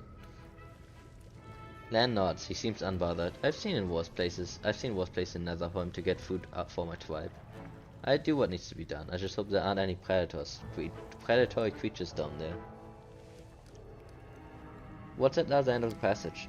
The mine where I hunted those yummy slaves. Hasmara will never expect you to come from there, cause she's stupid, and I, fearsome queen, am full and funny. Good, now I can throw your disgusting remains in the hole after I kill you. Do we kill her, or do we just let her be? I mean, I guess she's not really dangerous to us. The cunning is beyond compare. The demon liquid form wobbles and writhes as she bulges with laughter. We have a deal to destroy Hasmara. Yes, kill her, make her suffer, let her choke on sewage and then beg for mercy. Nasty, nasty horned imposter. You know what you should do to her? You should... Make her dead forever. The demon opens her mouth, but cannot come up with suitable punishment.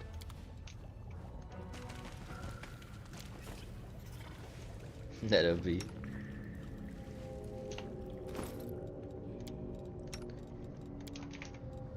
Healing, healing, infinite healing. I like how 34 potions were not enough to heal your horse.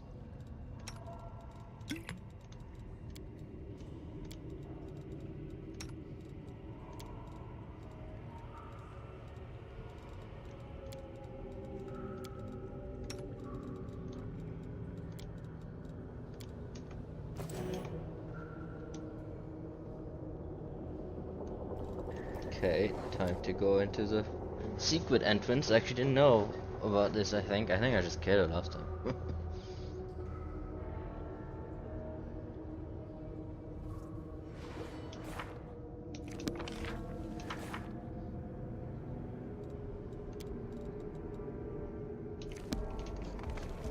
Let's move.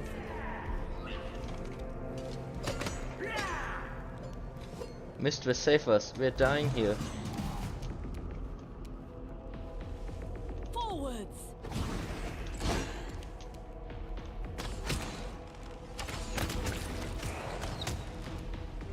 Didn't even see that guy.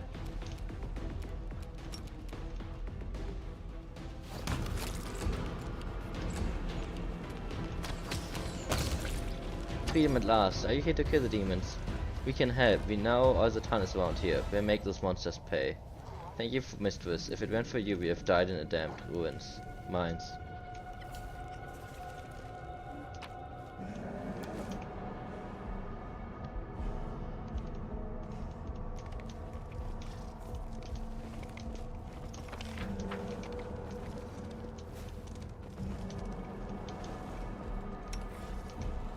This is one time I use stealth, I guess.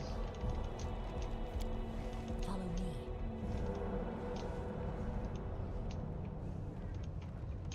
I hope there are no more of those crystals down here.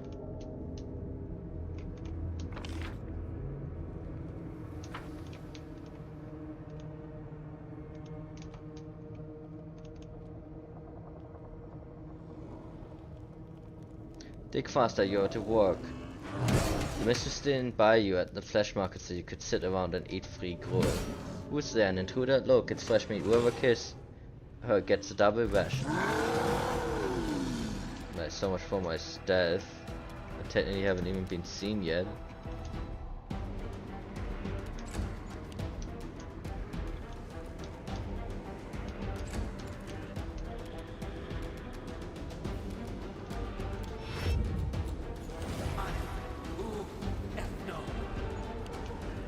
I think you're about to get owned zone, so.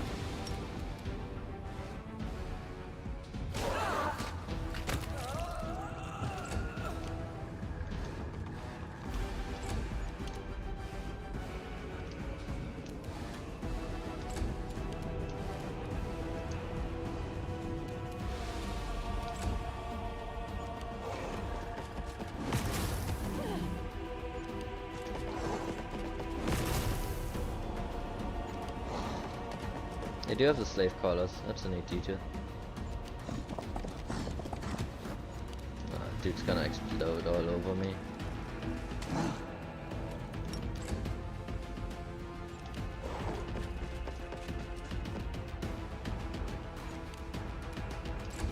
The problem I have is that I'm running out of rage, so.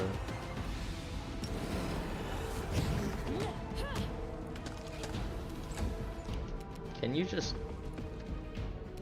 could try to cut it, Barlow. Nav, air, orma.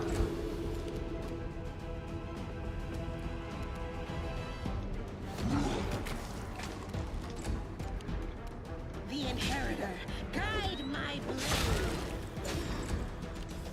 Make every strike count.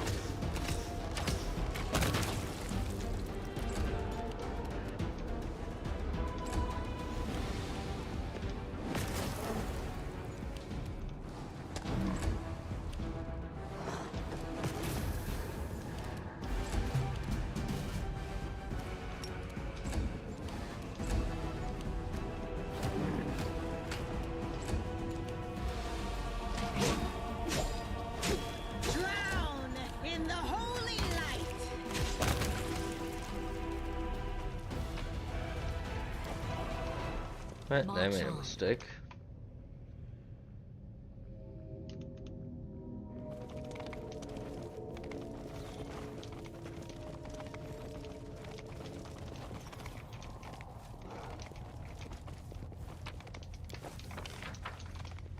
Let's look back to where we started.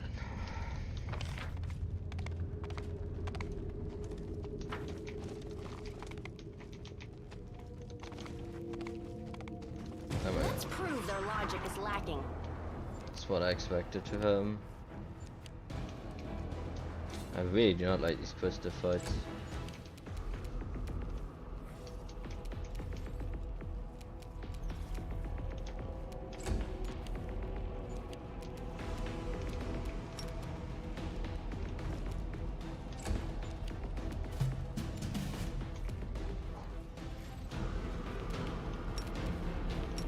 Probably gonna have to vest.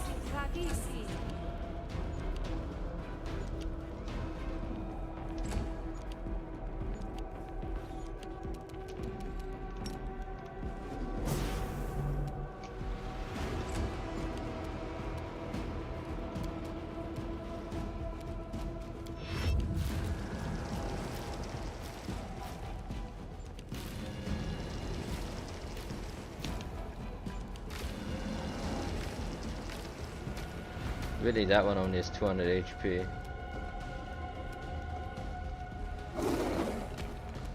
Don't know if someone fucked up though. We won't falter.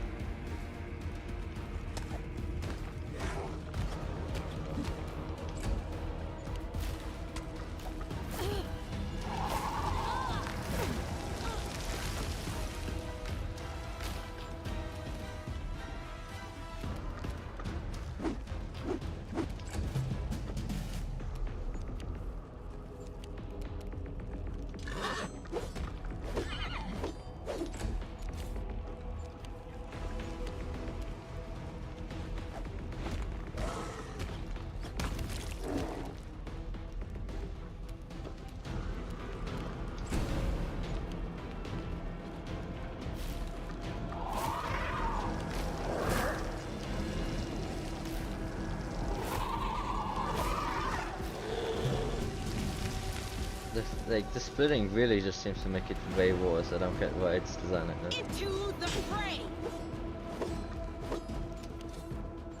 Also, they should not be stunned this slow.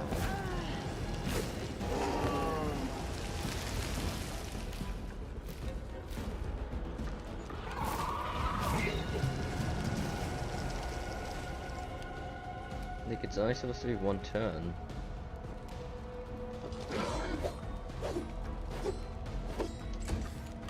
No.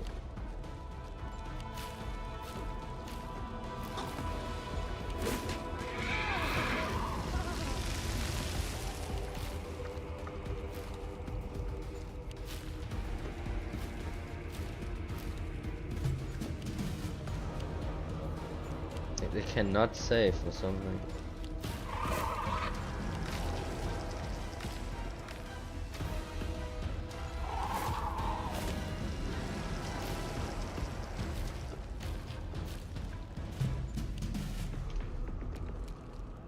Way too late though.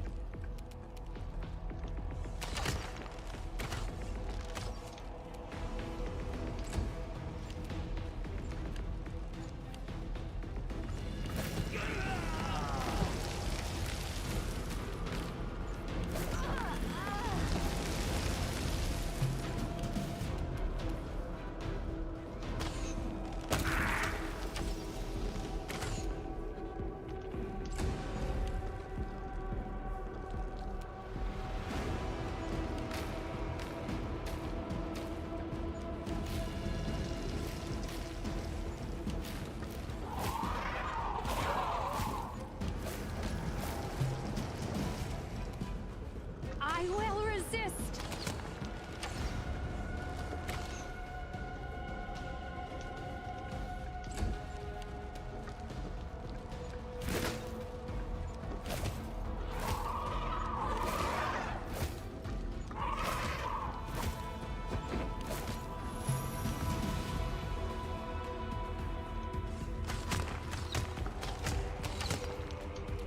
It's the only one I can curve reasonably.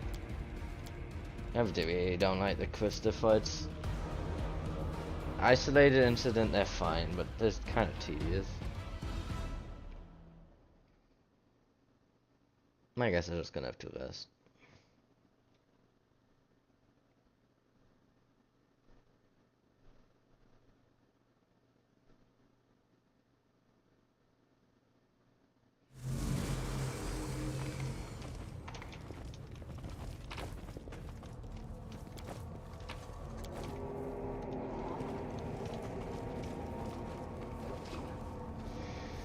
Actually, which is good anyway. Not what I was gonna say, but I guess I ran out of Demon Slayer soup.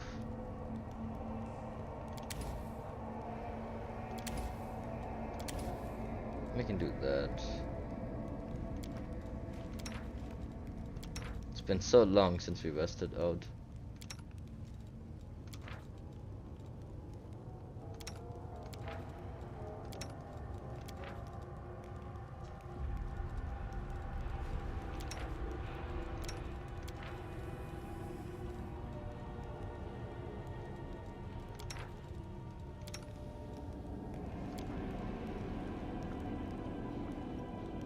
Oh, stopping at last. I'm weary after today. For 100 years all I did was sleep, and now, after one day of running around, I fancy another nap. Permanently.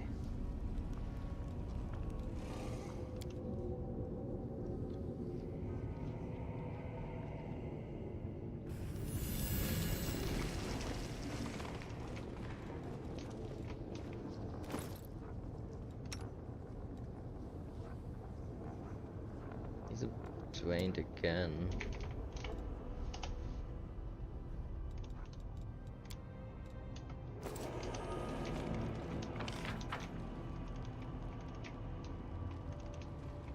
That was that purple crystal cave. Okay, spells first. Lisano Danium. Inimosi Travisi. Inimosi Travisi. Inimosi Travisi.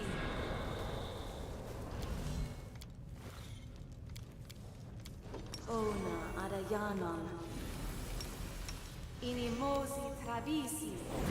Aparane sentence. I'll make my own legend. Inimosi Travisi. Inimosi Travisi.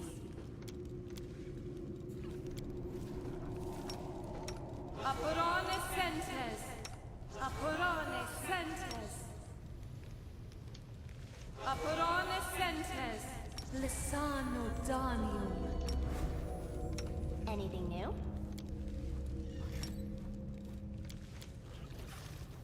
Ba Riti.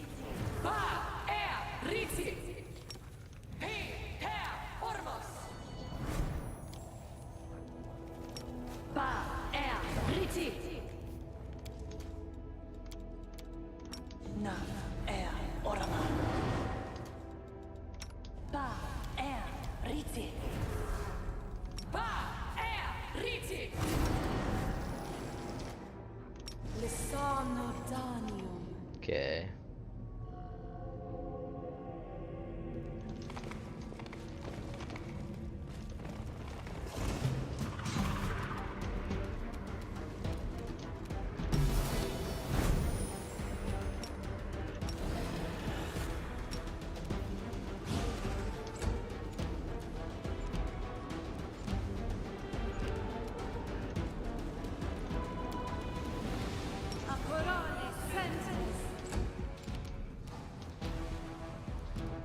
Gotta wait until after the crystals move.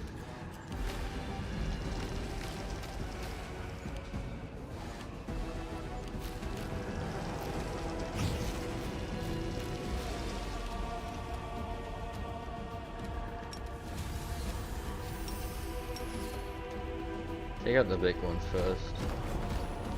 It's easy to kill.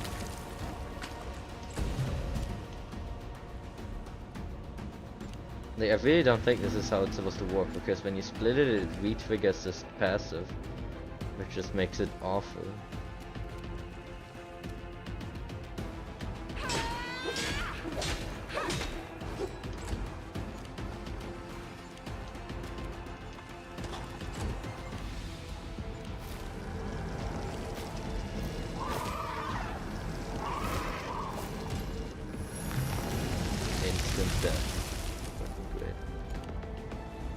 Pretty sure there's something I could do to protect from petrification.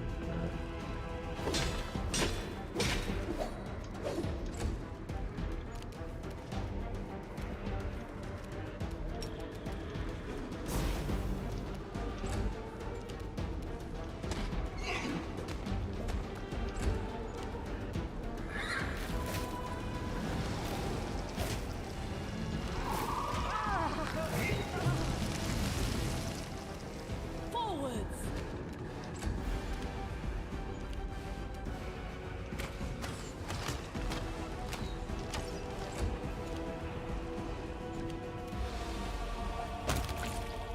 Cool, we did it again. It also seems to reset the HP, like it's just awful. This does not seem to work, I think, the way it should.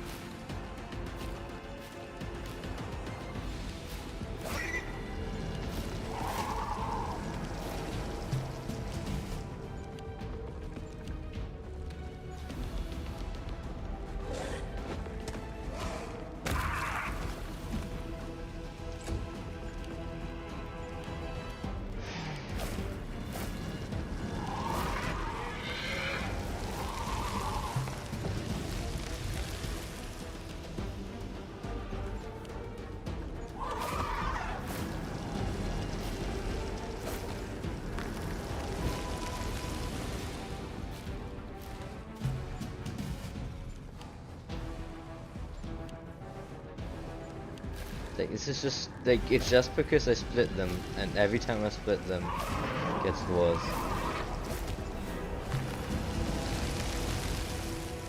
It's fucking awful design.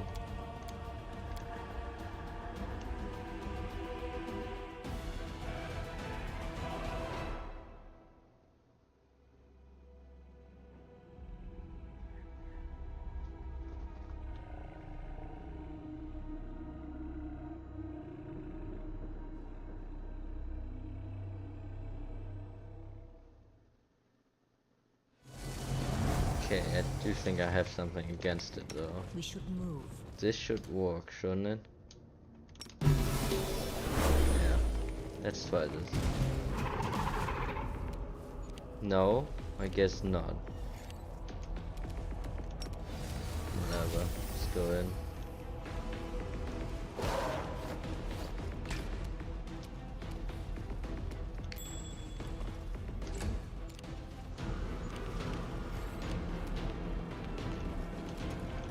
Air magic probably is the best you can do because magic can't crit.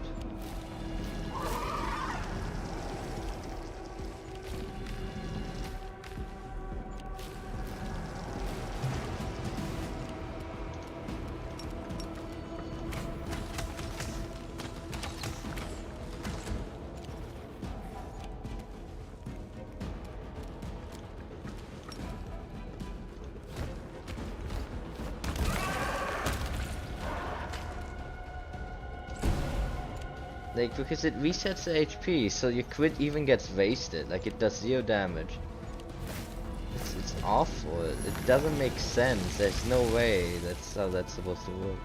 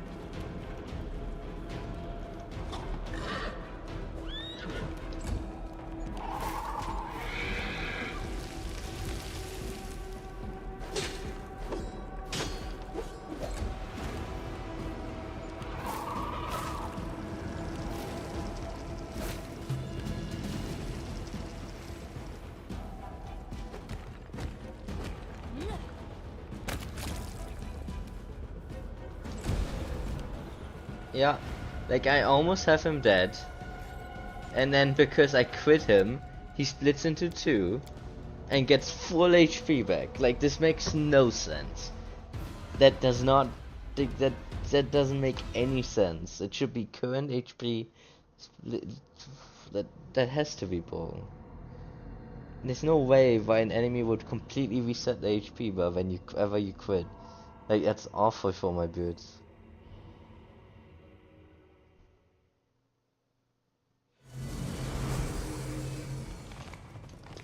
So freedom of movement doesn't work. I can do this. I can cast this earlier. The mind blank thing was.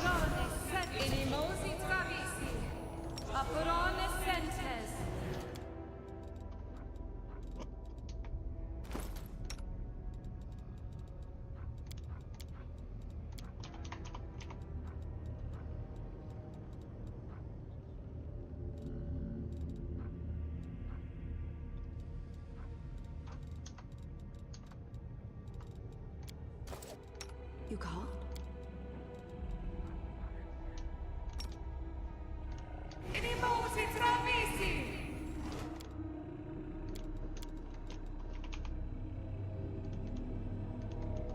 Technically, I have no reason to do the fight, but I'm stubborn.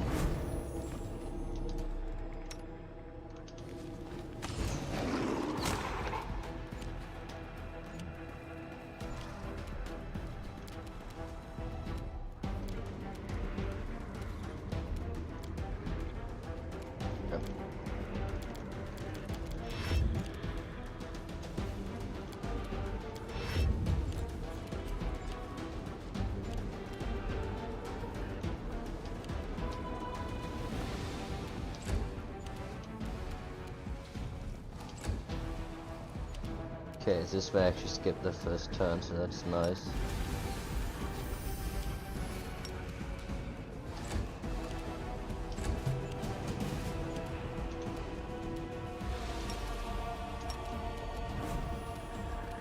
You've crossed the wrong mongrel.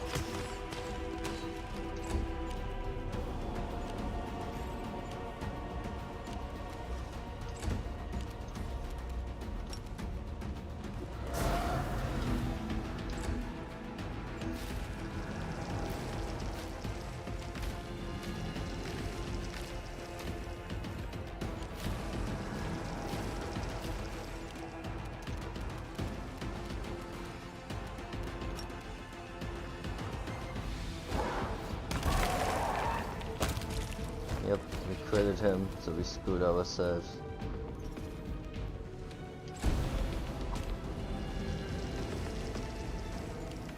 Because my guys have such a high crit rate.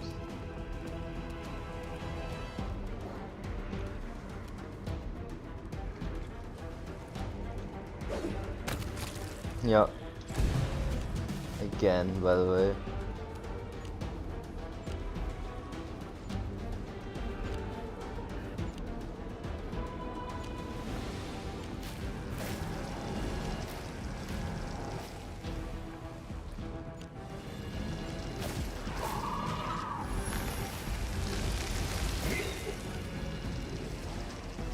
No glory without risk!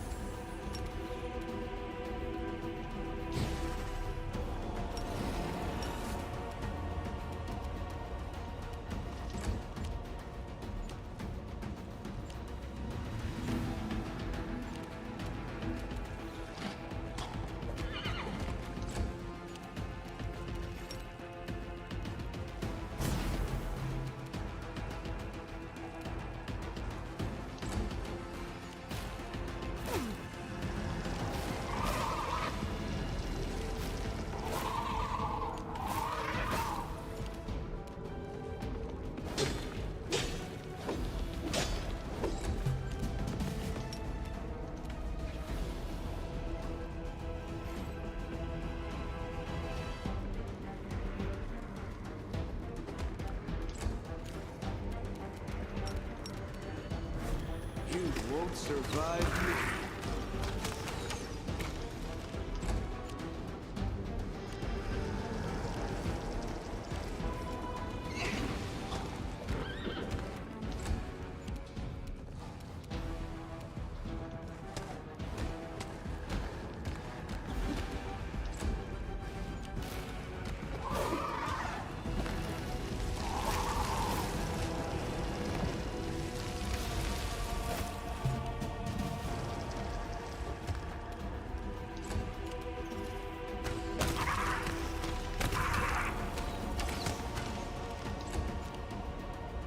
Okay, we're good.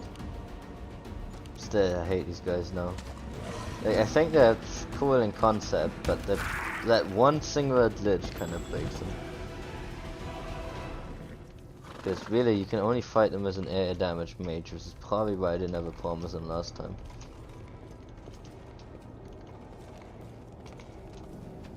What was the item? Increased perception something.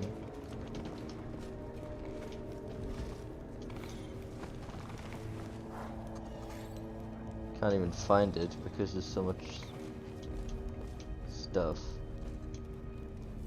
Let us be off. Cool. Whatever.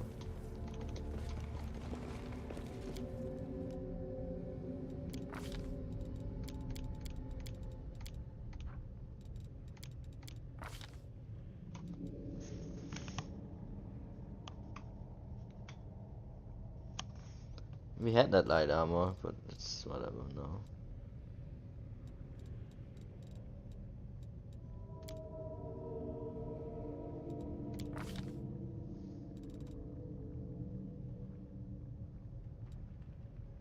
The ultimate spell. Weird. It's like Phantasmal Killer, except it affects more than one creature. Only the affected creature sees the thing attacking them, though you see the attack as shadowy shapes. Fortitude save succeeds, it still takes damage, also takes strength damage.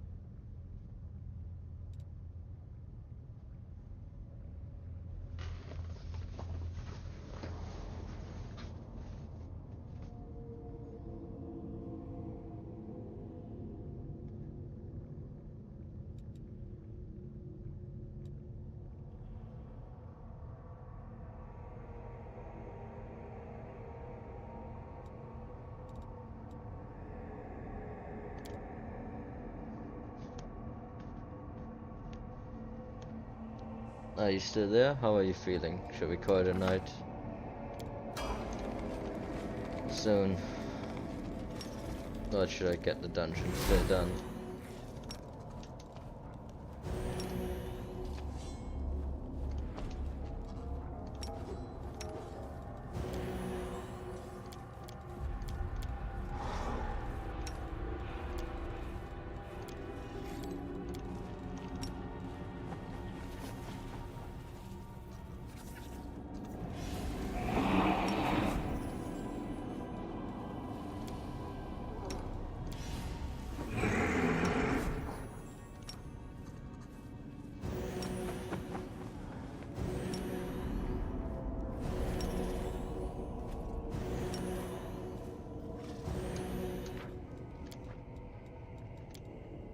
Man, I'm gonna be right back either way.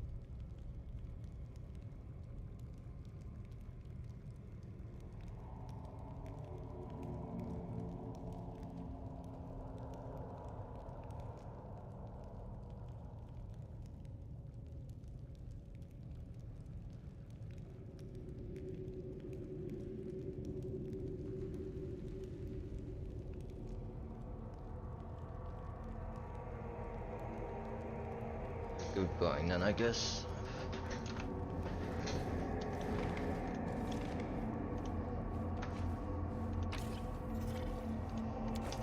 I will help where I can.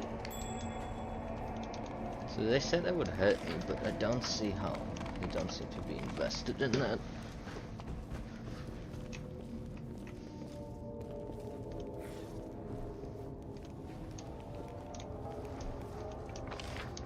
Well, that seems to clear everything in this area.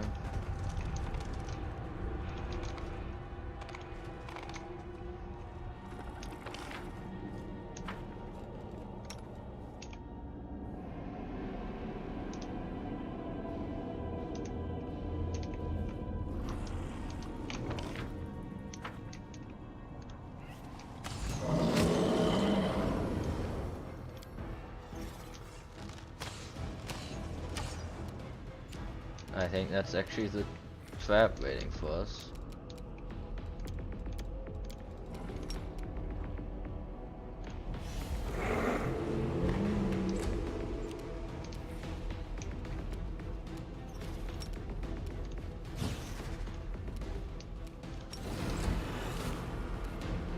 Endure this!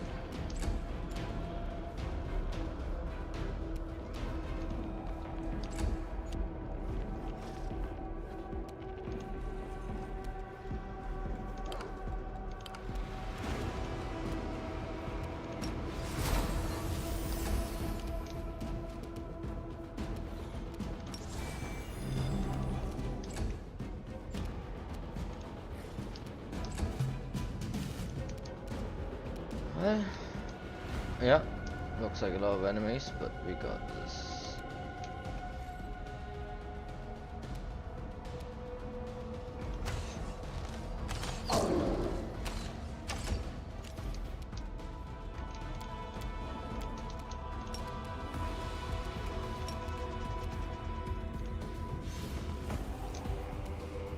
Immune.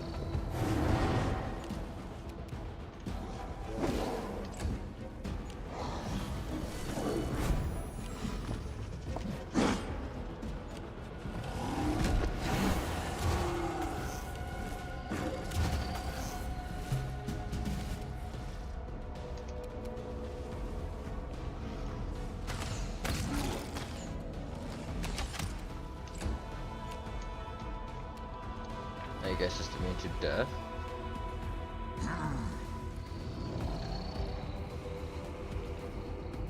Doesn't say that, but maybe I'm just blind. They have me to death.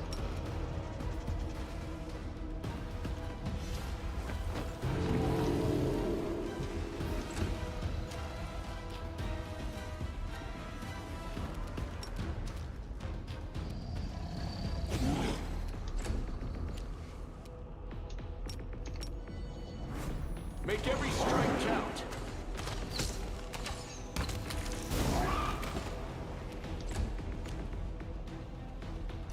The light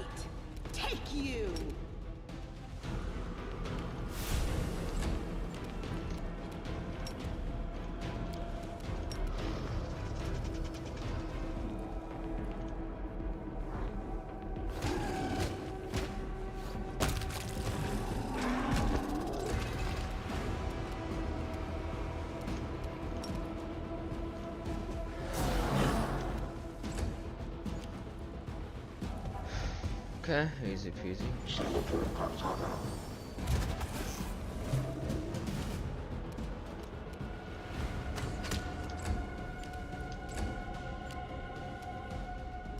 Forwards!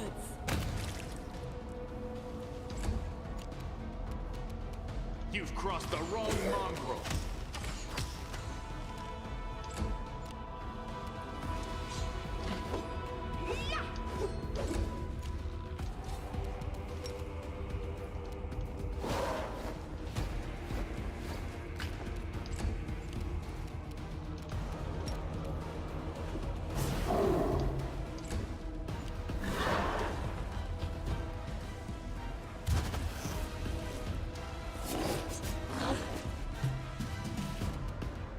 I will resist.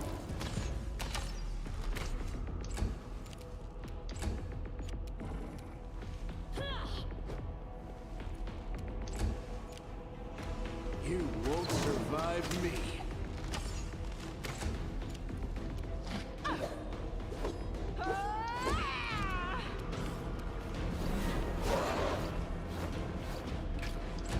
Someone's gonna hit you eventually.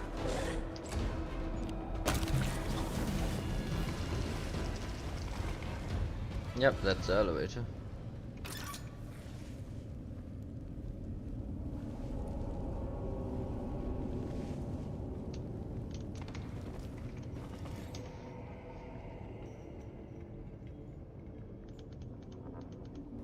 Follow me.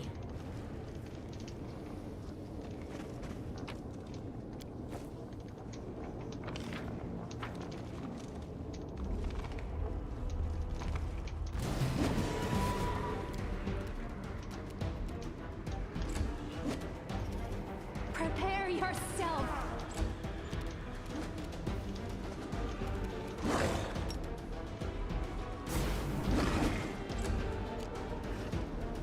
Endure this!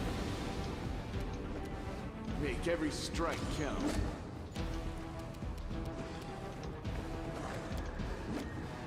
Do your thing, Benji.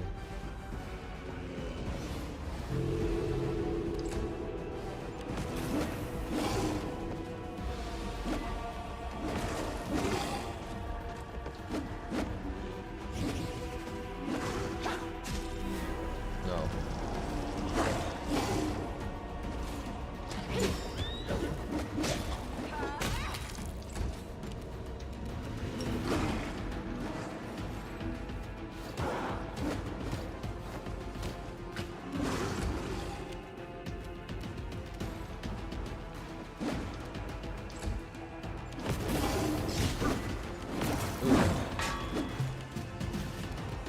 That hurt.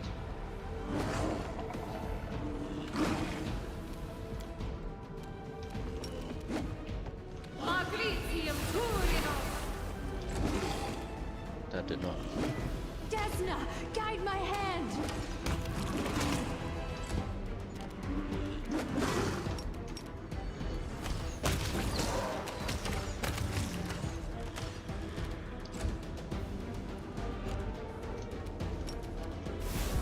Into the fray!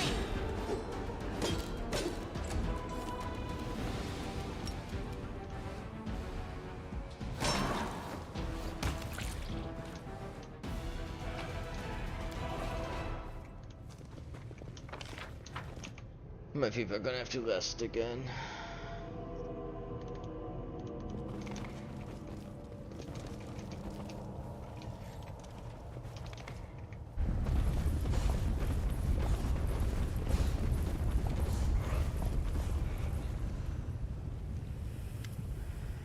The demon Mustafa silently observes the army departure with the air of military leader watching soldiers on a parade. When he finally notices you, he barely acknowledges your presence.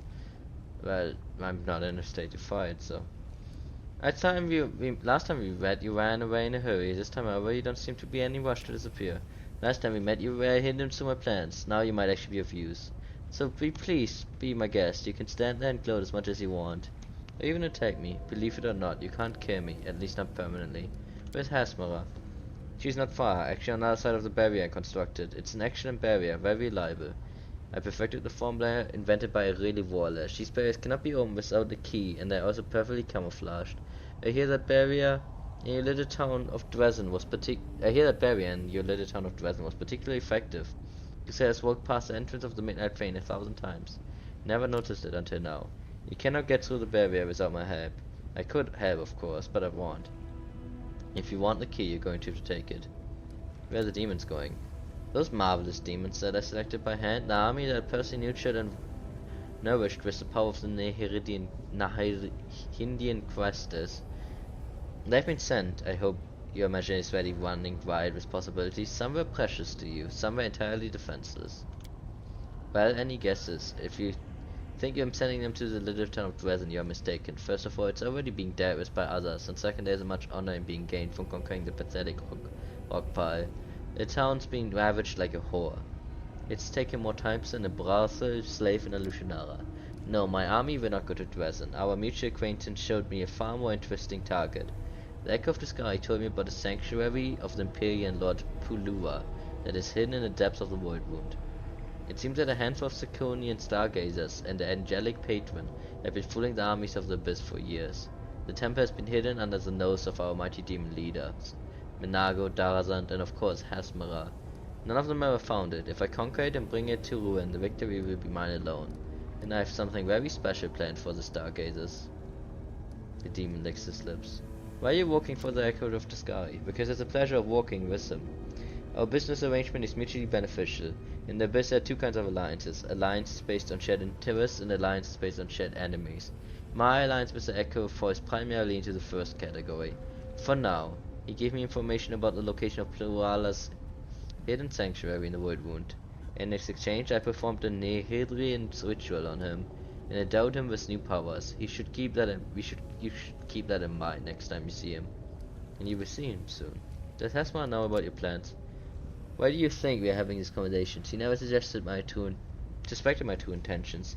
Yet she may still be clueless now. Of course, it's also possible that she discovered my plans too late and is now powerless to stop me. But what is a little bit betrayal between demons? I took control of the army, waited for you to knock on the gate, and then gave the order for them to march out. If everything goes according to plan, I'll be long gone by the time you and Hasmar are finished with one another. You know, the Fae here are way too predictable. If they ever get a chance to stab someone in the back, they will take it. You can bet on it. Don't you ever get bored of doing the same thing over and over? I already feel you in battle. Do you really want to be humiliated a second time? Give me the key to the barrier and I will let you escape with your life. I don't even want to say that. I'm going to fight you. Mustafa moves so swiftly, I spell almost miss it. Now you understand. You cannot prevent my army from plundering the temple of Pudluara. But you can always try to kill me. If you succeed, you can take the key from my still warm corpse and go up confront Hasmara in the headquarters. Then you can kill her too, if you're strong enough, of course. The thing is, my people are really wounded, not in a state to do this. So unless the cringe mage can do some magic. Funny enough, maybe.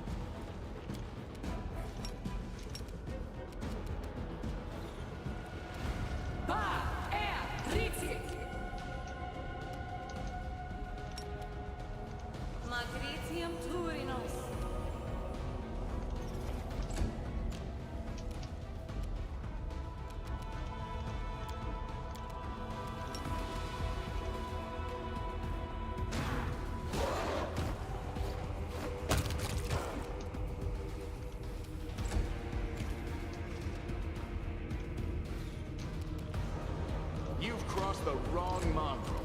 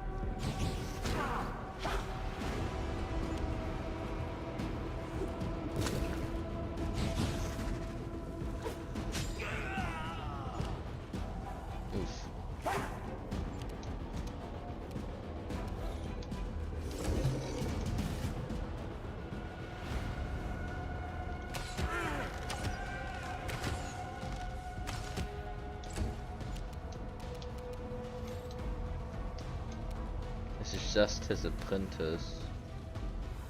But that's still an easy kill. Now,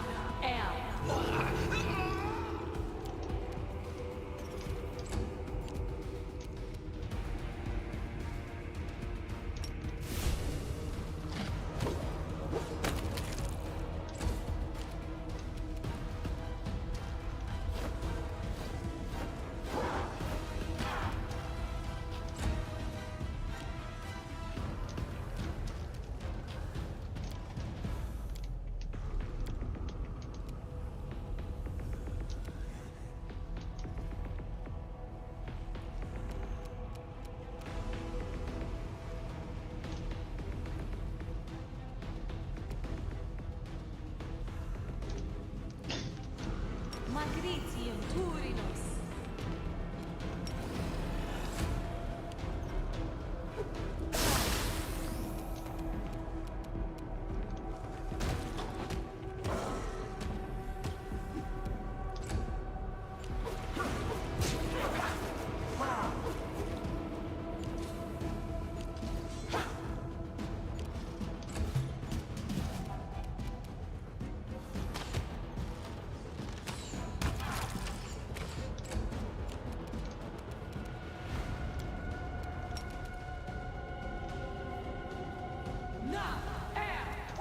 Oh, he's immune to it.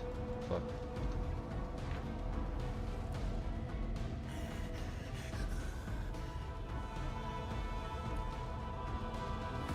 He's not immune to being turned into a dog by the looks of it.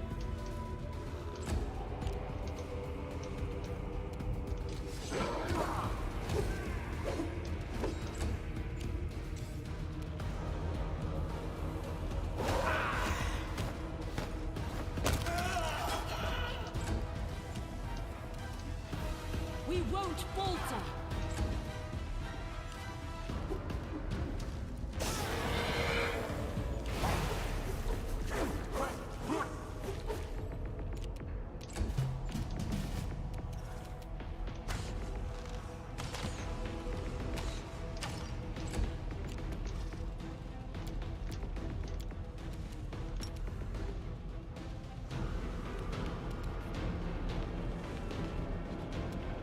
No, he's not gonna fear that. His weak point is will.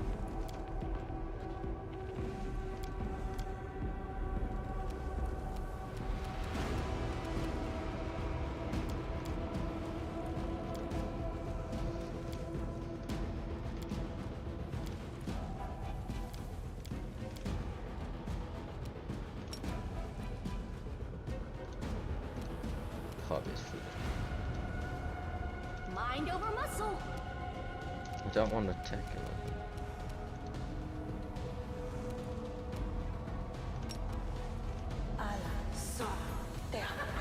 Ha! Okay, I found his weak point. Having him laugh. Now he should get mauled.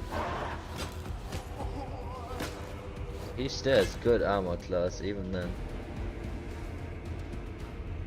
Alright, he's just really weak right now.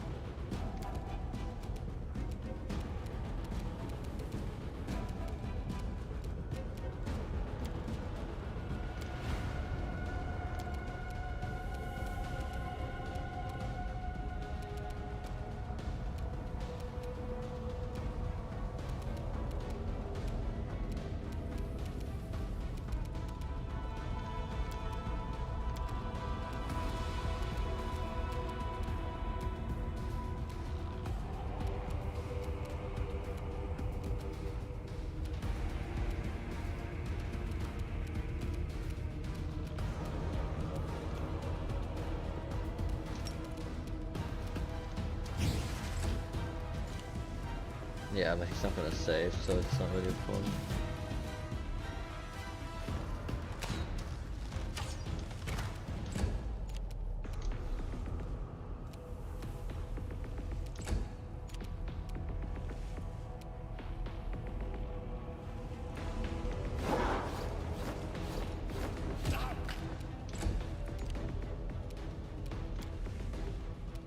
Strike with all your might. I remember this fight being like kind of tough, but not with this, I guess. Make your peace.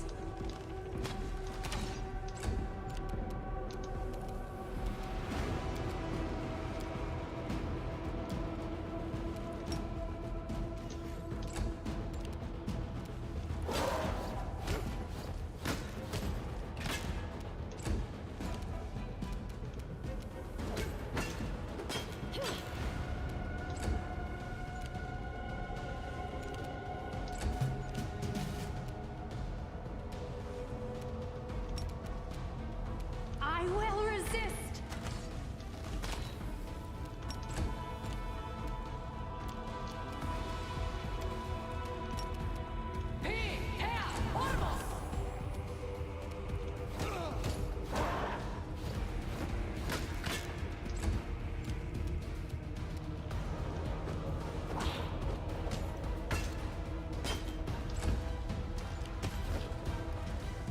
Got back up.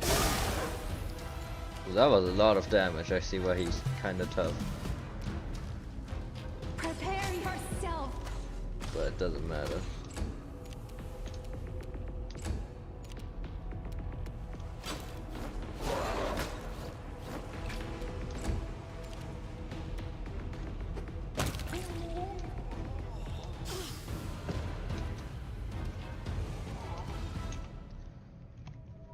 No, why can I not dismiss the spell?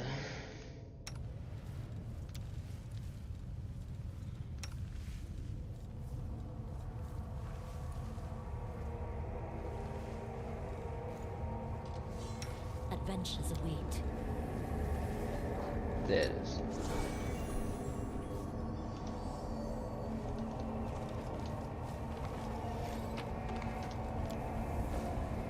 March on.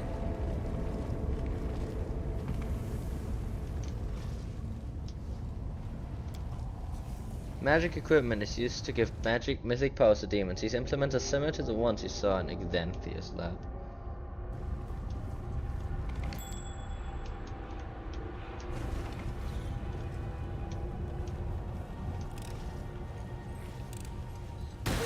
This is not my time yet. Så kalmt roligt.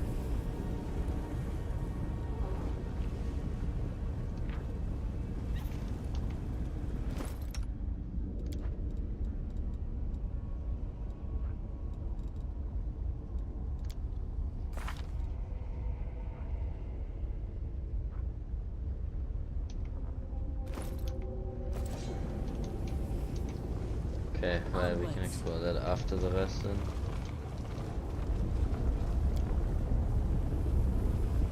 If you look beyond the ruined bridge, you can see a strange wall of purple flame in the distance.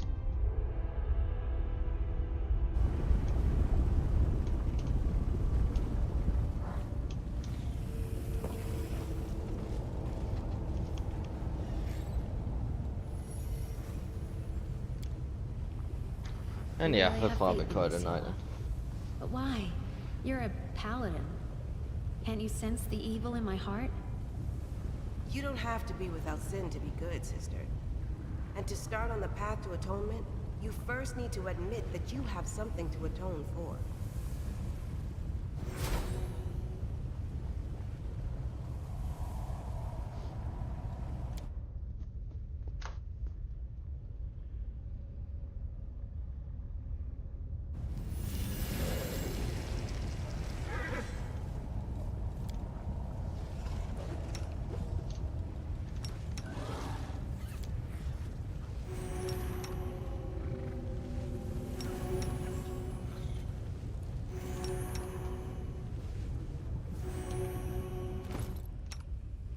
see, you are down one level. Fine, fine, fine.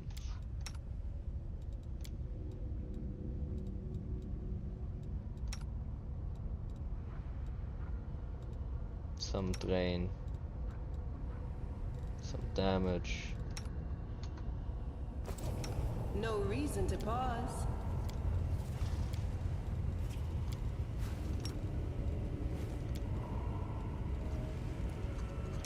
Magritium Turinos. Magritium Turinos.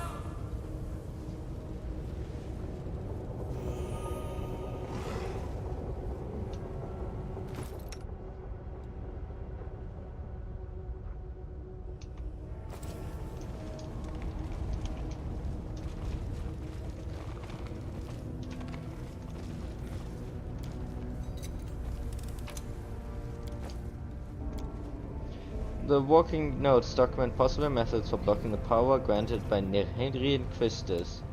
However, the notes are incomplete, either the research unfinished or it reached a dead end. If you're reading this, Hasmara, my plan has most likely succeeded. I'm not leading an army, my army, through the lands of Galorian, and you are shaking with terror, waiting to find out how your father will punish you. How I wish I could be there to witness your humiliation. Perhaps Batman will spare you and send you after me. You probably hope to capture me and make me suffer using the power of the Nehedian Christus that I helped you obtain. Well, you should know first of all, the revival system I created for myself is flawless. You can't kill me, even if you manage to kill me. Second, I'm already close to perfecting my deadly realms. Do you know what it is? I will be able to temporarily remove the power and abilities that are bestowed by the Christus. See, I've told you my secret, but I will not tell you how I will achieve this feat.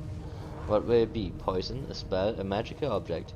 I want you to think about the possibilities, so that you shudder and flinch at every shadow. A long time ago I learned a simple lesson. To gain power in the abyss, you must seize your underlings by the throat with one hand, and destroy your enemies with the other. Well, you destroyed many enemies, but you're never good at controlling your subordinates. I've been preparing this rebellion for years, waving intrigue, recruiting allies, gathering resources, working out a revival system for myself. You never noticed. Be sure to mention that to Baphomet. He will appreciate my subtlety, also he will not be pleased that an ordinary demon, an incubus spawn no less, has tricked his prince's daughter. So farewell, princess, I look forward to seeing you, but I will be not disappointed if your death prevents us from meeting again.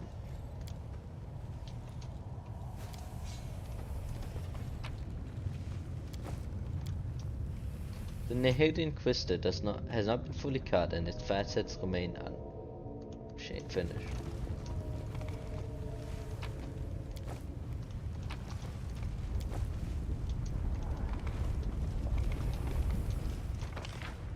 Okay, well, this is done, I think.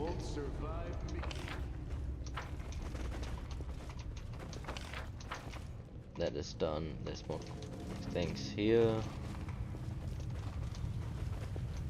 I think this just leads to an overlook.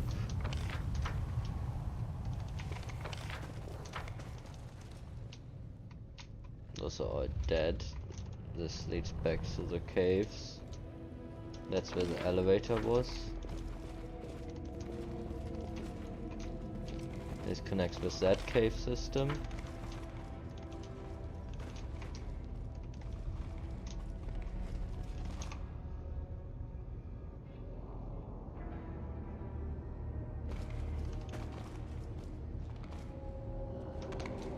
And those are the last two guards.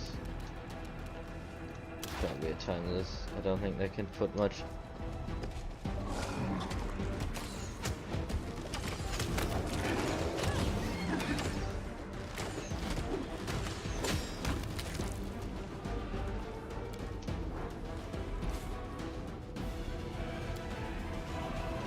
And now I can remove the seal. And that's probably it then.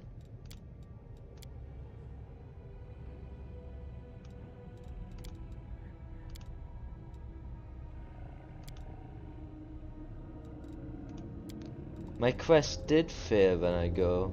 Oh fuck me.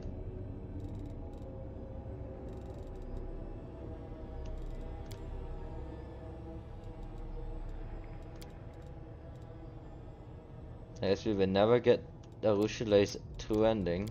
That sucks.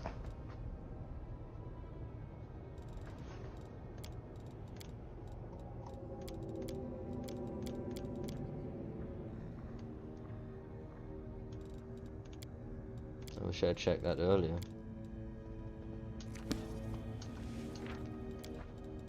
Oh well. Never quite a night here.